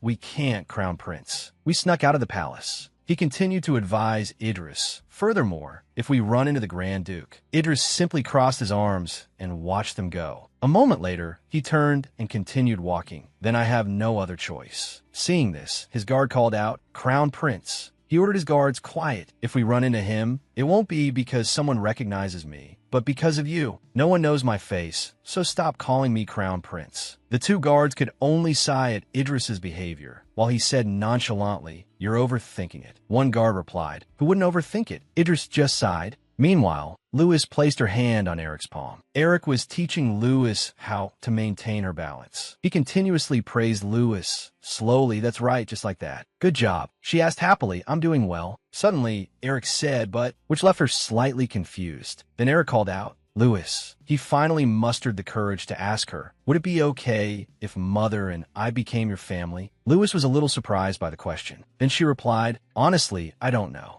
Louis expressed her inner thoughts. "Your mother is a very cool and admirable person. She's also the one who helped me get this far." She also complimented Eric, and even though today is the first time I've met you, Eric, you seem like a very good person. This made him a little shy. Louis thought to herself, but even though I said they are good people, I still can't accept that she will be by father's side. Because in her heart, Louis only thought, because that position belongs to my mother. She firmly held on to her thought, and it must be my mother's position. Louis's desire was, I don't want that woman's name to be remembered as the Grand Duchess of Sylvester. But then she suddenly worried. What if it was a promise made before I returned? Her face was filled with confusion and fear. Even if I say I don't agree to that contract, it won't change anything. And if I say I don't agree, Louis wondered to herself, maybe father will hate me. Then she thought, but he probably won't make me go back to Neos, right? Seeing her like that, Eric spoke up, I'm sorry, I'm rambling again. Immediately, she reassured him, no, not at all. Eric then expressed his own feelings. I'm also a little worried about the Grand Duke becoming my father. Worried Louis might misunderstand, he quickly added, I don't hate the Grand Duke, but I'm just being honest. Louis nodded in understanding. Then Eric recounted, I had planned to rebel by running away from home, but I got caught. He then told her, so if you don't like it, Louis, just say you don't like it. Don't worry too much.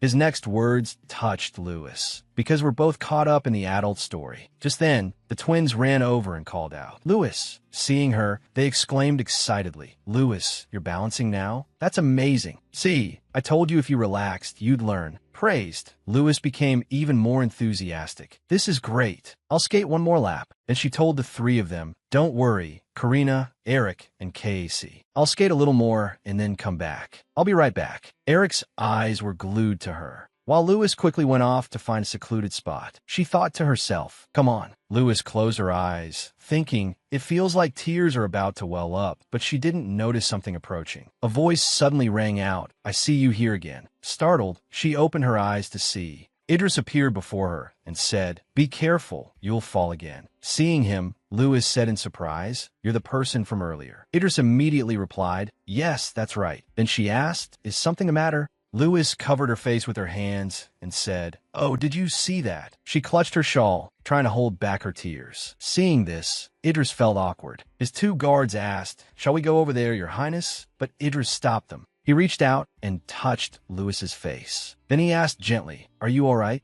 Idris then said, "It'll be dangerous if we stay here. Let's go outside and rest for a bit." Sitting inside a small hut, Lewis thought to herself, "Why did I cry in front of someone I just met?" A moment later, Idris came over and offered her a glass of water, saying, "Here, drink this." Lewis took it and quickly replied, "Thank you." They sat together in the hut. While drinking, Lewis glanced at Idris. Then she spoke, "Thank you for helping me earlier." Hearing this, Idris glanced at Lewis. His eyes soft as he replied, "It was nothing." Suddenly, Idris said, looking at Lewis with curiosity, "Why were you crying earlier?" Idris asked with concern, "Is there something troubling you?" Then he said, "If I didn't mind a stranger like him, I could go ahead and talk about it." Looking at him, Lewis thought to herself, "It really is hard to talk to father about this." She pondered, "But I can't talk about this with someone I just met." Seeing her silence, Idris said, "If you can't talk about it with anyone, why do you look like you're about to burst?" He then said to Lewis, "I don't know if you'll believe me, but I hope you'll feel better." Idris continued, "I don't think what you're struggling to say is a simple matter." Hearing this, she just pressed her lips together. The sky gradually darkened. Lewis finally spoke, "Even if I talk about it, it won't change anything because it's already been decided." She told him, "It's not really that complicated, but the person I want to trust hasn't explained anything to me, so I feel uneasy." Lewis poured out her heart. "Besides, if I talk about this, I'm afraid of what I'll hear." Hearing these words, Idris said, "I don't know the situation, so I can't just say anything." Then he added, "But I think you should tell the truth." She looked at him, somewhat surprised. "What?" Idris then explained to her, "Didn't you say you wanted to trust that person? Even if you say you understand the situation, if you haven't heard a direct answer." He continued, "You'll keep doubting and feeling exhausted." Finally, he encouraged Lewis, "Just say it. Do it for yourself. You can do it." Then he reassured her, "You'll be okay." Idris spoke sincerely, "I support you." After hearing Idris's words, Lewis felt a warmth in her heart. Even though she didn't have much faith in someone she'd just met, hearing him say that she would be okay and that he supported her, she felt strangely reassured. Then she said, "Thank you." He immediately replied, "Do your best." At that moment, a voice called out, "Lewis, it's time to go." Knowing it was late, Lewis turned to Idris and said, "I have to go now. I guess this is goodbye." Seeing this, he said, "Well, I'll be going too." "Oh, but," she called out, "Wait." Lewis gathered her courage and asked, "Could you tell me your name?" "I'm Lewis." Hearing this, Idris thought to himself, "My name?" Then he replied, "Idris. If fate allows, we'll meet again, Lewis." He bowed and kissed her hand. Lewis and Eric left. Seeing Idris, Eric thought to himself, "Asterisk, who is that? I feel like I've met him somewhere before." Asterisk. Maybe. Both of them and the twins got into the car and headed back. Inside the car, the twins were already fast asleep. Karina was no different, her head resting on Eric's shoulder. Eric said, "They must be tired from playing so much." Lewis quickly replied, "Yes, they are." Lewis looked out the window. Eric seemed a little restless.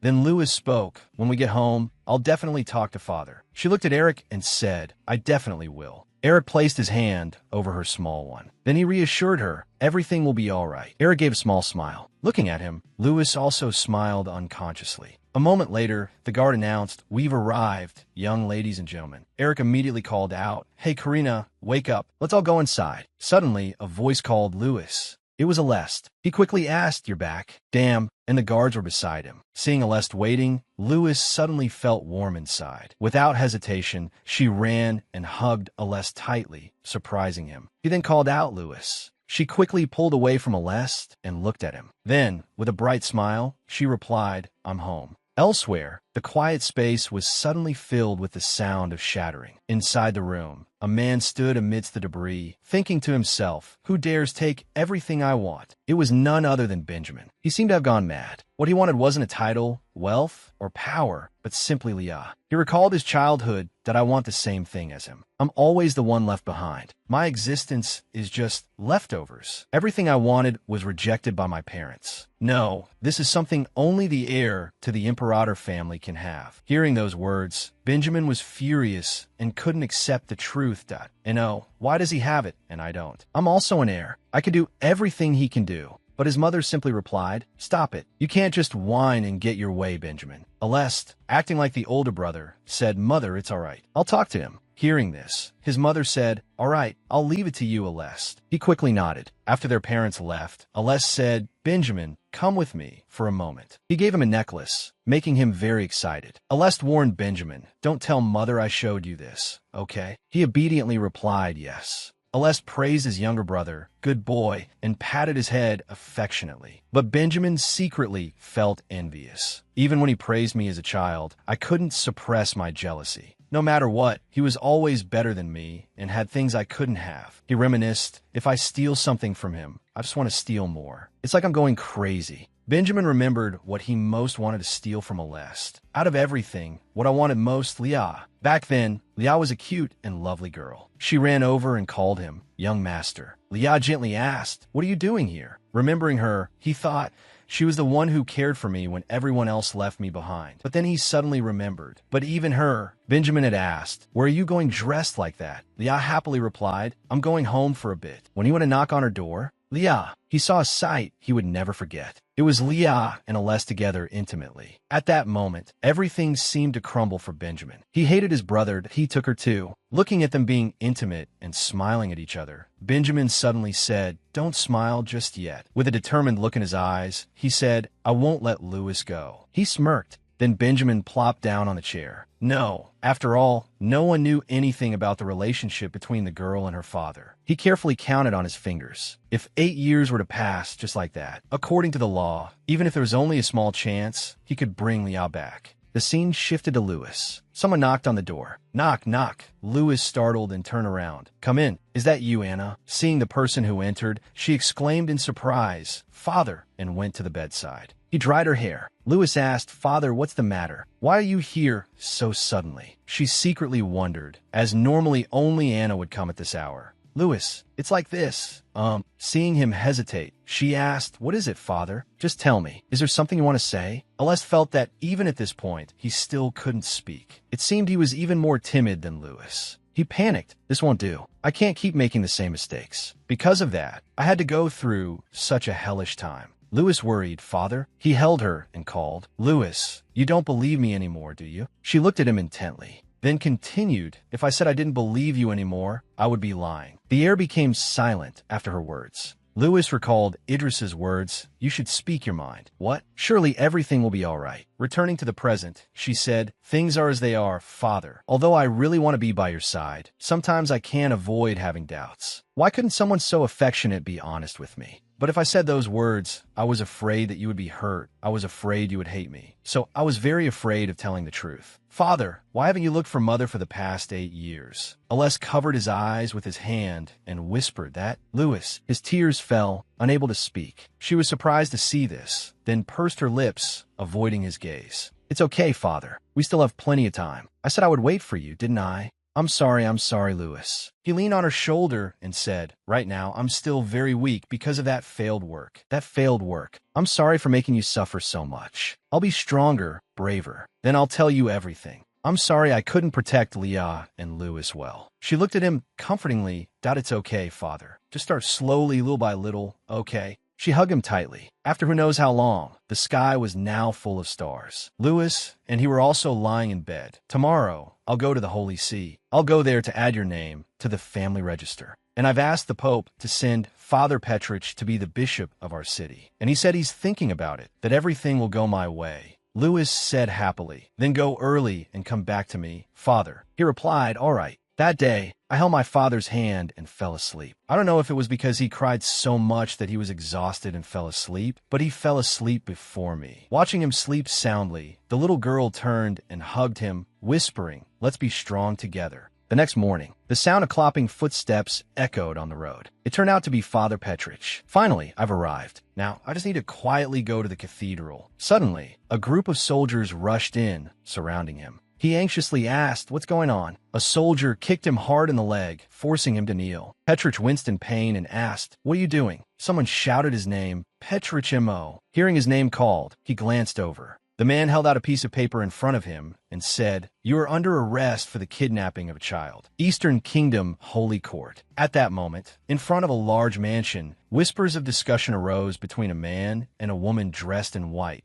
I heard that Duke Imperator is coming here today. Hearing this, the short-haired woman replied, yes. I heard that the Pope has allowed the bishop to take charge of the cathedral in the Duchy of Zinvester. So, is that why it's so chaotic today? As the man finished speaking, the woman suddenly noticed someone approaching, Cardinal Hitchich. The woman called out and then approached the red-haired cardinal to start a conversation. "Are you on your way to a mission?" she politely asked. The cardinal looked at her and nodded slightly. The woman continued, "You must have had a hard time since this morning. The Grand Duke's sudden arrival has everyone in the Holy Court running around. You must be surprised too." Hitchich replied briefly, "Indeed. Are you going somewhere today?" Hearing the question, Cardinal Hitchich answered honestly, "Tonight. I heard that the priest there kidnapped a child. Oh my goodness, I can't believe it. The world has been so scary lately. What will happen if the Lord's credibility is undermined and people stop listening to him?" The short-haired woman widened her eyes and commented, "Then we'll all meet in the fires of hell, won't we?" Cardinal Hitchich maintained his emotionless expression and said, "Isn't that right? Oh Lord, please see into my heart. Anyway, this isn't the time. I have to go. You be well," the woman said and turned to leave hurriedly. And anxiously, Cardinal Hitchich, the man who, over 100 years ago, led others to exterminate heretics. His power was so terrifying that it was measured by the number of holy sites. He was called the Cardinal of Dust. He was revered by the people for burning many heretics to death. Finally, the Holy Court granted him the noble title of Cardinal, overseeing the priests and judging them. Hitchich was walking when he heard his name called, Cardinal Hitchich. He turned and saw that it was Alest, the black-haired man in jet black armor. "I suppose I'll be seeing a lot of people from today." Hitchich thought to himself, "You've turned the whole Holy Court upside down." He thought as he bowed his head slightly to greet Alest. Hitchich looked at the black-haired man in front of him and marveled inwardly. This man's eyes gleam like gold, like the eyes of a serpent. Those cursed eyes seem to hold some kind of sorrow. I've seen them somewhere before. They could be a blessing and a miracle. Just then, Alest spoke, "Judging by your haste, it seems another priest has committed a sin." Hitchich quickly replied, "Yes, a priest in the village has kidnapped a child." Seeing Hitchich hesitate, Alest asked, "What's wrong?" "As far as I know, your younger brother is the lord of that place." Hearing this, Alest's eyes widened, his brow furrowing. He asked the red-haired man before him, "Do you happen to know the name of this priest?" "Priest Petrich." Alest clenched his fist, a thoughtful expression on his face as he thought to himself, "Benjamin, is this what you call an ending?"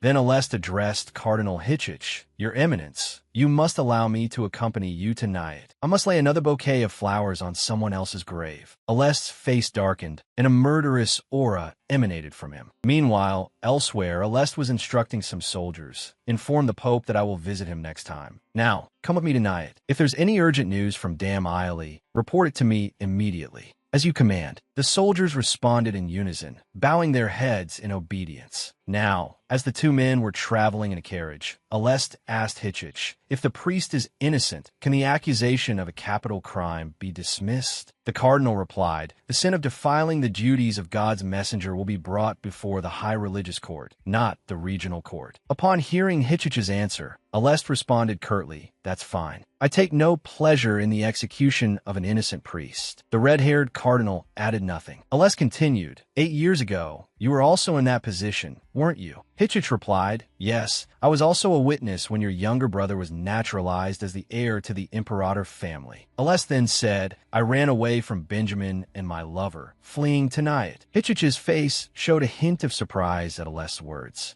"Your lover? She and I had a child together." Alest continued, "Her name is Louis. If things had gone as planned, her name would already be in my family registry." Alest's voice carried a weight of emotion. Hitchich listened intently, only humming in response. "For the past 8 years, half the time, I wasn't human, so I left. The rest of the time, I still wasn't truly a person." The black-haired man continued, his face bearing an indescribable expression. "If it weren't for Dam Isley, you still wouldn't be human, would you?" Hitchich asked. Alest replied, "That's right." Alest continued, speaking openly to the cardinal sitting before him. "During those 8 years, my brother deceived me. He hid the fact that I had a daughter and concealed all the letters my lover sent me, leaving them both ostracized in the village. And the person you're going to meet." Hitchich left the question hanging, waiting for Alest to continue. Alest's face was grim as he said, "Is the benefactor who brought my daughter back to me. After finishing his story, Alest asked Hitchich, "Don't you find this a bit strange?" "How would I know? 8 years ago, given your state at the time, I understand why the Count did what he did," Hitchich said, closing his eyes. "But at the same time, since you mentioned it, this can hardly be considered a kidnapping." Alest's face showed a worried expression after hearing that. "Lewis, right? Was she brought here against her will because she didn't want to see you?" Hitchich asked Alest, his calm expression unchanged.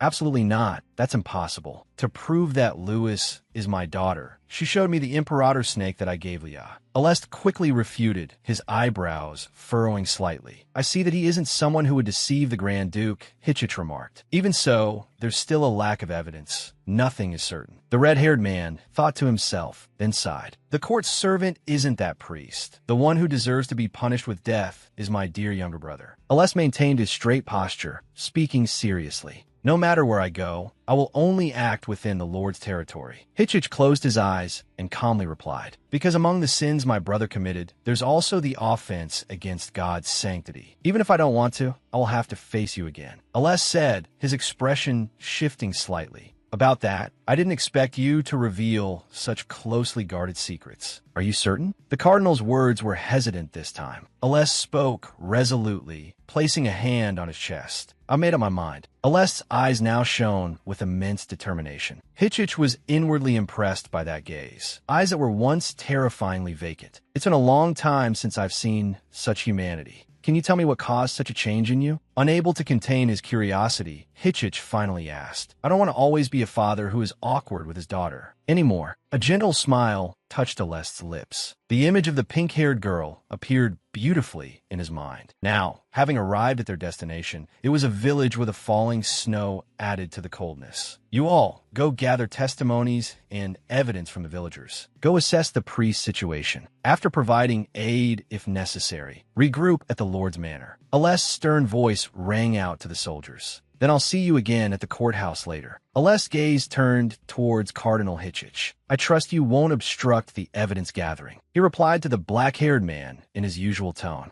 "May God's blessings be with you." Alest's face momentarily froze at Hitchich's words. The man brushed past him and walked away without a backward glance. A creak echoed as the iron gate slightly opened. The man clad in jet-black armor entered, addressing a gray-haired young man standing inside. "Excuse me, but do you have any roses?" The gray-haired young man stammered. "Roses, sir? With this winter weather, you'd have to go all the way to the southern port to find those. Could I get another flower similar to that instead?" The man in the black iron armor was Alest. He maintained his composure. He asked the gray-haired man, "Are you sold out? Then would you be willing to set aside a portion of your roses each month, bundled together, for me to visit a grave? I'll pay you in advance." Hearing this, the other man immediately replied excitedly, "Yes, any amount is fine, sir." "So you're visiting a grave nearby? My goodness, I don't know who it is, but I hope they rest in peace." At this moment, Alest spoke again, his voice heavier. "I believe you know this person." The gray-haired young man's face went blank. He replied with an almost whispered yes, as if asking Alest what he meant.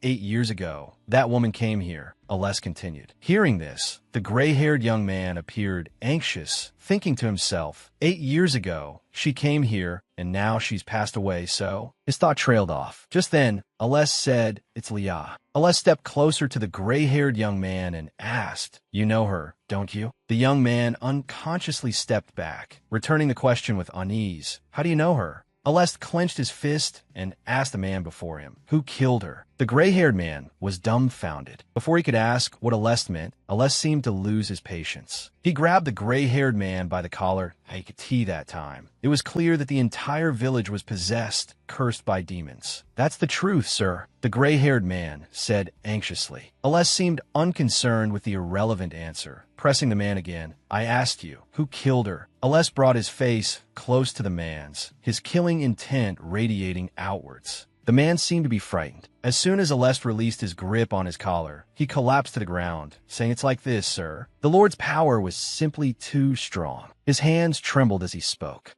Alest turned his back to him. The gray-haired young man had now stood up. Alest glanced back and ordered, "In a little while, the knights will arrive. When they ask, tell them the truth, just as you have now." The gray-haired young man bowed his head and obediently replied, "Yes, I understand." Alest's hand gently touched a bouquet of pink flowers. Alest stood with a few soldiers, thinking to himself, "So, it was all fabricated by you." A soldier spoke up, informing Alest, "Sir, Leah's grave is this way." "I'll go alone from here," he replied to the knights and walked off, resolving in his mind, "Benjamin, my only brother, I will definitely not forgive you." Alest walked on, clutching the bouquet of pink roses to his chest, his face grim. The further he walked, the heavier the snow fell. Alest's expression changed slightly. Before him now was a grave. "Leah." Alest softly called her name, tears welling up in his eyes.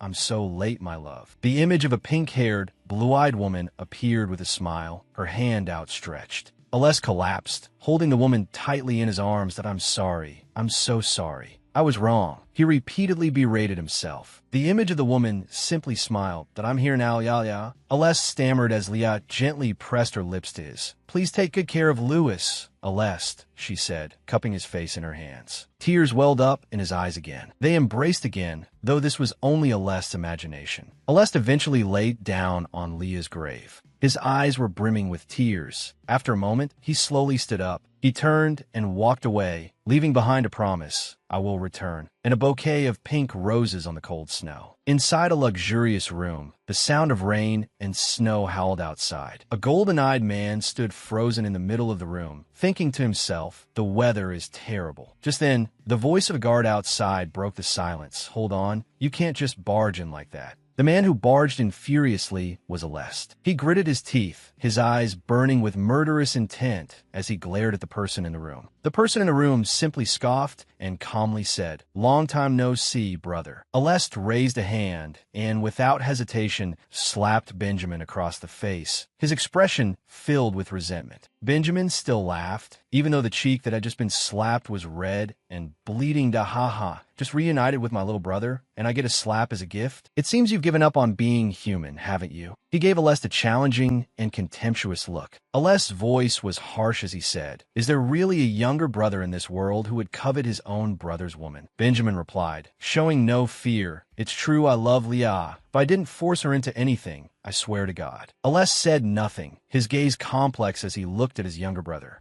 Benjamin's smile didn't falter. He taunted cruelly, "Oh dear, how scary. Are you here to kill me?" Alest stepped closer to him. "Try it." As he spoke, he placed a hand on the shoulder of the seething Alest. "You killed our parents, our aunt, uncle, everyone, even your fiancé." Now Benjamin was no longer smiling. He practically yelled the accusation. "Are you going to kill your own brother now?" Alest's face hardened, stunned by the words. "Try it," Benjamin challenged loudly. Alest's foot shot out like lightning, sending Benjamin crumpling to the floor. He leaned against the wall, clutching his injured leg and crying out in pain as Alest stood over him. The black-armored figure pressed his foot down hard on his brother, forcing him to the ground. Alest spoke, "I've walked the path of a demon, but I don't understand the meaning of your rash words, brother." Benjamin cried out again as Alest's foot pressed harder into his thigh. Alest's hand gripped Benjamin's throat. He spoke again, his voice eerily calm. "Although I also want to kill you, just like you said, but you can't die that easily." Benjamin's face darkened, his trembling hands trying to pry Alest's hand away. Alest only tightened his grip, his voice a low growl, "That I'm sure you're prepared for what's about to happen, right?" Suddenly, Benjamin let out a short, scornful laugh. Then he began to laugh uncontrollably, staring straight at his brother. Benjamin grabbed Alest, continuing to speak without wiping the smile from his face. "That I took care of Leah for 8 years. Even her daughter, Louis, I raised her." "What were you doing during that time? Did you even know Louis was born?" "No, you didn't. Even if you did, you wouldn't have come back. Because you struggled. You failed to control your power and hurt so many people, caused them so much suffering. You were afraid of that. Didn't you abandon Leah?" Alest's hands clenched, trembling. "That it was you who killed her." Each of Benjamin's words caused Alest's face to fall. Benjamin gripped Alest's shoulders and delivered a final blow. "You coward." Only then did Alest lean in close to Benjamin's face and challenge him. "Try it." Just like that, Benjamin, with a wound on his face, was presented like a lost soul. Alest added, "Try to see if your words hold up under the law."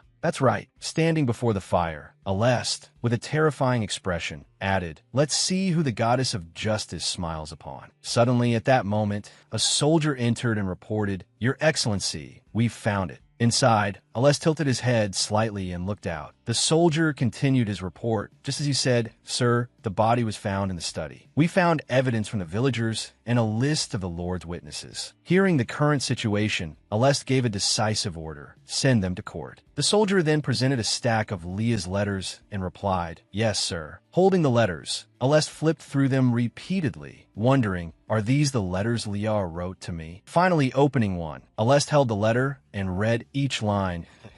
Why, dearest Benjamin. Are you well, Benjamin? I trust you so much, Benjamin. I miss you so much, Benjamin. I've given birth to a baby girl for you, Benjamin. Oh, Benjamin. After reading the letter, Aleste realized something and thought, all the places with my name are blacked out. Benjamin, sitting nearby, smirked at this. Suddenly, Aleste swiftly approached and slapped him, cursing, "I won't stab you, you bastard." A moment later, Aleste grabbed Benjamin by the collar and continued to berate him just because of that. Meanwhile, at the court, Petrich was escorted by two soldiers, accompanied by a voice saying, "Defendant Petrich, M.O., please step forward." Upon entering, Petrich was startled to see Aleste. Sitting nearby, Aleste Imperator nodded slightly in acknowledgement as Petrich approached. At that moment, a soldier approached Aleste Imperator and reported, "Grand Duke, Hildegard is ready." Sitting above, Hitchich began to speak. The defendant is allowed to plead for his actions. Hearing this, Petrich looked up with a benevolent expression and replied, "God is my witness to my innocence. I have nothing to plead, Your Honor." Hitchich then asked, "Is the defendant saying he is admitting to his criminal acts?" Suddenly, Vattel stepped forward, raised his hand, and said, "I have an objection, Your Honor." It turned out this person was Vattel, the undefeated chief lawyer of the Acer High Legal Affairs team. Vattel moved to stand beside Petrich, placing his hand on his chest respectfully, and said, "I apologize for my tardiness. I am the defense attorney for Father O'Connor." Seeing Vattel's appearance, Benjamin glanced over with annoyance, thinking, "You think O'Connor? That girl is O'Connor? Damn it, it doesn't matter, even if it's the legendary undefeated lawyer. No matter what they do, they're just superfluous." Vattel calmly turned and looked over at Benjamin. Benjamin continued to think, "Does that girl even know what's going on, daring to interfere?" Turning back, Vattel looked confidently at Hitchich and spoke, "Your Eminence, the suspicion towards the defendant was unfounded from the beginning." Vattel began to lay out his case. An image of Benjamin beating Lewis appeared as Vattel continued. "First, I'd like to refer to the definition of kidnapping. Kidnapping is an act carried out without consent, through coercion or threats, against a victim under guardianship, is it not?" Then, Vattel took a few steps forward and added, "Or in other words, this is an act carried out without the victim's consent." Vattel continued to extend his hand with a calm expression, continuing his sentence. "Father, why did you and Lewis move to Sylvester?" Standing right next to him, Petrich, upon hearing this question, turned and anxiously replied,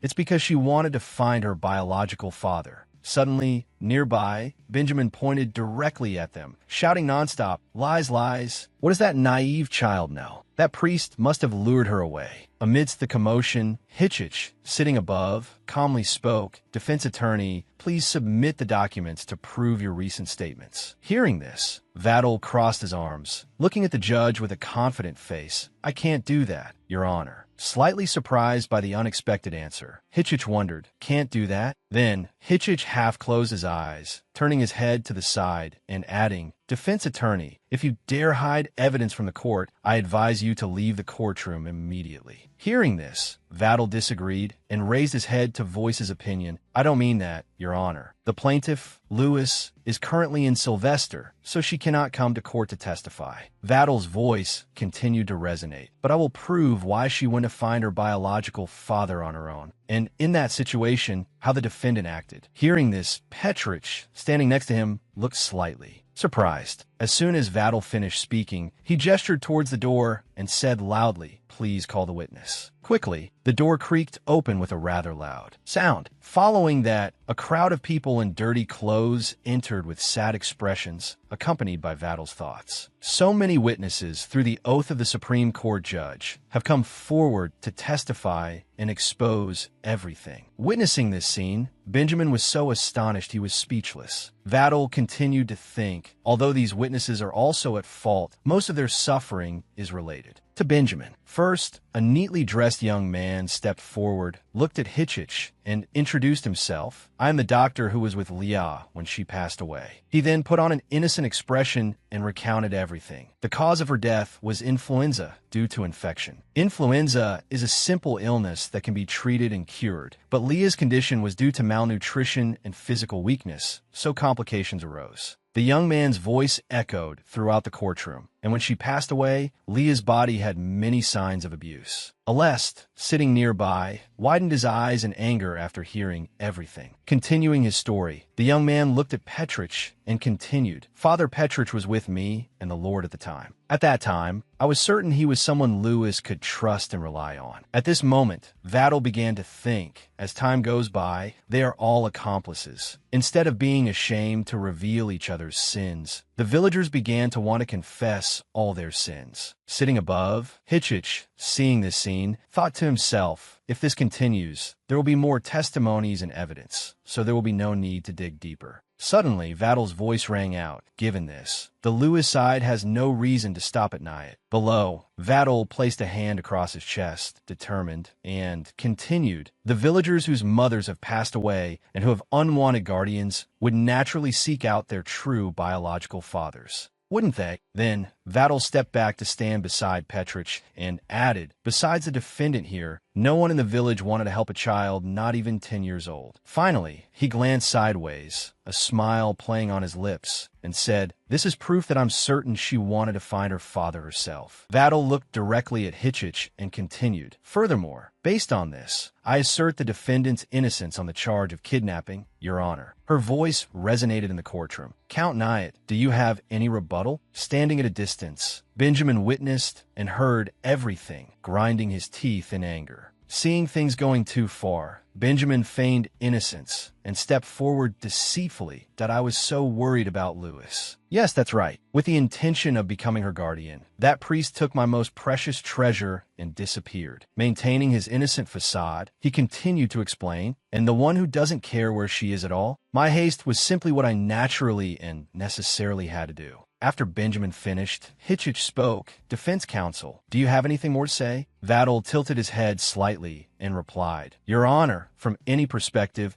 the defendant only intended to help Lewis in the most humane way possible." Petrich glanced at Vattel as he spoke. Even when he returned, the defendant received no compensation. It's not because he desired any reward. We are accusing someone more faithful to the teachings of God than anyone else. Having said this, Petrich reaffirmed, and with that argument, I, the defense attorney, assert the defendant's innocence, and simultaneously. Vattel pointed at the now rigid Benjamin and accused Benjamin Joseph Knight of slander and disrespecting religion. Thus accused, Benjamin's eyes widened in disbelief. "What? Shut up." A horrific image flashed through his mind. Smoke, fire, and chaotic scenes of people after the cult's large-scale conquest decades ago. The Holy Court was extremely sensitive to acts of blasphemy against the Orthodox Church, to the point of increasing the severity of punishments. Benjamin clenched his fists. Having been a member of the Imperator, he had directly experienced the cult's campaign and knew this truth best. Tears welled up in Benjamin's eyes as fear gripped him. Asterisk, I can't die like this. I have to do something, but what? Asterisk, meanwhile, Alest sat silently, deep in thought. Benjamin's gaze became increasingly desperate. A savage grin spread across his face. How ironic. Suddenly, a hand reached under Benjamin's arm. "Let's go." Enraged by this, Benjamin struggled to stand and shouted, "O'Connor, you insolent brat. I told you I was only doing what I had to as a guardian." Despite the insults, Vattel simply crossed his arms and leaned back as Benjamin's shouts continued. "Brother, are you really going to abandon your only brother? Like this?" Finally, before leaving, Vattel looked back and yelled, "Damn it, I cursed the name Imperator." A while later, Benjamin sat in a cell, with Aless standing outside looking in. Seeing him, Benjamin asked, "Are you satisfied now, brother?" Benjamin, his eyes still filled with resentment, added, "Brother, I will never forgive you." He then grabbed the cell bars, rattling them continuously, and shouted, "You have no right to love Leah or to be Louis's guardian. That should have been my place." After his outburst, Benjamin's voice softened, tears welling in his eyes. "Poor Leah," he murmured, "that a savage truly belongs in the wilds." He then added, "What if Cardinal Hitchich finds out the truth?" The truth that Louis is the sole heir of the Imperator family. This statement made Alest's eyes widen in surprise. Immediately, Alest reached through the bars, grabbed Benjamin's collar, and shouted, "Shut up." He pressed Benjamin's face against the bars, his expression menacing. "Now, you have no more chances to run your mouth. Since it's come to this, why don't you say something useful, little brother?" Benjamin, choked and in pain, clutched at Alest's hand, gasping, "In this world, the law has no secrets, brother." Benjamin shoved Alest's hand away forcefully. Then, with a falsely sweet expression, he touched Alest's clothes and added, "What's wrong? Don't tell me you're planning to rip out your little brother's tongue yourself without the Cardinal's help, brother." Overcome with rage, Alest's hand moved with lightning speed. It shot through the bars and forced Benjamin's mouth open. Holding it open, he said, "Open wide." Benjamin cursed, "You crazy, venomous bastard. What are you?" Alest yanked him hard against the bars, causing Benjamin to cough in pain. Then, Alest did something inside Benjamin's mouth, producing a loud snapping sound. Benjamin groaned. All that remained was Benjamin's blood and his agonizing screams. Stepping outside,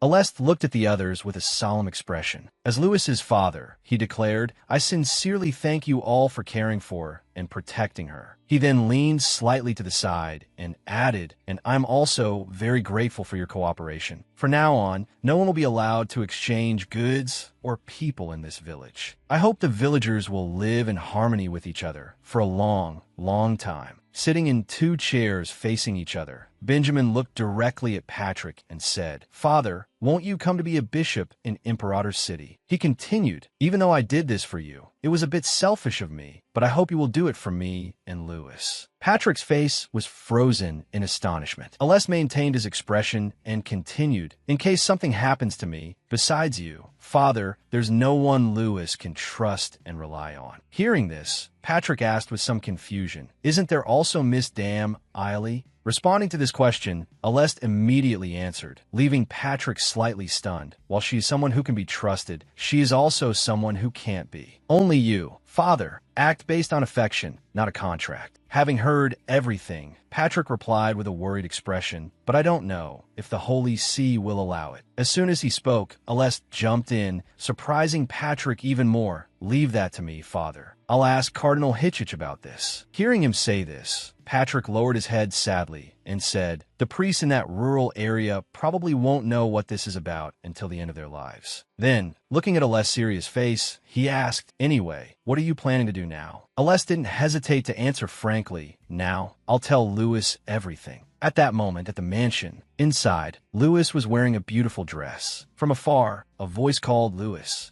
Seeing Alest, Louis cried out joyfully, "Father!" Seeing her so happy, Alest explained, "You've been waiting a long time, haven't you? I'm sorry I'm late. I had some things to do. I'm just happy you're back, Father." Ignoring everything else, Louis ran to hug Alest. Holding her, he asked, "Did you have fun playing with the other two children?" Louis nodded repeatedly. Kneeling in front of her, Alest added, "That's good. Now, we need to go somewhere. Come with me, Louis." Hearing this, Louis asked hesitantly, "Go somewhere?" Finally, Louis held Alest's hand tightly and went somewhere. The place before them was incredibly beautiful, covered in white. Louis looked around with a puzzled expression, thinking to herself, "This is the first time I've been here, I think." After looking around for a while, Louis silently praised, "It's a beautiful place, but there are ruins everywhere." A moment later, Louis looked curiously in one direction and wondered, "Where is this place?" Louis was standing before a statue of an angel. Alest, standing nearby, called out, "Louis." Then, he led Louis inside, saying, "I'm sorry I didn't let you know sooner." After hearing his words and seeing the scene before her, Louis became increasingly emotional and then surprised. Finally, she trembled, tears streaming down her face as she stammered, "Mother, is that Mother?"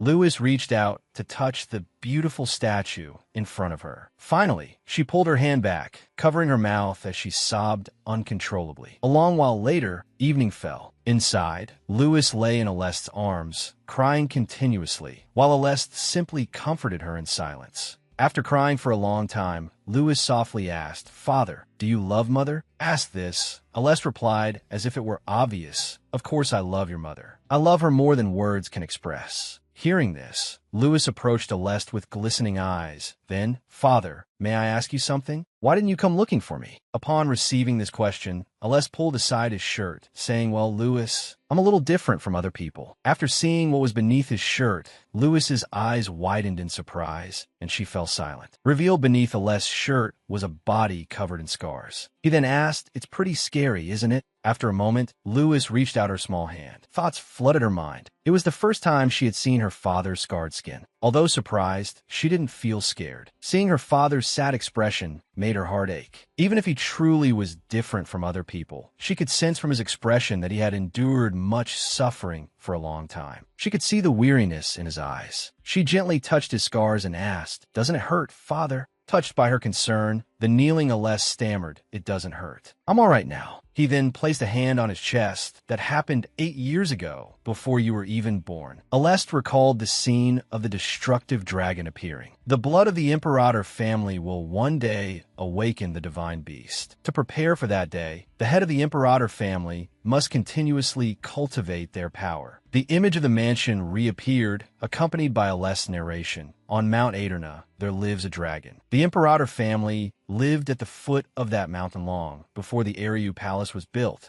The image of a glowing necklace appeared. The desire to possess the dragon's power was only natural, so they prepared for the day the divine beast would awaken. The heir of the Imperator family, upon reaching adulthood, would receive eternal life and the dragon's power to confront the divine beast when it emerged. Finally, an elaborate golden symbol appeared. The dragon is the king of serpents, which is why the symbol of the Imperator family is a serpent. The image of Aleste appeared, looking powerful and imposing. Aleste was the heir who would inherit the dragon's power. From a young age, he showed exceptional talent, and the elders placed great faith in him. His face was cold and sharp as he looked forward, but for some reason, after reaching adulthood, he was no longer lucid. More and more gossip surrounded Aleste. The matter of the Imperator family succession quickly spread among the family members. Aleste had to defend his position as heir against those within the family who harbored the disgusting thought that he wasn't the true heir because he couldn't awaken. The image of a crowd of family members appeared. The elders grew increasingly worried as the Imperator family began to fracture from within. Finally, the scene shifts to Aleste's agonizing awakening. 2 enormous horns had sprouted from his head, ultimately forcing him awake. Aleste had lived for 6 years in the form of a monster. During that time, thanks to the Ananites and the retainers, the Imperator family didn't collapse. There were also many rumors that he was the family's disgrace and had been killed, forcing the family to find a new heir. As he struggled to regain his humanity within that monstrous body, the Imperator family had lost its former position and was on the verge of collapse. Aleste's eyes were vacant, and he was constantly thinking, "Before, I thought that if Leah and Benjamin escaped first, everything would be all right." Hearing this, Lewis looked at Aleste with glistening eyes and asked, "What about my mother and Benjamin?" Aleste began to recount the civil war within his family. The family had split into 2 factions, those who supported him and those relatives who opposed him. Although our side always maintained amicable relations, we were transferred to the estranged branch family, the Neots. Pausing for a moment, Aleste glanced at Lewis from the corner of his eye. "When I lost consciousness, if Leah had been by my side, in the worst-case scenario, my father might have harmed your mother." Aleste only wanted to find every possible way to ensure Lewis and her mother's safety. Aleste said, "In that situation, my father thought that even after everything was resolved, the separating branch of the family would be a better place." Lewis turned to face Aleste. Lewis voiced her thoughts, because at that time, father had become a monster, lost consciousness, and been corrupted by the evil dragon. The dragon on Mount Aina is very ambitious and cruel. The reason Sylvester has an unusually cold season and more magic stones than than other places is because of that dragon. At this point, Louis pondered thoughtfully. So that's why Father always calls himself a failure. Aleste watched Louis's expression change. Aleste lowered his eyes. At that time, he missed both of them very much. Even so, I couldn't give up, even though there weren't any letters from you and your mother.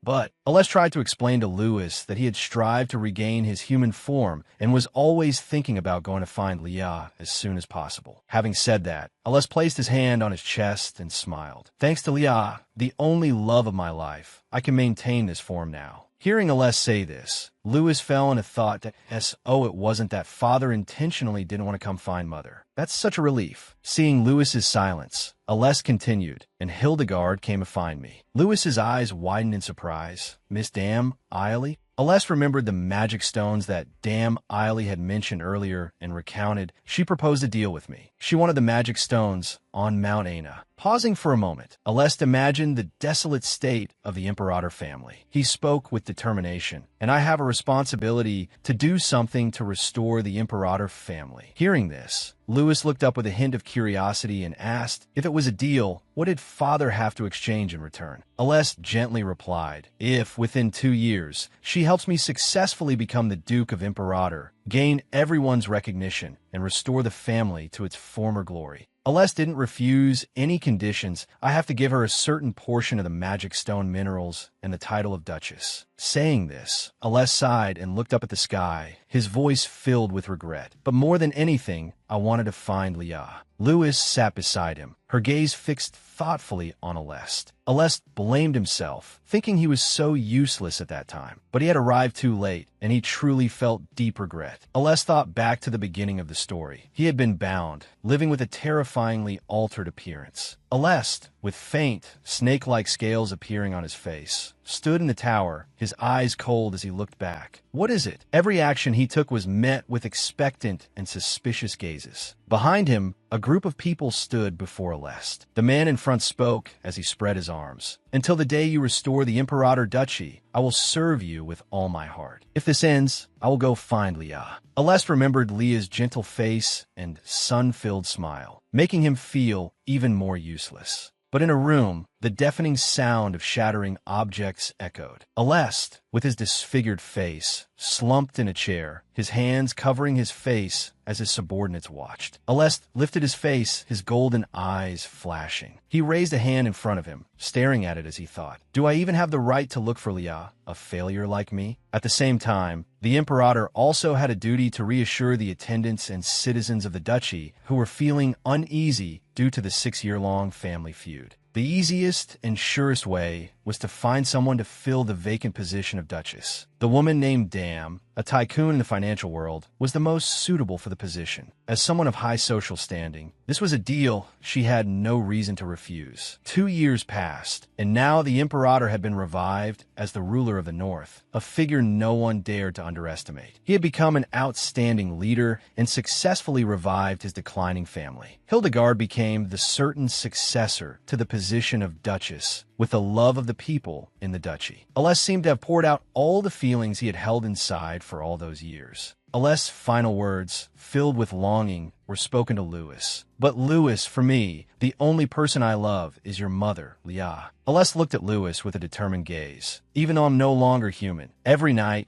I can't sleep peacefully and can't eat human food. You know about these things, right? Hearing Aleste's words, Louis nodded repeatedly in agreement. Aleste spoke in a pleading voice. I think I will make up for the lost time with you, from the time you weren't by my side until now. Aleste knew this wouldn't compensate for the past hurts, but he still wanted to, and I will clarify all of this in front of everyone to make it up to you. Louis, with gentle eyes, moved closer as if to comfort him. Will you be all right, Father? Hearing these words, Aleste clenched his fists. Releasing his grip, he embraced Louis. I'll be all right. After sharing everything, a sudden silence fell, their eyes meeting. Only the rustling of the wind could be heard. But thinking about it, Louis felt a bit surprised and confused. But even now, I can only say this much. The more Louis thought, the more unbelievable it seemed. Holding her forehead, she gritted her teeth. But why should I understand Father's circumstances? right? Lewis recalled that morning while still in her beloved bed. This morning when I opened my eyes, the first thing I felt was emptiness because Mother isn't here. Standing in front of the mirror looking at myself, I always feel so confused. How many more days and nights will it take to escape these swirling thoughts and feelings?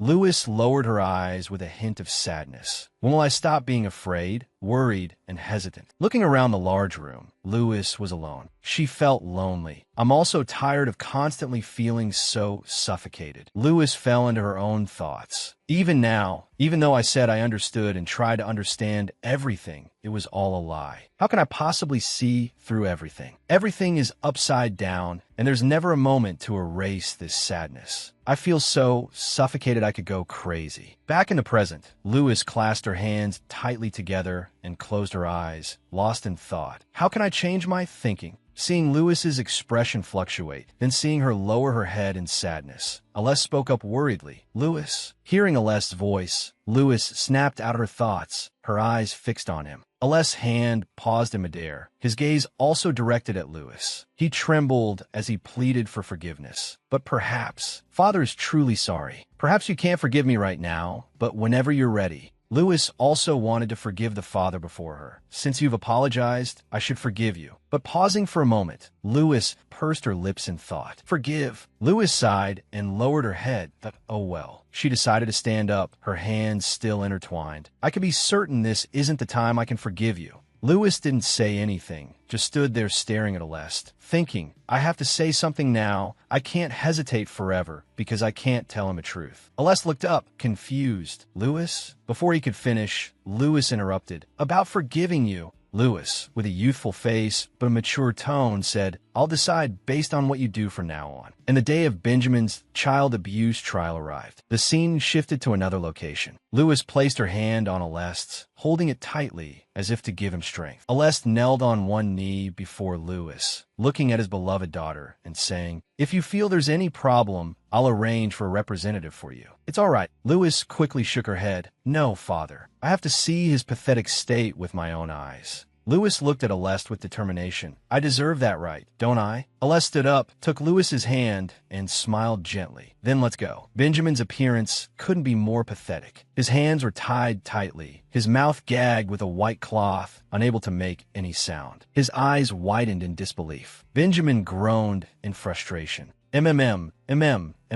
Lewis stared at Benjamin, seemingly astonished. Alest, standing beside her, nudged her arm slightly. She understood and looked at him. Taking Alest's hand, she smiled. Lewis said, I'm all right, Father. If there's any problem, I'll tell you. The trial proceeded more smoothly than expected. Lewis stood on the platform, Alest right beside her, worried about her safety. The orange-haired girl next to her reminded her, the platform is a bit high, so please stand here, Mississippi. Lewis politely turned her head and thanked her. Thank you. Firstly, to clear my father's name. Lewis felt a sense of relief. It's a good thing Father is all right. Secondly, she wanted to prove that everything was fabricated by Benjamin. Thirdly, the high judge asked, what kind of item is that necklace? Alest, standing beside her, answered, it's one of the heirlooms passed down through my family for generations. Alest's gaze turned towards Lewis. The IT was given to this child with the promise that I would definitely come find Lewis and Leah. Cardinal Hitchich looked coldly at Alest and Lewis. But after Miss Lewis was born, you never once visited Neos. And there's no record of Miss Lewis's birth mother exchanging letters with Count Neos. Did you intend to abandon this child? Hearing Hitchich's question, Alest raised an eyebrow, but didn't answer. Alest closed his eyes in thought, his lips pressed tightly together. Before he could speak, Hitchich continued to question him. Isn't Duke Imperator someone who, once determined,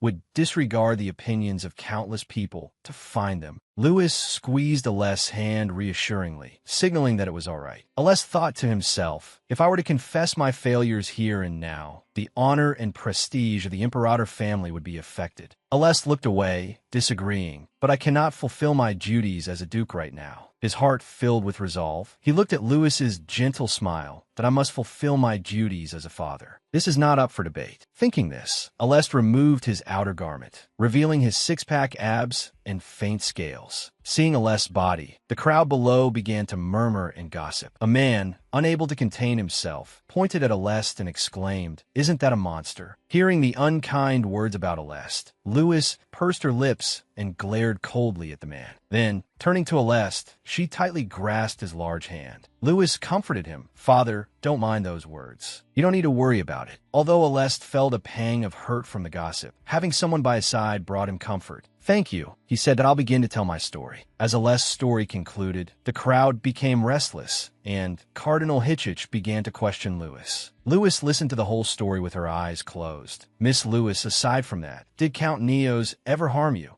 Taking a deep breath, Lewis opened her eyes with determination and nodded. "Yes, I would like to tell the truth about the wrongdoings he committed." The haunting memories that had plagued Lewis finally resurfaced. Being cornered by Benjamin, being molested, being beaten. As she recounted the events, tears streamed down her face. Alest, heartbroken, gently patted her back. As I spoke about everything that happened during that time, I unconsciously started crying because of the pain. Alest embraced the grieving Lewis. In response to her courageous act, everyone applauded, as if to console her for the cruel moments she had endured. Only one person, Benjamin, cried out in despair, wanting to argue, but to no avail. "Order, order, Lewis," the judge's authoritative voice boomed. "Silence. The guardian has a duty to raise and care for the child under their protection." Lewis frowned, looking at Benjamin, who was struggling. The judge continued, "If they fail to fulfill that duty and instead abuse their authority by inciting the villagers to ostracize the child, impacting their growth and development, repeatedly imprisoning and mistreating them." Hearing the judge's words, Alest sorrowfully embraced Lewis. These actions constitute child abuse and deception towards Lewis, Leah, and even Duke Imperator, rendering their 8 years of waiting meaningless. The judge then sentenced Benjamin to life imprisonment. Therefore, Benjamin Neos will be branded and sentenced to life imprisonment on Natchan Island. As soon as the words left his mouth, Benjamin's eyes widened in disbelief. Benjamin vehemently shook his head, refusing to accept the verdict.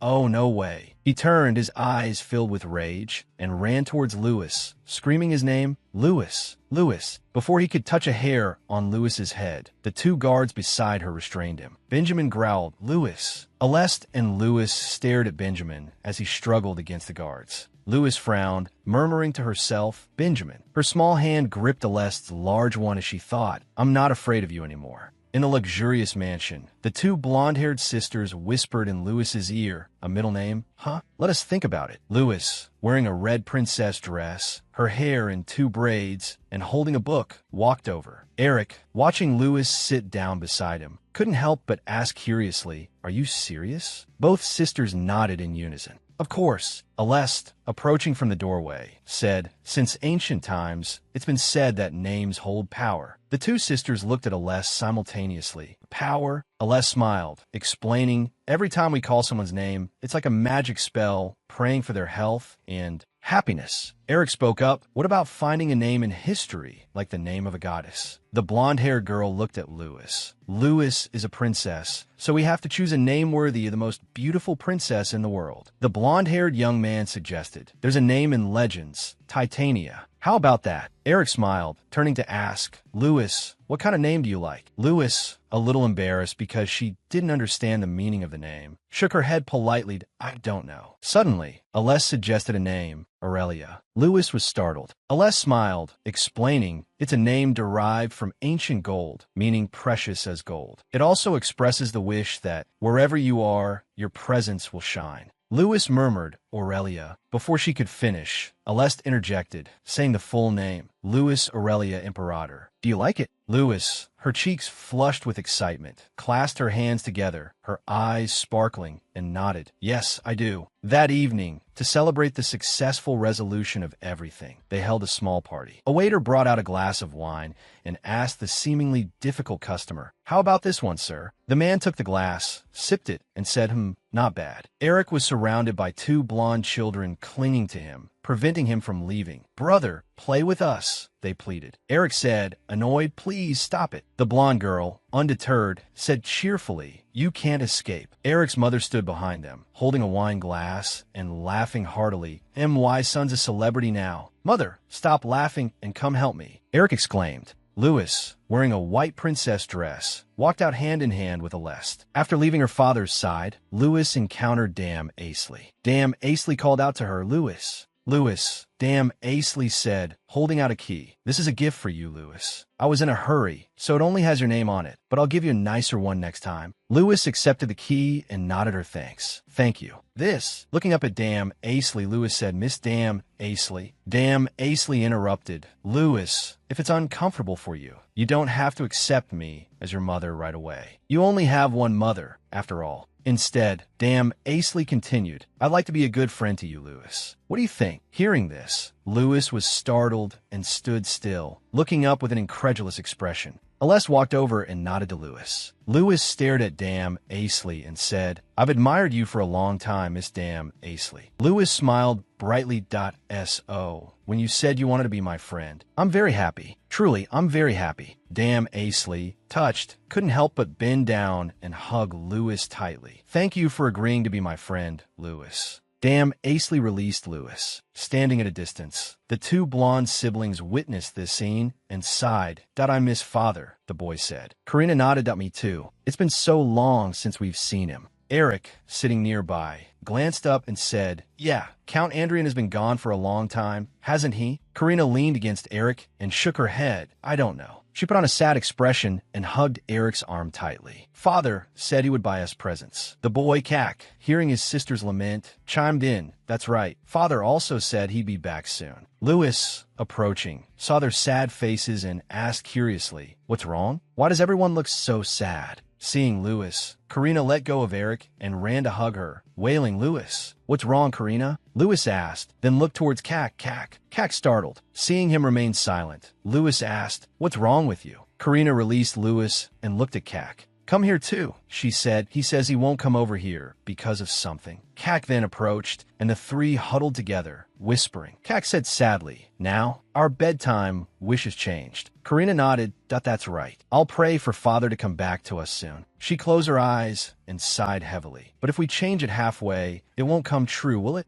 Eric, standing nearby, spoke up. "Hey, you guys haven't been to the St. Nicholas Day decorating festival, have you?" Karina, confused, turned and asked, "What's that? A decorating festival? Do people usually pray at that festival?" St. Nicholas Day is a day to honor St. Nicholas, and people celebrate it by decorating trees, praying, and giving each other gifts. According to Eric, we decided to go out and celebrate St. Nicholas Day together. With that said, the four of them got into the carriage and went into the city to see the festival. Dame Eiley helped Lewis down. "Come on, get down." Lewis bowed politely. "Thank you." Dame Eiley clicked her tongue, confusing Lewis. "Well, it seems no one has told you yet." Dame Eiley pointed her finger towards a distant building. "That building over there, everything inside belongs to Lewis." Dame Eiley covered her mouth and laughed. She had originally intended to give them to Eric, but he already owned one, so she felt it was most appropriate to give them to Lewis. Lewis stammered, Oh, if that's the case then." Dame Eiley leaned down and asked, "Shall we go?" As they walked, Dame Eiley remembered something. Right, Lewis, from now on. While we're here, pay attention to everyone's reactions to my actions. Dame Eiley led Lewis into a shop. This one is nice too. Dame Eiley's actions astonished the people in the shop. "Give me the one that girl was looking at." Dame Eiley asked, "Do you know why everyone wants to buy the item I looked at?" After thinking for a while, Lewis replied, "I think it's because you're a great person. They think that the things great people use are naturally good things, right?" Hearing this, Dame Eiley laughed. "That's right. The same item I looked at earlier, if it were just an ordinary person choosing it, it would simply be renowned. But if it's chosen by me, then naturally that item will be chosen because it creates a more special and unique feeling." Dame Eiley sat down and held Lewis's hand. "Even your breathing will be envied, so don't worry. So I will help you, so that no matter what Lewis does, there will definitely be people who will notice and care. Lewis smiled inwardly. Really, she's probably doing this because she feels guilty for making me uneasy. Lost in thought, Kak's voice rang out. Lewis, we've finished choosing our gifts. Have you finished choosing yet? Lewis gave a strained smile. I don't know what to choose anymore. Kak and Karina spoke over each other. Then let us help you. Lewis was slightly surprised, then smiled happily and nodded. Yes, Ariu Imperial Palace. The guards bustled about, searching for Idris. Prince Idris, where are you? After searching for a while and still not finding Idris, the guard sighed. Really, today Her Majesty's mood isn't very good. He's not over there. Let's go. Just as they were about to leave, Idris's voice echoed, startling one of the guards that I'm right in front of you, so why can't you see me? Idris floated in midair, an inch above the ground, laughing cheerfully. The guard shouted, Prince Idris. Idris said, I don't know where I'm going, but I'll be back soon. With that, Idris disappeared outside, and the guards panicked. Oh dear, please come back. Idris laughed cheerfully and shook his head. I don't want to. The Empress, seeing Idris's mischievous look, sighed. Then she ordered her subordinates, follow him and bring him back. Absolutely do not let him go towards the Imperator. The subordinate bowed respectfully. Yes, I will inform the escort knights immediately. Idris sat in the back of the carriage, looking around and muttering, why is the owner of that letter someone from the Imperator? Having regained consciousness, Idris felt curious. Where is this carriage going? He shrugged, rubbing his neck and leaning back. Whatever, anywhere is fine. Idris smiled, as long as I can rest comfortably. At the festival, Lewis pondered that a gift for father, the priest, Miss Anna, Lord Hast, Ilda, Eric, Karina, Kak, and Steward Philip. Lewis sighed, looking up at the sky. What should I get each of them? Eric approached and said, Lewis, are you still unsure? Lewis nodded. Yes. Do you and Karina want to buy anything? Eric replied, I want to buy new ink. I heard there's a new type being sold in limited quantities in Montino. Karina popped her head out from behind Eric. I want to buy a sword, not some cheap thing, but a really sharp one. Lewis looked up at Kak and asked, what about you, Kak? Kak said, I really like magic books, but they're hard to find here. Kak looked shyly at Lewis, but as long as it's a gift from Lewis, I'll like it. Lewis smiled and nodded. Okay, then I'll try to find one for you. Suddenly, whispers reached Lewis's ears. Who is that? That's right, it's him. A spiteful voice rang out. Hey, you bastard. The whispers grew louder. Look who it is. Oh, that's right, it's him. Well, the bastard. Two men standing in front of him were looking at Lewis with contempt. How can he be so shameless? Aren't normal children aggressive? Even so, people still try to raise them properly. He's clearly trying to get close to steal his father's fortune. Lewis, not understanding what was happening, stood frozen, watching the two men in front of him talking and laughing.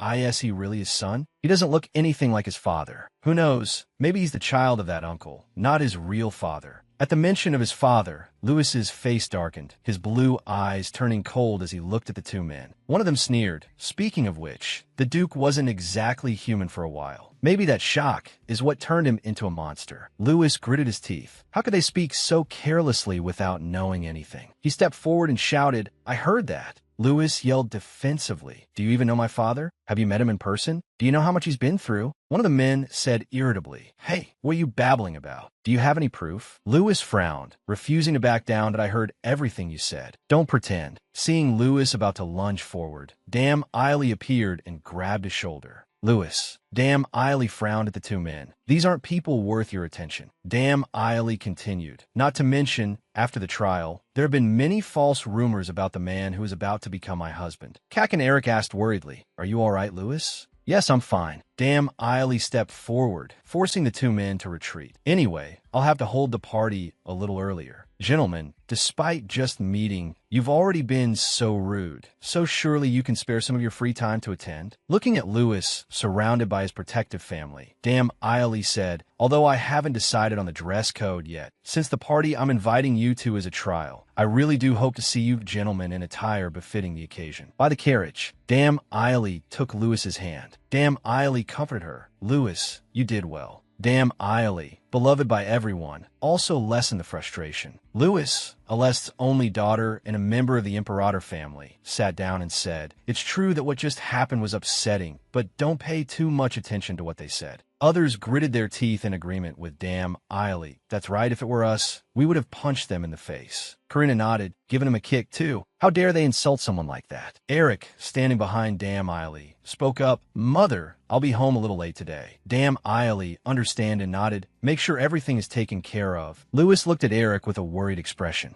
Eric smiled, hugging Lewis that it's okay, Lewis. No matter what anyone says, you're still my little sister. Hearing this, Lewis brightened. Thank you, brother. Seeing Lewis's bright smile, Eric felt reassured. The two men who had been bad-mouthing her earlier were strolling down the street, still gossiping. Why was damn Eiley there? Things almost got serious. But would she really report us? Eric appeared in front of them and then stopped. He brushed past them, deliberately bumping into one of the unsuspecting men. The man, annoyed, yelled, "Hey kid, watch where you're going." Eric, undeterred, raised an eyebrow challengingly. What about it? Got a problem? This cheeky brat. Eric formally introduced himself.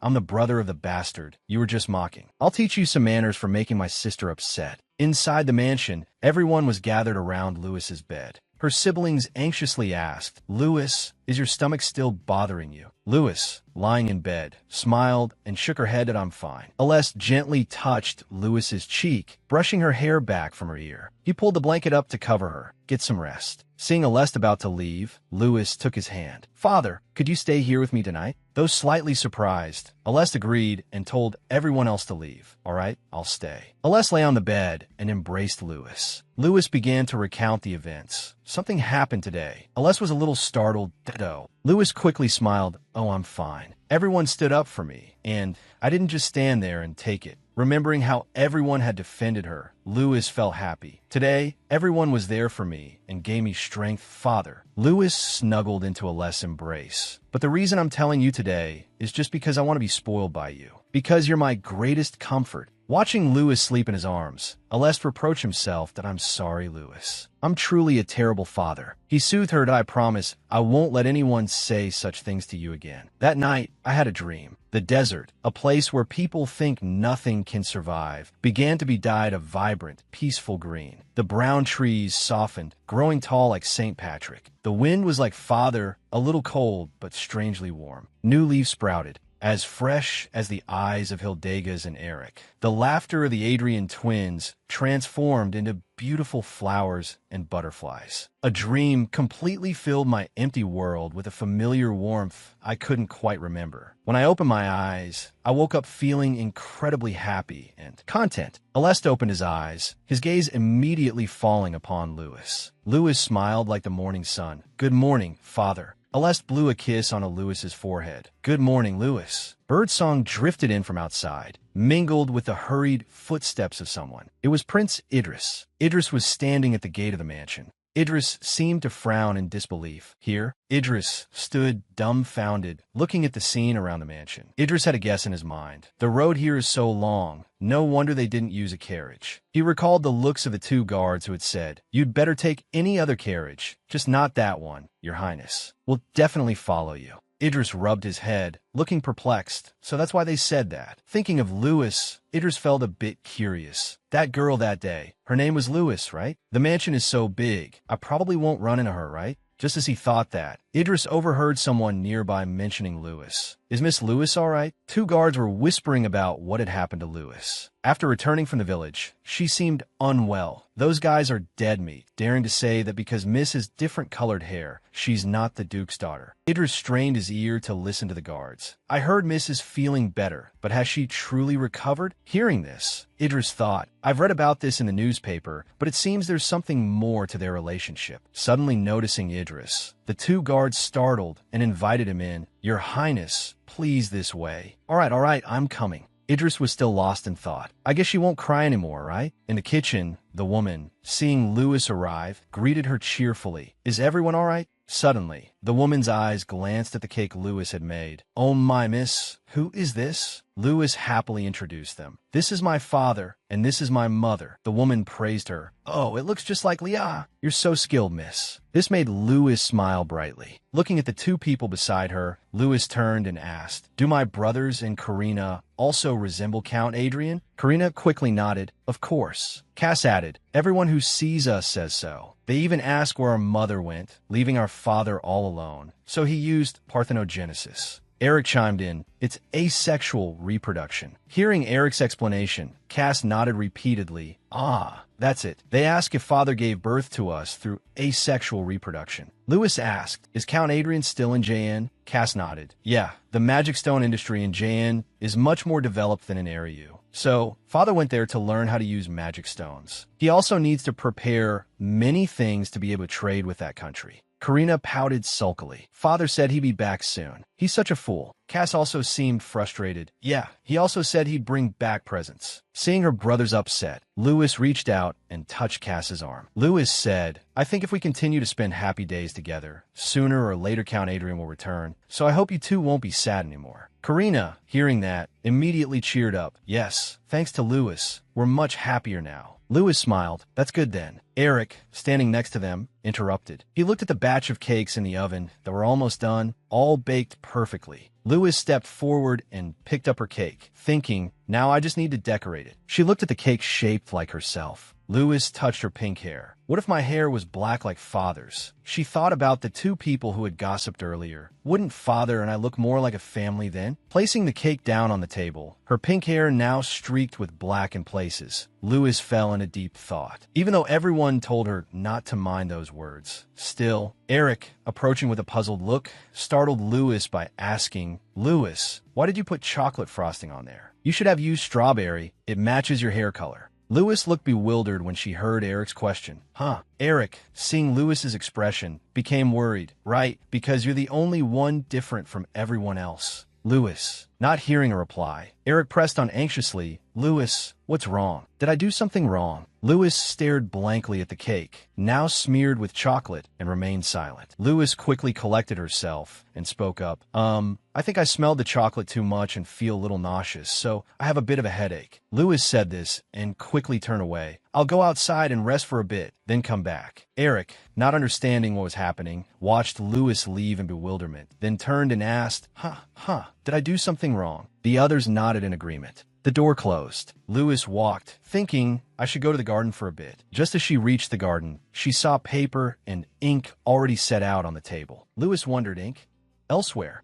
Lewis hurried off. Not paying attention to what was in front of her, she bumped into Idris. Both of them tumbled to the ground, crying out, oh my goodness. Oh dear. Lewis landed squarely on Idris's chest, murmuring, that hurt. Lewis, now realizing she was lying on top of someone, lifted her head in a fluster. Are you all right? Lewis, flustered, regained her composure and looked bewildered. Oh, seeing clearly who was in front of her, Lewis said, you're... Idris cut her off, standing up. Let me help you up first. Lewis took Idris's hand. I'm sorry. Lewis gave a nervous laugh and asked, What are you doing here? Idris honestly replied, I was following a carriage. It stopped here, so I got off. Idris noticed the ink pot in Lewis's hand with surprise. So, where are you going with that ink? Lewis made up an excuse. I need it for some personal business. Personal business? The two sat down, and Lewis told Idris, well, the thing is I don't know if this black ink can dye my hair. Idris was astonished. Dye your hair? Idris stroked his chin thoughtfully. Could it be? Idris finished thinking and turned to say, give me that ink pot, okay? This confused Lewis. Lewis, bewildered, handed it over. Idris said, I'm going to confiscate this for now. Lewis snapped back to reality and grabbed for the ink pot. What? Give it back. Idris asked, you're not dyeing your hair because you want to, are you?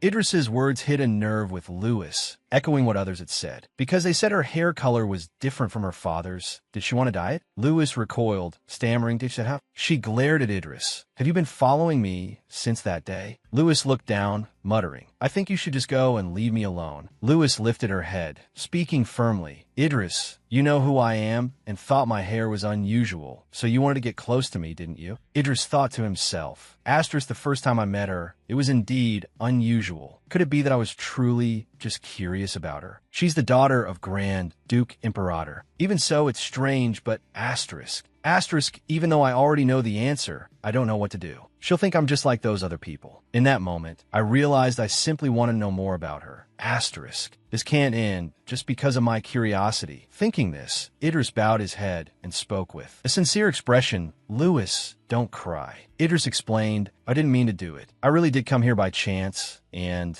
I was curious about you at the time. I know my actions then were wrong and thoughtless. I'm truly sorry. Idris bowed his head for doing that to you. Lewis pursed her lips, listening to Idris.so. I came here and overheard the whole trial of Imperator and all the rumors surrounding it. Idris looked away, so I understand to some extent. The two sat down in the garden gazebo. Idris asked, "The things people say are bothering you a lot, aren't they?" Idris looked directly into Lewis's eyes, and my actions too. "You must be very upset." Idris bowed his head again, apologizing to Lewis. "Once again, I sincerely apologize." Lewis smiled at Idris. "It's not entirely your fault, Idris. I'm sorry for snapping at you like that. No, I'm the one who should apologize. In such a sensitive situation, it's understandable you reacted that way." The two talked cheerfully, clearing the air. Lewis said, "Well then, give me back my ink pot." Lewis reached out to grab the ink pot, but because she was so small, she couldn't reach it. When she stretched, Idris lifted it higher. Lewis yelled in frustration, "Weren't you the one apologizing? Give it back." Lewis tackled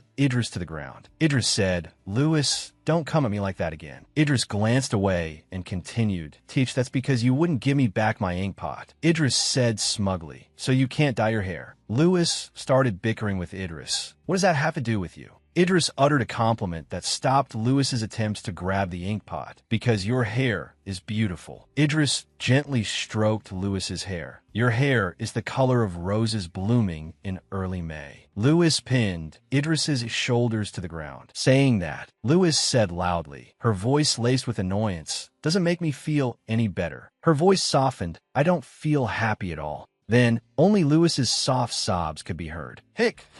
Hick!" Idris embraced Lewis, comforting her. Asterisk, "I don't intend to change my hair color. I really like my hair color because it's the same color, asterisk, my mother's hair. But the moment I saw the black ink, I thought if my hair was black, wouldn't I have to hear those words? Wouldn't I have to feel sad when I hear them?" Idris reminded Lewis, "You'd have to dye your hair every day, you know." Idris tried to persuade Lewis, "If you change yourself just because of what one or two people say, by the time you've changed everything, they still won't be satisfied." Idris tapped into Lewis's wavering resolve. "Who knows? You might have to keep changing until you completely lose yourself." Idris posed a question to Lewis. "Even then, would you be okay?" Lewis, lost in thought, was helped up by Idris. She quickly shook her head. "That of course not. That wouldn't be okay." Lewis said with a firm voice, "I'll try not to feel sad." Suddenly, Lewis realized she was leaning on Idris. "Oh," she exclaimed, jumping up. Idris, exasperated, said, "At this point, what's there to be surprised about?" Lewis hurriedly sat up straight and apologized. "Oh my, I'm so sorry. I leaned on you like that. How embarrassing." Idris smiled and shook his head, his eyes glancing at the ink pot in his hand. "It's all right. Oh, and about this." Idris asked Lewis, "I'm just wondering, what would happen if this ink pot spilled?" Idris handed the ink pot to Lewis. Lewis took it and held it tightly. Idris stood up to leave. "Well, I guess I should be going." Suddenly, Lewis stood up and grabbed Idris's arm. "Hey." Then, smiling, she thanked him. "Thank you." Idris reluctantly took Lewis's small hand and slowly let go. Well then, both wanted to see each other again. They said their goodbyes. "See you next time." Before leaving, Idris lightly kissed Lewis's small hand. "Don't fall on me again." He stood up, looking at Lewis with alluring eyes. "Greet me properly next time." A group of people approached from behind, saying loudly, "Lord Idris, we have arrived." Idris looked at them and then turned to Lewis. "I really must go now." Idris knew who had sent these soldiers and couldn't stay any longer. "These are officials sent by my grandmother. I saw them when I arrived. They must have sent the invitation." Lewis said, "I hope our meeting won't become an ill-fated encounter." Lewis cheerfully added, "Be careful."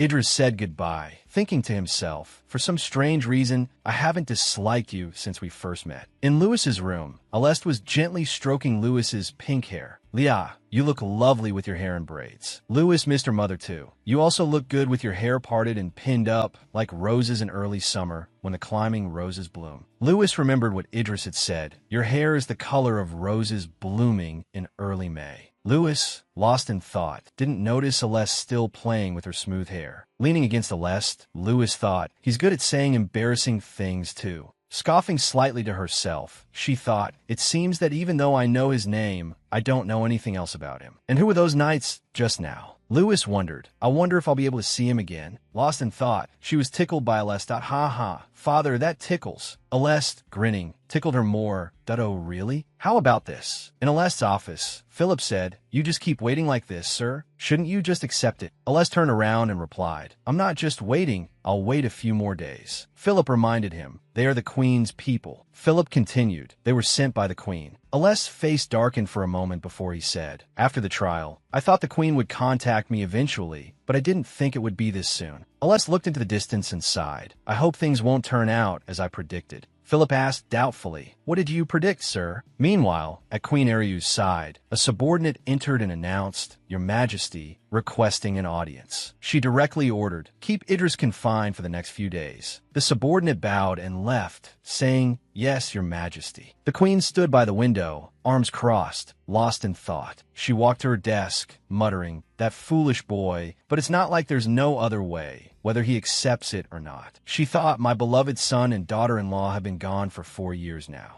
Looking at the document on her desk, a picture of Alest and Louis, she thought about Louis Aurelia Imperator, a child living a peaceful, everyday life, alone in an unknown place, in a time of widespread suffering. The Queen sighed inwardly. "I know that girl also has her own sorrows." She was being swayed by emotions she shouldn't be concerned with. "Even though I've been reading a lot to avoid reacting emotionally, still." The Queen looked up. "If I could meet her soon." Looking at the portrait of a king hanging on the wall, she murmured, "It would be wonderful." Back in Alest's mansion, Alest and Louis sat on the sofa. Alest took a treasured object from his person. "Louis, this is for you." Louis asked curiously, "What is this?" Alest presented it to Louis, saying, "This is an heirloom passed down in our family." Louis accepted it, touching the heirloom hesitantly and asking, "So it was father's?" Alest smiled gently at Louis. "You are my daughter, and one day you will become the head of this family." Hearing Alest's words, Louis's eyes widened in surprise. "Oh." Alest continued, "Our family's bloodline is tied to a prophecy. It says that when someone with our blood awakens the divine beast, that child will bring peace to the world. Therefore,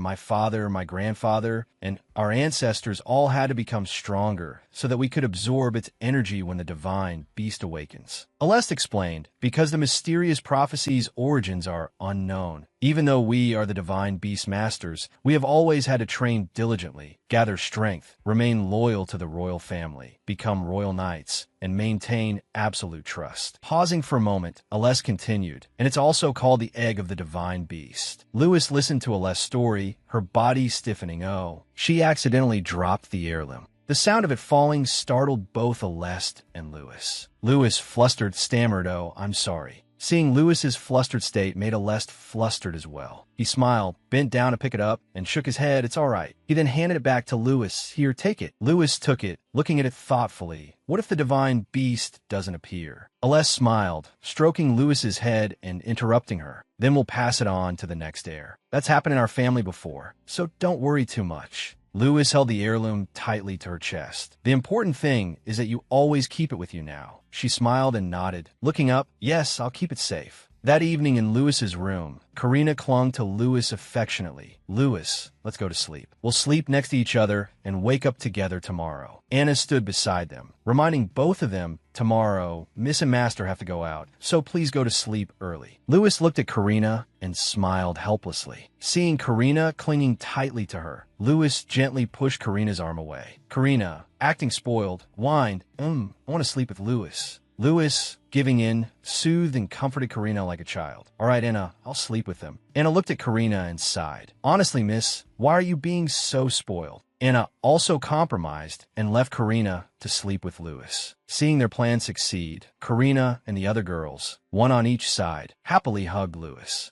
The three of them closed their eyes happily, imagining their outing the next day. "Tomorrow, we'll go up the mountain. Let's bring back the biggest tree. If we do, I'll decorate some cookies too." Karina turned to the other girl and asked, "Or should we ask the Aina Knights to help?" Louis asked doubtfully, "Ask the Knights?" Karina nodded. "Yeah, we'll ask them to bring the tree back." Louis seemed apprehensive and asked hesitantly, "Were the Knights like?" The other girl smiled and made up a description of the Knights that you am. They're like older brothers and uncles who are always sweating. Hearing this, Louis thought, I've never visited them before. I'm quite curious about what they're like. I'll find out tomorrow.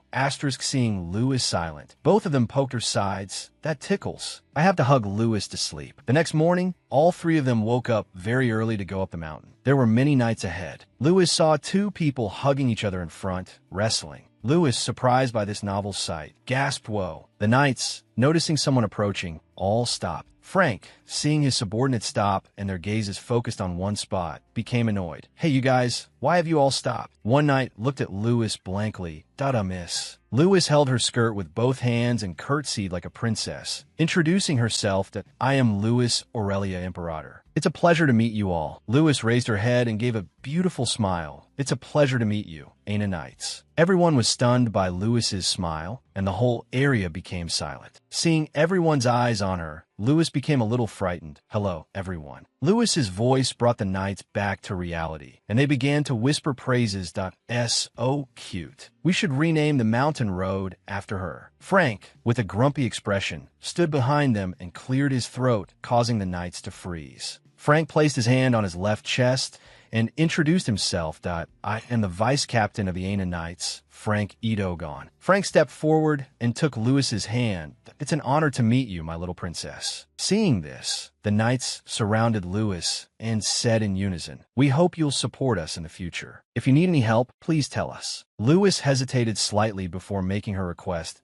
So, could you all come with us to find a fir tree to celebrate St. Nicholas Day? The scene changes to a snowy land where Lewis has traveled to celebrate St. Nicholas Day. People ask Lewis with concern, are you cold, miss? Lewis is petting Lena. Lewis pointed at her cloak and said, I'm already wearing something warm, so I'm not cold. As soon as she finished speaking, the knights simultaneously took off their shirts, revealing their six-pack abs. If Miss is cold, please tell us. We could take off her shirts for you to wear. Seeing everyone's actions, Lewis was startled that, oh, my goodness. Lewis blushed and covered her eyes. Karina quickly exclaimed, you perverts. Behind them, Eric covered Karina's eyes with his hand. You two, come over here. On the contrary, Karina was excited to watch. Why? I've seen it many times before, it's no big deal. The knights escorted Lewis and Eric's group. Deeper inside, Lewis turned and said, thank you for leading us here, Vice Captain Frank. Frank sincerely replied, if we can help, miss, it is certainly an honor for our knight squadron. Eric, on the other hand, cheerfully swung his arms. Sister, if you're tired, tell me. I'll carry you. Karina, standing next to him, spoke up, my feet hurt. Eric immediately treated her differently. You should improve your physical strength a bit. Karina felt their sibling affection might not last. Lewis was touched by everyone's affection for her. Suddenly, something appeared that dazzled her. Before her eyes was an empty path. She asked Frank, why is this place so empty, unlike the other forests? He walked forward to observe, but didn't say anything. Seeing him silent, she looked up at him questioningly. Lewis turned and saw Frank was lost in thought, so she called out, making him startled at Mr. Frank. Lewis's voice brought Frank back to reality. He quickly bowed and apologized. I apologize, miss, but this place, there's nothing here. This is the place we use for guarding and as a winter training ground. Lewis looked around in admiration, but it's really beautiful here. The forest with the falling snow gives a very novel feeling. I'm not sure if this is the Sylvester people's road or a training ground. Mount Aina isn't easy to traverse. You need the mountain's permission to pass. Frank smiled and explained,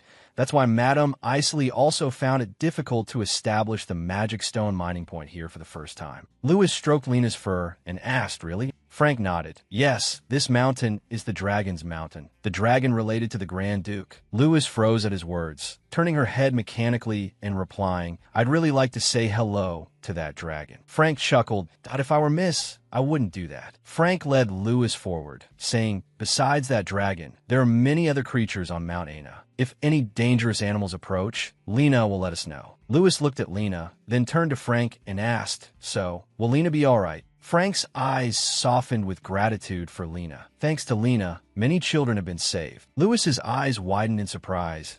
I asked that so. Lewis remembered the first time she met Lena in the forest. Frank nodded in confirmation. Yes, when we found children buried in the snow on this mountain, she embraced them with her warm fur until we found them and howled to alert us. Lewis gasped in astonishment. Oh, She went over to Lena, hugged her face, and scratched it. Lena, you're so amazing. Last time, thank you. Watching the two of them happily interacting, Frank thought, last time Miss got lost, she saw her protective nature. It probably understands the situation now. Eric hurried forward and reminded her, Lewis, don't go too far. Frank bent down to adjust Lewis's cloak, then whispered in her ear, although we patrol around here frequently, and this place is relatively safe, it doesn't mean it's completely safe. You should only go up to that point over there, Mississippi. Lewis nodded cheerfully yes. Frank whispered one last thing. If anything happens, miss, please whistle to signal me. Suddenly, several screams rang out, startling Lewis. Da-da? What was that? Ah, why isn't it flying away? On my eyes. Turning to look, she saw two knights fighting a bird. What's wrong with this bird? Frank asked doubtfully, what's going on? Lewis stood transfixed, staring at the white bird, thinking a bird. The bird also sensed Lewis's gaze and looked back. Seeing the bird staring intently at her, Lewis was slightly startled. The bird suddenly flew down to the ground and angrily declared, "Give me back my child." It suddenly flew towards Lewis, screeching, "Give me back my child." Its sharp talons were approaching Lewis's face.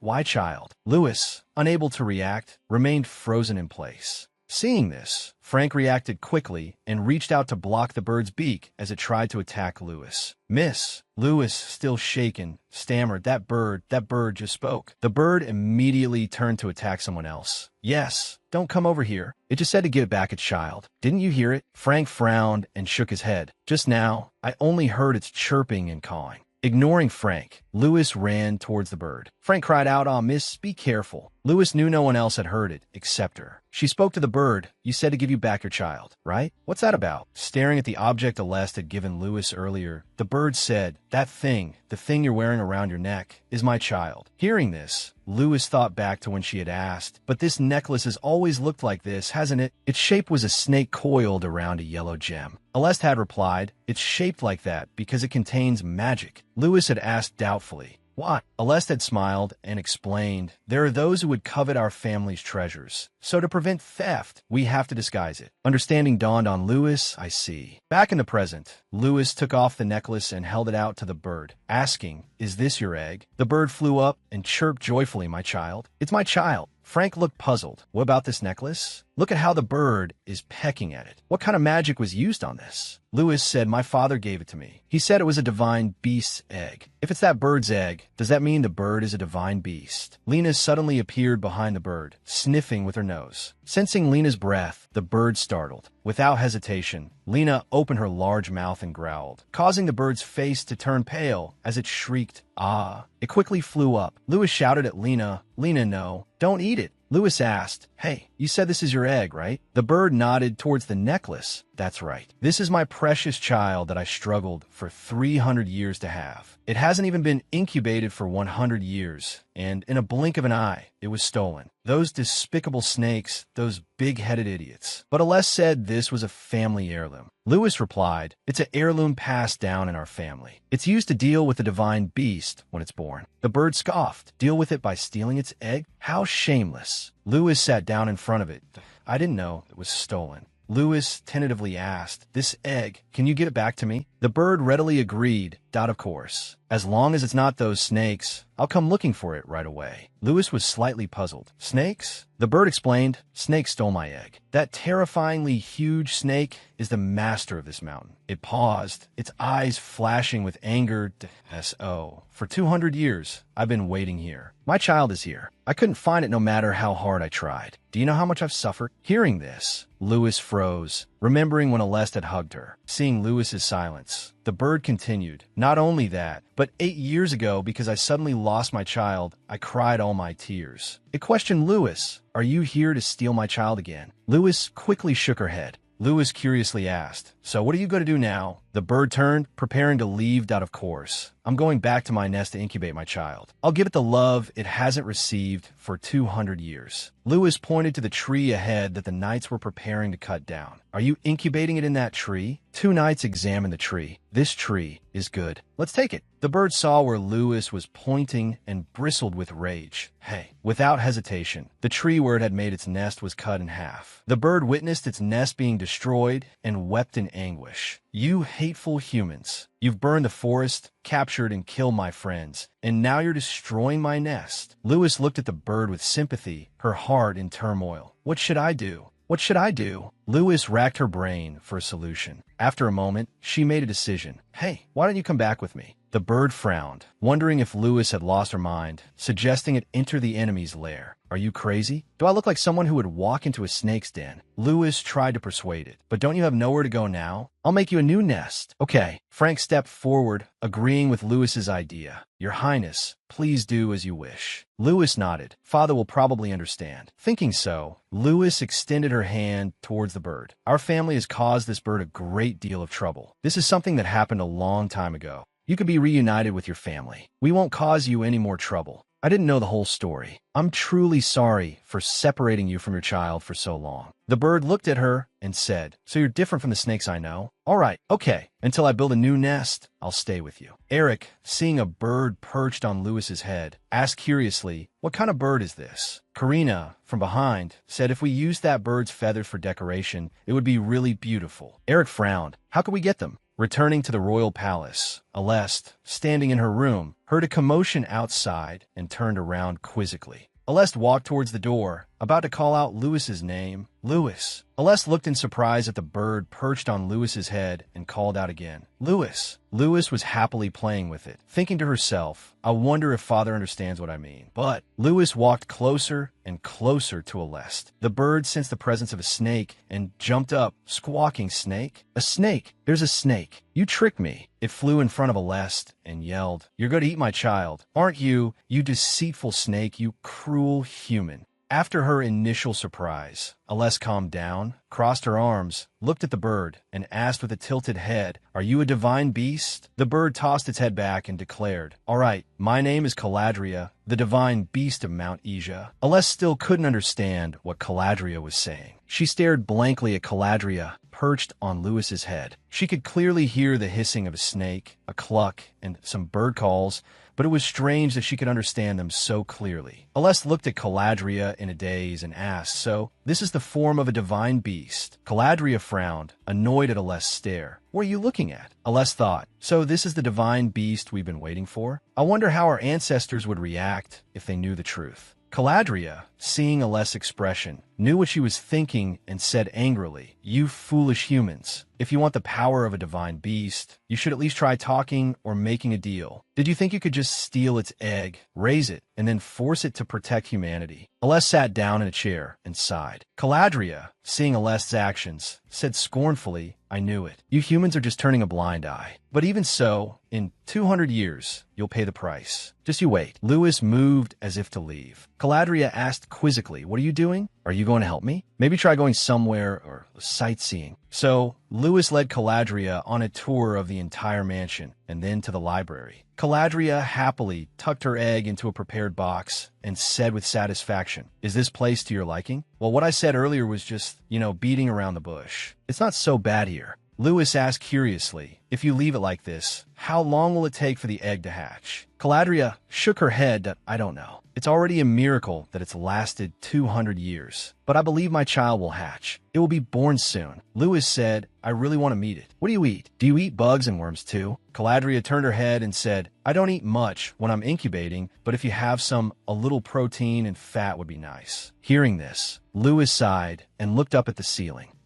That's difficult." Caladria looked intently at Lewis and exclaimed, "You are indeed very different from other humans, you lovely daughter of snakes." Lewis gave a wry smile. "Well, I'm not a snake yet." Caladria turned back to her egg and said, I have to incubate now, so don't be too loud." With a blush on her cheeks, Caladria shyly added, "Thank you, human." Lewis smiled happily that you're welcome. The room fell silent. Suddenly, a voice from the doorway startled Lewis. Lewis! It was her siblings, along with Eric, who was wrapped up like a Christmas tree. Lewis was surprised to see Eric's decorated state. "What have you done to him?" Karina shrugged. "Well, we waited for you to decorate the tree with us." The others chimed in. "That's right. All the adults praised us for being so well-behaved." Karina turned as she walked away and called back, "Lewis, let's go. I asked Mr. Frank to order the tree topper for us." Lewis was busy removing the decorations from Eric. Eric smiled. Thank you. Karina urged, let's get ready and go. Louis glanced over and said, yes, I'm coming. Eric said affectionately to Karina and her sibling, goodness, you two are causing trouble again. I'm sorry, Louis. Louis laughed and shook his head. It's okay. I've taken them all off. Are you coming with us? Louis was about to turn and leave when Eric took his hand. Louis. Eric's face was filled with remorse. I'm sorry for what I said to you last time. Louis didn't understand what Eric was apologizing for. Louis searched his memory and remembered when they were baking. Eric had said, Louis, why aren't you using strawberries instead of chocolate? It doesn't match your hair color. Louis asked, oh, you're still worried about that? Eric sadly nodded, upset that he had made Louis sad. Yes, because you went outside for a long time and didn't come back, so I thought it was my fault, wasn't it? Eric sighed, ate tea that time. I couldn't apologize to you. Louis laughed and shook his head. He didn't blame Eric, that it's okay. I'm not upset by what you said. Louis hugged Eric and explained, I acted like that only because I cared about what those nobodies were saying. Louis looked up and smiled. I'm sorry. You must have been worried, right? Eric buried his face in Louis's shoulder and replied, no, let's never fight again, Louis. Louis said, okay, we've never fought before. Louis chuckled, teasing Eric that you're the most sentimental brother. Then, Louis urged Eric to go. We're going to be late. Let's go. Eric, now in good mood, nodded. Okay. Back in the Christmas tree decorating room, the four of them were busy decorating the Christmas tree with the servants. After several hours of struggling, they finally finished. Done. They looked around and said, now all we need is St. Nicholas, right? Galadriel wondered, but where could he be? Eric shook his head, arms crossed, standing behind Louis. Who knows? Eric said, glancing at Louis, thinking something everyone knows, but seeing Louis's smile, Eric shook his head that it's better to keep a secret. He then looked at the Christmas tree and prayed that I hope the holiday comes soon. Back in the room with Galadriel, Galadriel perched on Louis's paper and asked suspiciously, hey, little human girl, what are you doing? Louis explained, on St. Nicholas Day, everyone writes a list of gifts they want to receive. Galadriel, is there anything you want? Galadriel lay in her nest, tilting her head. Gifts. Galadriel shook her head and sighed. After a while, she said, I want to go back to my life in the mountains. But then again, all my friends died that day. Turning to Louis, she said, well, think positive. Galadriel began her explanation. Little human girl, human lives are very short. So I won't change my true form for long, so I don't forget you. You can give me gems, or just plant a tree and name it after me. Galadriel remembered the forest she once lived in. This forest used to be incredibly vast, and every tree had a name. She remembered the sight of people leading their families. The people who lived on this mountain, if they had a child, they would plant a tree and name it after that child. The children gradually grew up over time. When they were no longer children, they grew up, matured, then grew old, and then returned to dust. So when they died, they were cremated with wood cut from the tree bearing their name. The image of the entire forest burning appeared. But now the forest is gone. The forest has been completely burned. Galadriel pensively recalled past events. Even now, I still vividly remember those names. They were the children of the mountain, Sinvin, Sylvia, Sinventin, Sinvetus, and Sylvester. Well, it's only natural. Who told your kind to have such short lifespans? Galadriel hopped out of her nest and went over to Louis's paper. By the way, little Louis. Galadriel turned to give Louis some advice. Even if you're lacking in love, don't spend your short life hating someone, even if that person is yourself. Galadriel paced back and forth, saying, and little human, will you give me the first tree in the forest? Louis had been listening to Galadriel's words. Louis nodded that of course. St. Nicholas Day. Inside the hall, it was crowded, noisy, and bustling. With excitement, Louis stood by the window, observing the surroundings. Normally, it would be dinner time now, but today was a little different. Father had allowed Karina and Kark to hold a celebratory party for St. Nicholas Day, and everyone in the city was allowed to attend. Galadriel flew down from above, looking into the hall. Hey, little human, looks fun. Louis offered to invite Galadriel to the party. Galadriel, do you want to come along? Today is the St. Nicholas Day celebration. Galadriel landed and asked, why should I go there? Louis began her enticing tactics. There would be a lot of delicious food there. Galadriel perched on Louis's shoulder and snorted. Well then, I suppose it would be all right to let the humans know I've appeared, wouldn't it? Despite her words, Galadriel still wanted to go. Let's go, little human. The door opened. The person who arrived was Aleste. Honestly, I was planning to come and get you. Seeing Aleste, Louis happily called out, Father. Aleste cast a dubious glance at Galadriel. That bird is going too. Lewis nodded. Yes, I want to introduce Galadriel to everyone. Aless started to criticize Galadriel's weight again. That it looks heavy. It has wings. You don't have to carry it like that. Lewis shook her head and giggled that I'm fine. Hearing Alest insult her like that, Galadriel gritted her teeth. That snakehead, Lewis, I don't like him. Alest casually grabbed Galadriel. No, I don't feel okay about this at all. You have two choices, divine beast. One, you come with me, or two, you prove your gluttonous bird status with that plump body of yours. Galadriel struggled to break free from Alest's claws. You damn snakehead, what the hell are you doing? Let me go. Seeing Galadriel about to suffocate, Lewis said, Hey, father. Alest released Galadriel, and she immediately flew up and cursed that I've been completely tainted by that guy. Alest went over and picked Lewis up. All right, let's go, my princess. The door was opened by a servant, and Alest and Lewis entered. As soon as Lewis stepped inside, a voice called her name. Lewis, Lewis, Alest said, taking Lewis's hand. Come here, Lewis. These are Karina and Eric. Lewis, you look like a princess. Kark, dressed as Santa Claus, complimented her. Indeed, you look beautiful, Lewis. Lewis smiled teasingly. Thank you, but Kark, your face is very red. Lewis's words startled Kark. Kark, embarrassed, made up an excuse. It's because I'm hot. The clothes are a bit thick, so I'm sweating. Hilda approached Lewis from behind. Lewis, you're so pretty. You look like a princess. Lewis turned around in surprise. Lady Hilda, you look beautiful today, too. Hilda noticed the bird flying above Lewis's head.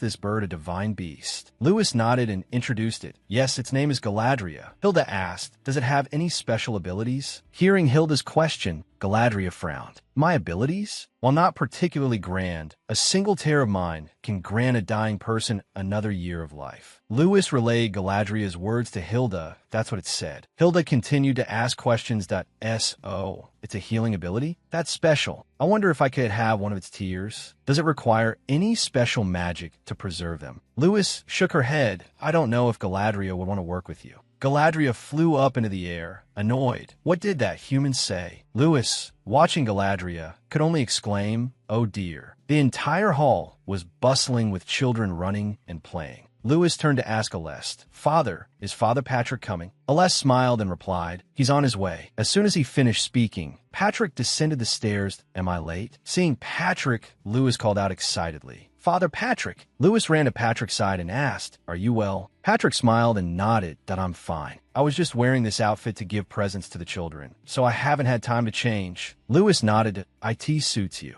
Patrick nodded in agreement. That's good then. I hope you have a wonderful time, Lewis. Lewis replied, yes, I will. Seeing them chatting happily, Alest decided not to interrupt and left. Lewis, I'm going to talk to some people and we'll be back soon. Alest bent down and kissed Lewis's hand. Have fun, my daughter. Alest looked at Lewis with gentle eyes. Lewis smiled back, their eyes reflecting only each other. Today, at this party, everyone she wanted to see was here. Karina and Eric were teasing each other again. Patrick was chatting cheerfully with everyone around him. Alest and Hilda were greeting the guests. Lena and the knights were talking amongst themselves, except for one person. Lewis's thoughts were with her mother. Leah's image appeared behind Lewis. My daughter, don't be sad. Leah gently stroked Lewis's pink hair. I want to see my daughter's strong side. Lewis was momentarily stunned, then smiled gently, knowing her mother was still with her. Everyone watching Lewis from below called out, Lewis, let's raise a toast. Lewis looked towards her familiar faces. Yes, it's such a happy time. Let's not be sad. Thinking so, Lewis strode down the stairs. I'm coming. Karina, with her hands clasped behind her back, said, this is the first time the city has held a party since we were born, isn't it? Lewis asked incredulously. Really? Karina nodded. Yes, it seems like thanks to Luis being here, we're having such a wonderful day. Karina noticed Kark's wine glass. Kark, you spilled your wine. Seeing this, Luis reached out to wipe Kark's chin.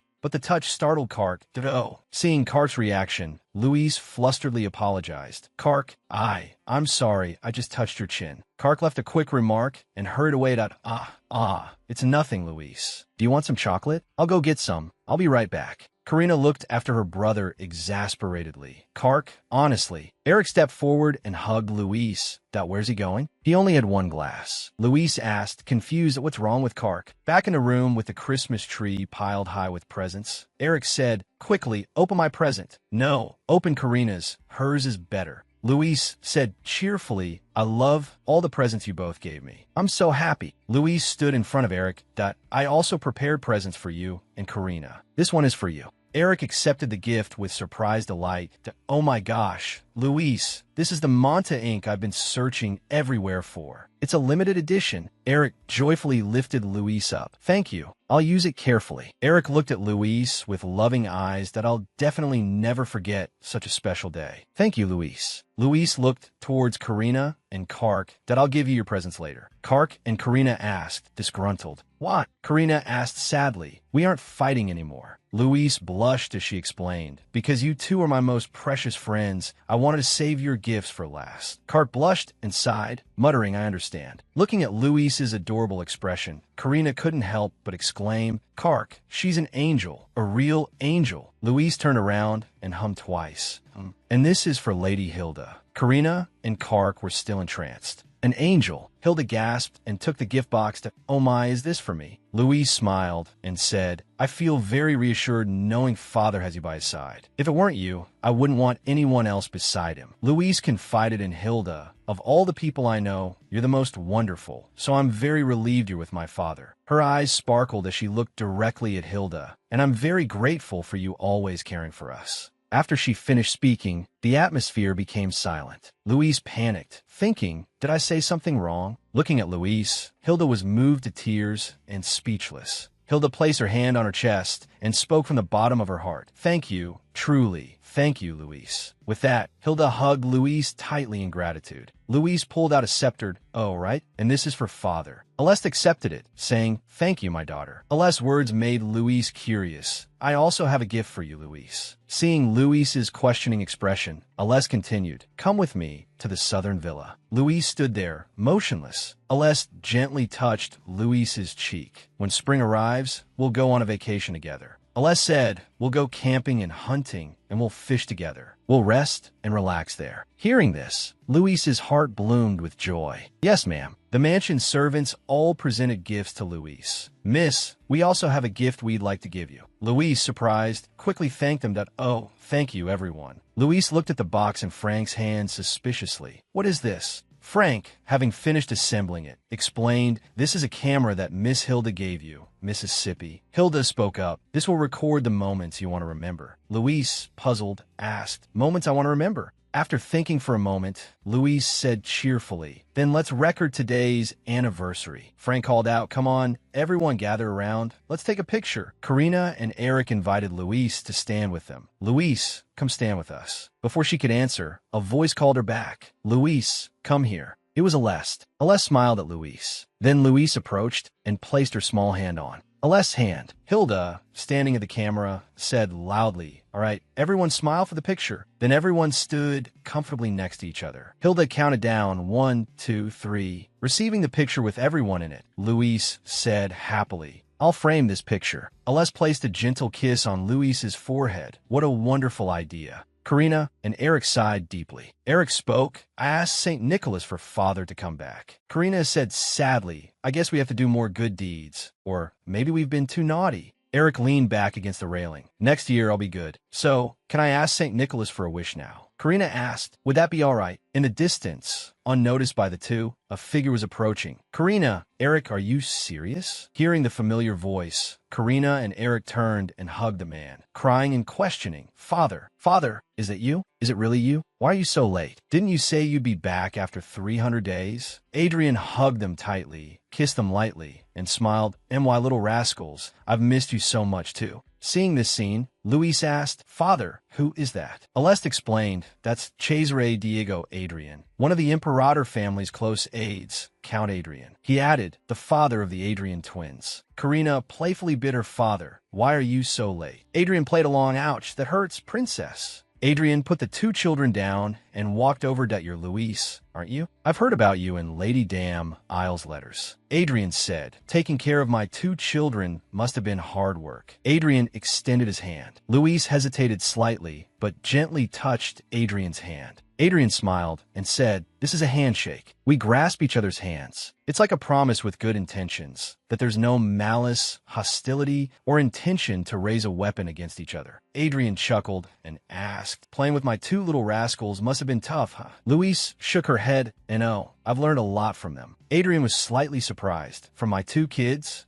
Louise explained, "Karina is very straightforward, confident, and strong, and Eric is always diligent, hardworking, and eager to learn." Louise affirmed, "They're very good friends of mine." Hearing this, Adrian breathed a sigh of relief. Though he'd often heard that mothers were inherently good people, still, Adrian knelt on one knee before Louise. "Lady Imperator, I implore you to take good care of my two children. They are still young and have many shortcomings, but someday they will surely become shields and spears to protect you." The two looked at each other for a long moment. Louise, understanding his meaning, gave a slight nod of agreement. Karina and Eric clung to Adrian. "Father, how long will you stay this time? Will you stay until our birthday?" Adrian raised an eyebrow. "Since when did you two get so heavy?" "I'll stay until spring. How about that?" Adrian turned to Elesti. "My lord, would it be all right if I stayed a little longer?" Aless teased. "Then Count Adrian will have to pay for his lodging." Adrian looked surprised. "Wow, you can joke too."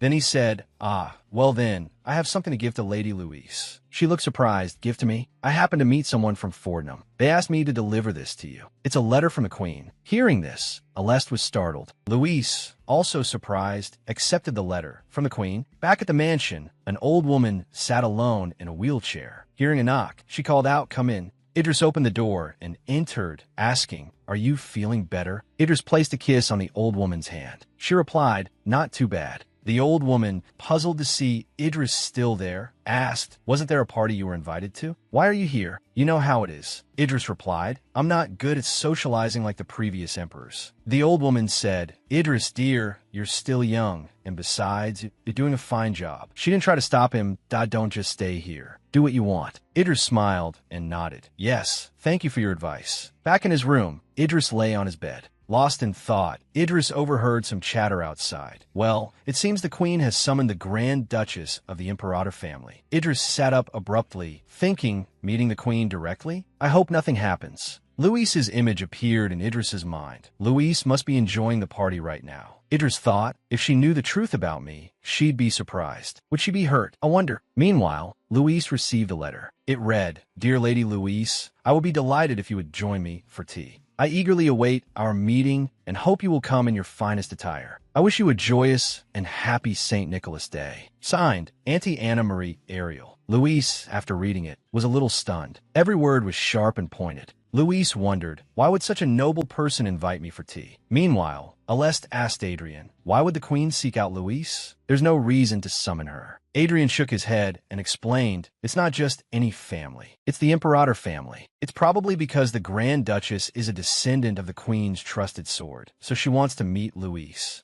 Alest raised an eyebrow slightly. You know what kind of person the Queen is. Hearing Alest's words, Adrian fell silent, frowning. A flash of the past ran through Alest's mind. I am someone who can tell, just by looking, that the sword in my hand has rotted from the hilt. No, if I no longer need that rotten sword, I'm ready to throw it away. Alest sat there, lost in thought. Before he could collect himself, Louis spoke, startling him. I want to meet the Queen. Alest shook his head in disagreement. Louis, you don't have to do that. If you don't want to, Louis said with a determined voice. No, I really want to meet the Queen. Louis hesitated slightly, even though I'm a little scared, but remained resolute. But the Queen has already recognized me as the princess of the family. I think I should meet her expectations. Seeing Louis's spirit, Adrian marveled inwardly. Asterisk, such a mature child. Asterisk, he thought. Asterisk, it seems she's not just a well-behaved child. Asterisk, Louis said, but I don't know much about social etiquette. I'm afraid that if I meet the Queen, I'll embarrass Father. Alest rushed forward and hugged Louis, interrupting her. No, that won't happen. Inwardly, Alest sighed. Asterisk, Louis is so young. I don't want to take her to the world of the upper class, but I really can't refuse the Queen's invitation. Asterisk. Adrian took a box from his pocket. All right. This is a gift from the Queen. Inside was a tiara. Alest looked at the tiara with apprehension in his eyes. Asterisk, it's definitely not just a toy. The Queen wants her to wear this tiara and come to the palace. Asterisk, Alest took the tiara and placed it on Louis's head. Aless said, I will go to the palace with you, meet the queen, and introduce you to everyone and everything there. Aless placed a gentle kiss on Louis's forehead as a gesture of encouragement. Time passed quickly, and the day to meet the queen was fast approaching. Ms. Hildegard taught Louis basic social etiquette. Caladria, flying beside Louis, said, This human girl is amazing, isn't she? Emperor Ariel allowed us and humans to coexist. Louis, puzzled, asked as she walked, allowed humans and divine beasts to coexist. Caladria explained the human king was the mediator between the two sides long ago. But the emperor visits Mount Ina every year and always makes offerings to the spirits. Hearing Caladria's words, Louis thought, so why is that ritual no longer practiced? Louis became lost in her own conjectures. Could it be because of what happened 4 years ago? The scene shifted to a room. Dame Aisley stood beside her, cheerfully reminding her, Miss, do you know what you need to do when you meet the queen? Louis seemed hesitant and replied, No, not yet. Dame Aisley smiled reassuringly and shook her head that it's okay. We'll learn little by little. Hearing this, Louis felt more at ease.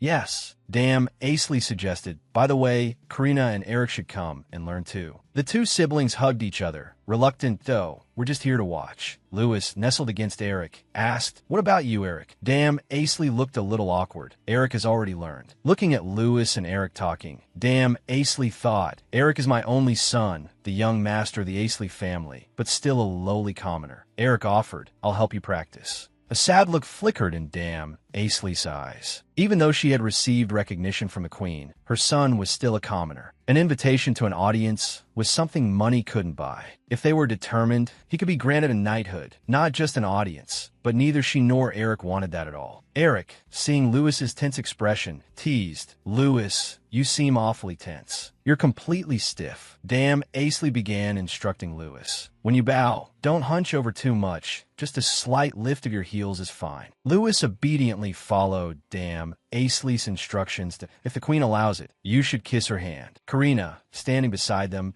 beamed, oh my goodness, Louis is just too cute. Dame Aisley, looking at the two of them, smiled as well. Finally, the day of the audience with the queen arrived. Louis and Aless departed. Everyone came to see Louis off. Be careful, Louis. Louis said cheerfully, I'll buy everyone presents when I get back. Louis, holding Aless' hand, waved goodbye. Well, I'm off. Goodbye, everyone. With that, Aless' carriage left the mansion. Feeling a sense of novelty, Louis pulled back the carriage curtain to look around. After a while, Aless' carriage arrived at its destination. We're here. Aless helped Louis down from the carriage. Aless took Louis's hand and led her inside. Suddenly, a voice stopped them. Hold on. Aless was stopped when a servant barred their entry. The Grand Duke is only permitted to go this far. Aless questioned, annoyed, not allowed in. What are you talking about? The servant explained, Your Excellency, only Miss Louis is permitted to enter the palace. The servant continued, If the young lady requires a protector, we will provide our best knight to escort her. So please wait here, Grand Duke. Aless' lips tightened as he asked, Is this the Queen's order? The servant's words gave Aless pause. Grand Duke, you also serve the Queen. Surely you wouldn't defy her orders, would you?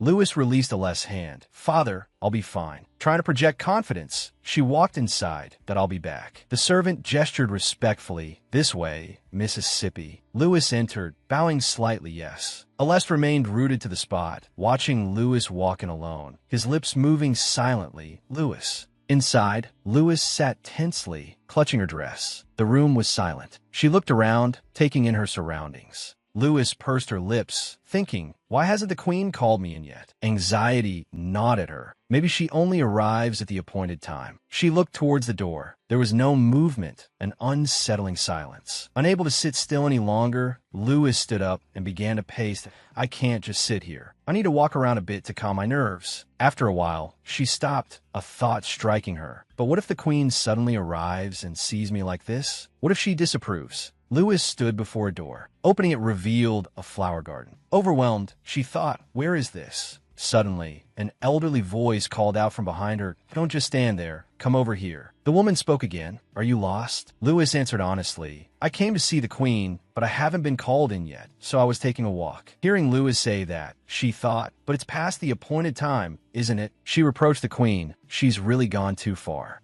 Louis looked down at her feet as she sat in the wheelchair. Yes, there's something wrong with your legs. Lewis quickly used a piece of cloth to cover her legs. Wait a moment, please. Lewis solicitously inquired. It started to get cold recently, so if you go outside, please remember to dress warmly. She was a little surprised, then smiled. Thank you, but aren't you cold? Lewis smiled brightly and replied, I came from the cold Sylvester Duchy, so I'm fine. Lewis paused and asked, I was born in Neos. Do you know that place? Looking at Lewis's cute face and sparkling eyes, she thought, could such a lovely child have been born in that wicked snake pit? Lewis, still immersed in her own story, continued, there are so many things worth seeing in the Sylvester Duchy. She suddenly called out Lewis's name. Lewis, let's go inside and talk. Lewis was astonished. Oh, how do you know my name? She smiled and explained, is there anyone in Ariel who doesn't know you? Lewis stammered, oh, I apologize. So that's how it is. She introduced herself. My name is Penelope Marius Ariel Uaranda. Lewis only now paid attention to her. Silver hair, blue eyes. These are the characteristics of the Ariel royal family. And the name also includes Ariel. So she must be related to the queen. Lewis exclaimed, Are you a member of the queen's family? She smiled and nodded. That's right. The person you came to meet today is my older sister. Lewis said formally, Then may I greet you properly?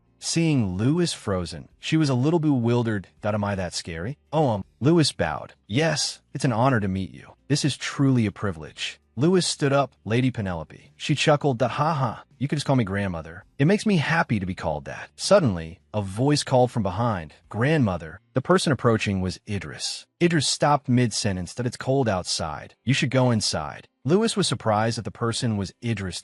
Lewis's head was full of question marks. Idris froze for 5 seconds. Lewis stammered, then finally exclaimed, Idris. Lewis's eyes narrowed. Liar. Idris retorted, It seems you've tricked me twice now, haven't you? Hearing Idris's words, Lewis was a little embarrassed. Idris, realizing he had spoken out of turn, fell silent. Idris stepped forward. I apologize. I didn't want Lewis to know who I was. Lewis asked curiously, but why? Idris looked away and said, Because you're the first person I could comfortably share things with. Looking directly into Lewis's eyes, he said, What matters is a sincere heart, right? Idris's words made Lewis feel awkward, and no one here shares their true feelings with me. Lewis clutched her dress. Idris continued, but Lewis stepped closer and looked into Idris's eyes. I hate lies, Idris. Idris nodded in response. Yes, I won't lie to you anymore. Penelope, from behind, interrupted them. Lady Lewis, don't you need to meet the queen? Turning to Idris, she said, Idris, the way is a bit difficult. Please guide Lewis. Yes. Lewis only now remembered the main reason she was there. Right. Over here, the queen arrived, but didn't see anyone, so she ordered her subordinates to search, but they couldn't find her. What? The child has disappeared. The butler nodded. Yes, your majesty. Currently, we are searching for the young lady in the surrounding areas. She snapped. Find her and bring her back here immediately. The butler bowed his head. Yes, your majesty. The subordinates and the butler left. The queen paced back and forth, muttering, where could she have gone? Meanwhile, Idris placed his hand on Lewis's hand. Lewis looked a little worried. If I arrive late, I'll probably be scolded a lot, won't I? Idris smiled reassuringly. It's okay. I'll say I asked you to do too many things, so you were late. Lewis shook her head. No, that won't do. Then, Idris, you'll be scolded. Idris led Lewis back to the queen's reception room. Well then, let's go quickly. Outside, Aleste, worried about his daughter, paced back and forth. The queen looked outside, thinking to herself, calm down, Aleste. She'll be all right. She looked outside, muttering to herself. As the queen, I naturally have to witness the Grand Duke's joy, but to have something unpleasant like this happen is unacceptable. Just then, someone ran in from outside and announced loudly, Your Majesty. Upon seeing him, the queen asked, Have you found Lady Imperator? He immediately replied, Yes, your majesty. Lady Imperator is coming here with Crown Prince Idris. At the same time, Lewis and Idris were running at full speed towards the audience chamber. As soon as she arrived, the man announced, Lady Lewis Aurelia Imperator, please present yourself before Her Majesty. Suddenly, Idris tightly grasped Lewis's hand. He looked at Lewis, speaking with a serious expression, Lewis, you can do this. Lewis smiled back, yeah. So, Louis slowly walked alone before the queen. Looking at Louis bowing before her, the queen thought to herself, that girl Louis, it seems she's not a snake but a rabbit. Louis raised her head, smiling as she introduced herself. I am Louis Aurelia Imperator. Greetings to the Queen of Ariel. After receiving the greeting, the queen smiled and extended her hand towards her. Following protocol, Louis stepped forward, lightly kissing the queen's hand, and said, "It is a pleasure to meet you, Your Majesty." After this contact, the queen's heart softened. She said, "Thank you, Lady Imperator, for accepting the invitation to come here. I'm also very pleased to meet you." Then, turning to her nephew, she said, "Idris, if I had known this, I would have sent you to welcome Lady Imperator." He replied, somewhat embarrassed, "I just happened to be here, Your Majesty." The queen chuckled, looking at the two youngsters and asking, "Happen to be here?" Idris could only give a forced laugh, replying, "Really?" The queen stood up and walked towards Louis, saying, "I sincerely apologize for keeping you waiting, Lady Imperator." Louis politely replied, "No, it's quite all right, Your Majesty." Then the queen asked her nephew, "Idris, will you join us?" Though surprised, Idris immediately replied, "Yes, Your Majesty." Louis also turned and called out, "Kid, come along."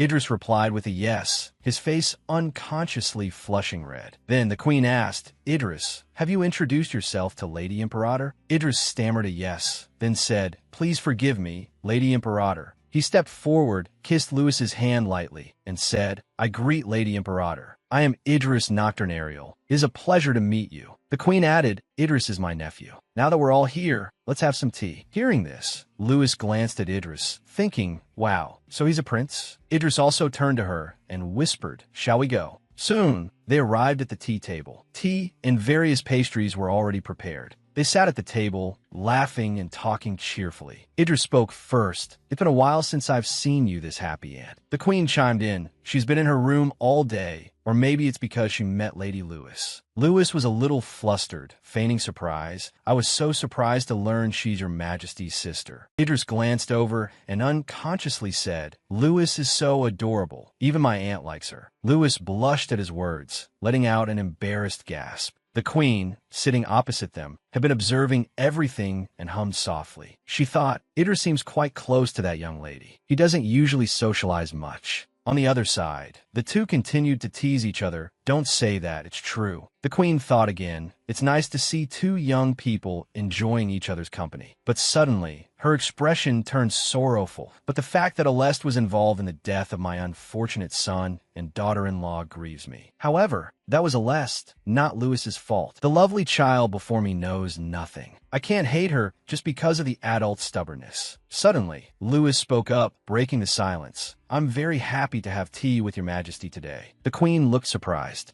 asking, "Is that so?" Louis smiled brightly and replied, "Yes." The queen continued, "Did you enjoy your visit to the palace today, Lady Louis?" Louis politely replied, "Yes, the palace is more beautiful and grand than what I've read in books and newspapers." She then turned to her nephew, "Idris, why don't you show Lady Louis around the palace?" Idris looked a little bewildered, asking me. Louis quickly declined, "No, there's no need." Idris added, "Oh no, I wouldn't want to waste Your Highness's precious time." But the queen insisted, "Don't worry, Lady Louis. Idris, aren't you free right now?" "Anyway," she said with a smile, "the paths in the palace are quite confusing. You'll need an escort." Outside, Louis called out, "Idris." Idris turned back, replying yes. Louis looked away shyly and whispered, "Don't say things like that." Idris, not understanding, let out a confused sound. Louis explained, "Saying things like that will cause misunderstandings." But Idris still didn't understand and asked, Misunderstandings about what?" Louis blushed, embarrassed. "Well, just now you said I was adorable and beautiful." Hearing Louis's words, Idris also blushed. He stammered. Looking away, he mumbled, "Well, I wasn't lying." And so, the two went back and forth. Why are you making me so embarrassed?" "How would I know? I'm just being honest." Suddenly, Idris unconsciously took Louis's hand, and I'm serious. He confessed sincerely, "Louis, you really are adorable and beautiful." Louis, now embarrassed, couldn't say anything more. She quickly said, "I know, please stop saying that." Idris pulled Louis closer. He leaned in close to her face and said, "Then let's go." Louis, bewildered, didn't know what to do and could only stammer, Idris lowered his head and said, "Louis, you should come here often." Louis replied, but the palace isn't a place I can just come to whenever I want. Idris, unconcerned, took Louis's hand and placed it on his cheek. He suggested, then I'll come to where Louis is. Hearing this, she laughed. Haha, if you come, everyone will be happy too. Idris looked a little bewildered, everyone. Louis nodded. Yeah, Count Arian's family, Cass and Karina, and even Eric. He suddenly remembered something. Oh, I heard that the Duke recently married Dame Islay. He asked worriedly, Louis, are you okay? The question made Louis pause. Louis replied shyly, everyone there is very friendly and treats me very well. They're all my family. As she spoke, she gave a bright smile. Idris smiled too, but his smile was tinged with sadness. Family? Louis asked in return, what about your parents? Hearing the question, Idris froze, stunned for a few seconds. After a moment, he replied, my parents were heretics. Louis frowned slightly, wondering to herself, heretics? Idris continued, my father used my mother as a sacrifice and, along with other heretics, went to overthrow the empire. Because they were royalty, they had to be burned at the stake or drink poison. Being royalty, he had a strong sense of needing to set an example for the masses. Idris paused for a moment and then continued, for some reason, I can't forgive them. As he spoke, a bitter smile spread across his face. Louis also frowned slightly, thinking to herself, what should I do? This feels so strange. Idris and I are only 2 years apart, but he's already been through so much. After realizing he had said too many sad things, Idris turned to Louis and said, I'm sorry, I suddenly started talking about such unpleasant things. Louis still worried. Even though he seems grown up, he doesn't deserve to go through things like that. If I had to go through something like that at 16, as she thought, she tightened her grip on Idris's hand. She turned to face him. Then she smiled and said, it's my turn to comfort Idris, isn't it? Idris looked surprised. That's right, when I'm sad. Idris looked down at Louis, his face suddenly registering surprise. And oh wait, he stammered. Then Louis suddenly hugged him tightly. Idris was so embarrassed that he stuttered. He unconsciously called out, Louis. Louis didn't let go of him, saying, Crown Prince Idris, please come to Sylvester. Come play with me and ice skate with me. Louis continued, you have to come, promise me. Hesitating for a moment, Idris hugged Louis back tightly and replied, yes, yes, I promise. Soon, evening arrived. Idris escorted Louis to the palace gates, then hesitantly called out, Louis? Louis replied, yes. Idris asked anxiously, if it's all right with you, could I send you letters? Louis looked a little surprised. Letters? Louis asked, I can only leave the palace for short periods. Idris explained, so we can't meet often. If you'd like, we could exchange letters. I want to be the first person you tell about your joys and sorrows. Louis was so surprised by this she thought, oh my. Idris took Louis's hand and asked, would you like that? He smiled, kissed her hand lightly, and said, so Louis, promise me. If anything happy or sad happens, you have to tell me first, he instructed. Louis happily replied, okay. Then, Louis boarded the carriage and returned to Sylvester with her father. In the carriage, Aleste gently brushed his daughter's hair aside. He asked with concern, did you have fun today? Louis immediately replied, yes, I had a lot of fun. If you had come along, it would have been even more fun. Hearing this, Aleste felt incredibly reassured. She smiled slightly, thinking to herself, though a little embarrassed, that she had befriended the royal family. Aleste said, the road back to Sylvester is still long. Why don't you get some rest? Louis replied, okay.